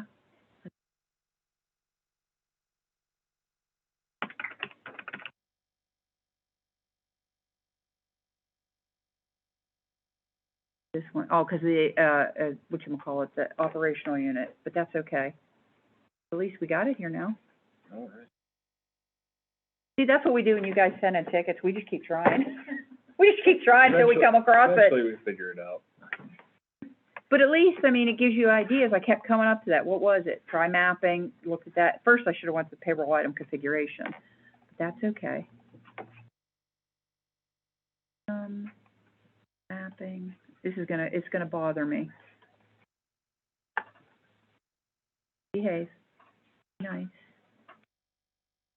I'm bound in the term, this is gonna work.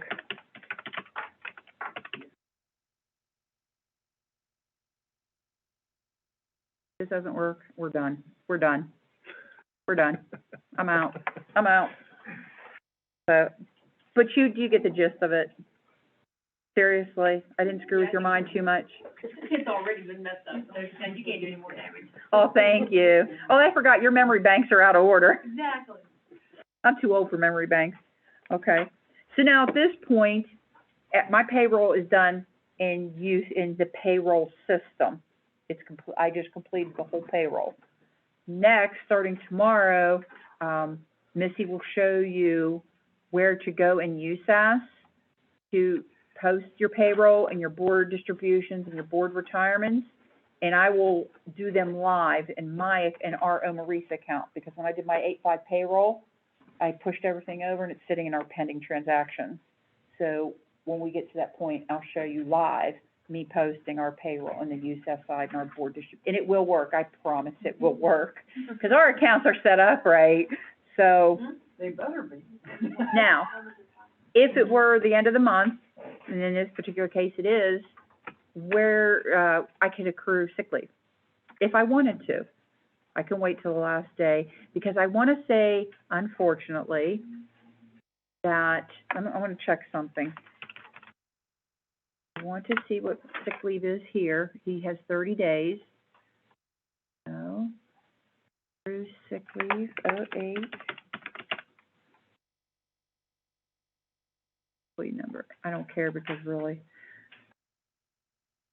all right, what it looks like. So to make sure he's on there. Grayson Crosby, 30, so he would get 31.25. I'm gonna go in and do actual now.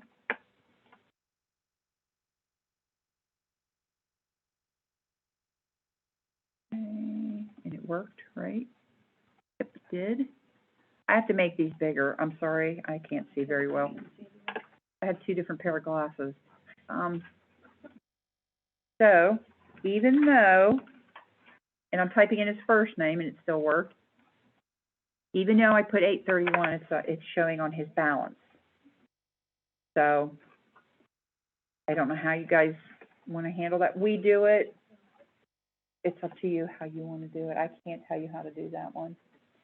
So, at this point, though, I figure if they've worked to the 20th of the month, they've earned their 1.25 days. So, what's the matter if they exhaust at the end of August or they exhaust at the beginning of September? So, any questions about any portion of this payroll? We have time. We can do anything you want. You want to look at something closer? Reggie's thinking. When you pulled over like 92 Medicare, Uh-huh. 400, can you pull over more than one at a time? Yes, yes.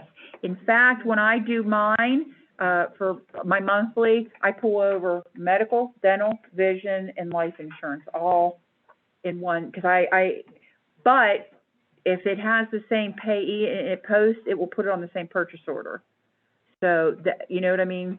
Mm-hmm. So, that's why I'm okay with that, but lately, starting July, I've been putting them on their own purchase orders, because the medical prorates, and if I don't prorate exactly, and I you know what I mean, and you're trying to make adjustments, it's easier to have its own.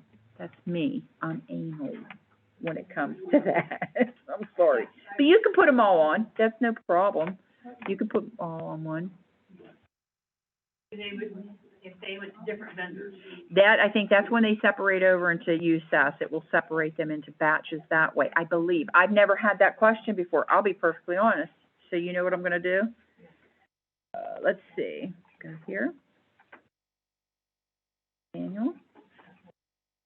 And we'll go to their distribution.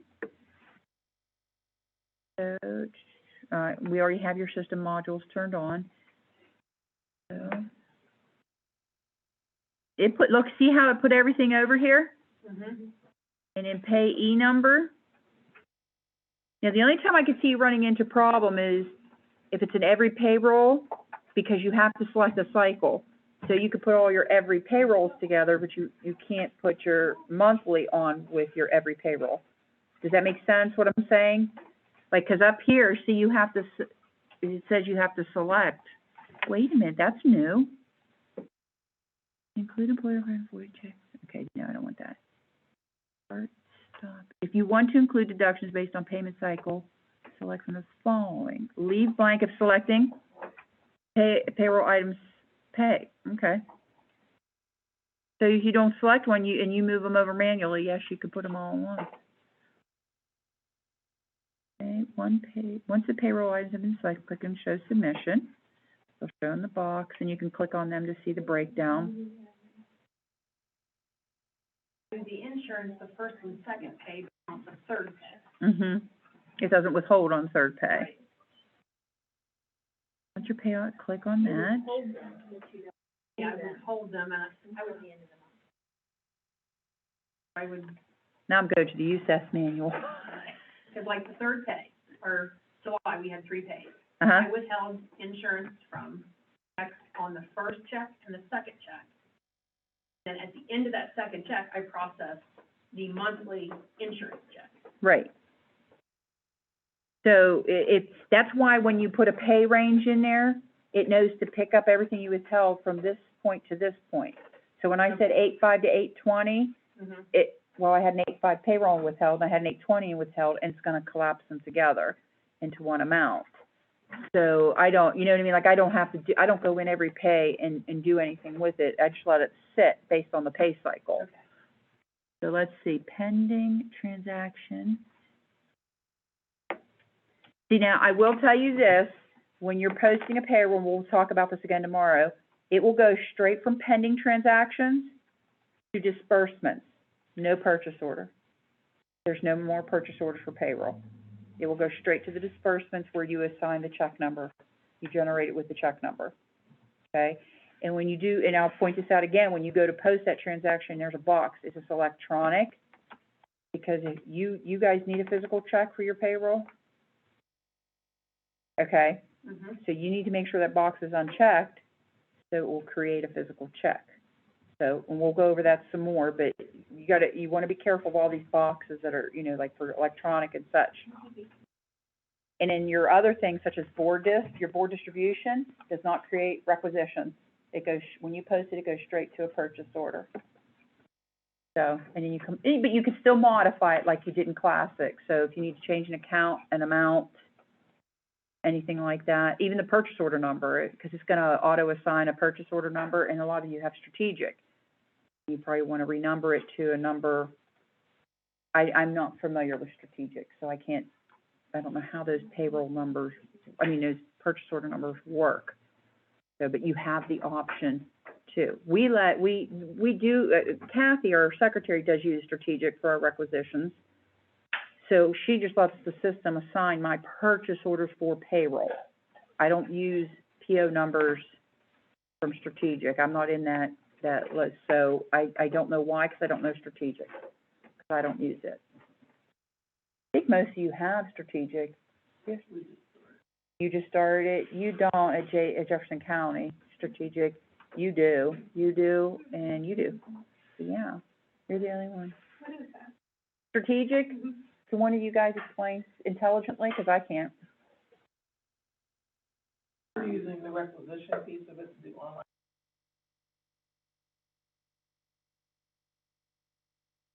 It helps in the paperwork that way. Mm-hmm. The goal is to continue on.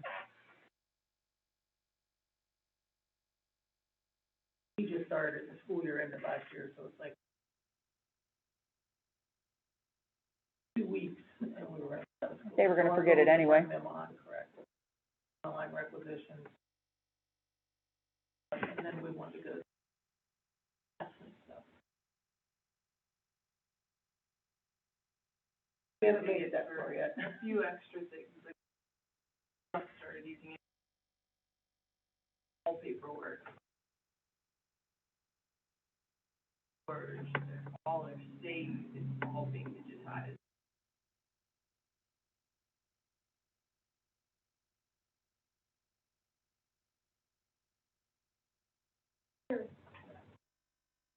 Be involved with that. But yeah, I think it's gonna separate by vendor number or payee number when it moves over to USAS. You can like post them all at the same time and it will separate on its own. Because like you said, you can't have a purchase order. They all have different vendor numbers or payee numbers. That's my thought. We'll test it. What's the worst that can happen? I will say too, real quick, inventory is being built in the redesign right now, there's not an inventory. So, well, then you would still have to do everything in the Classic system. However, they are in testing right now with the inventory, and it's supposed to be ready in August. which means everybody that we already have on the redesign, I have to hurry up and catch them up with exporting their information, importing it into the redesign, and training them for the deadline of December 22. So I probably will wait to ask you guys until you get used to what you're working in right now and get through your dual processing, because I don't think you want to throw fire while you're trying to do process and get converted over. Right. But that'll be coming down the road too, where inventory's very, very close to being built in the redesign all together. And it will be its own instance, so you'll have three, like payroll, budgetary, and inventory. I'm not very up on inventory like Missy is, and I was surprised at how simple very it simple. seemed. We've seen, beta model, and it's very simple to use.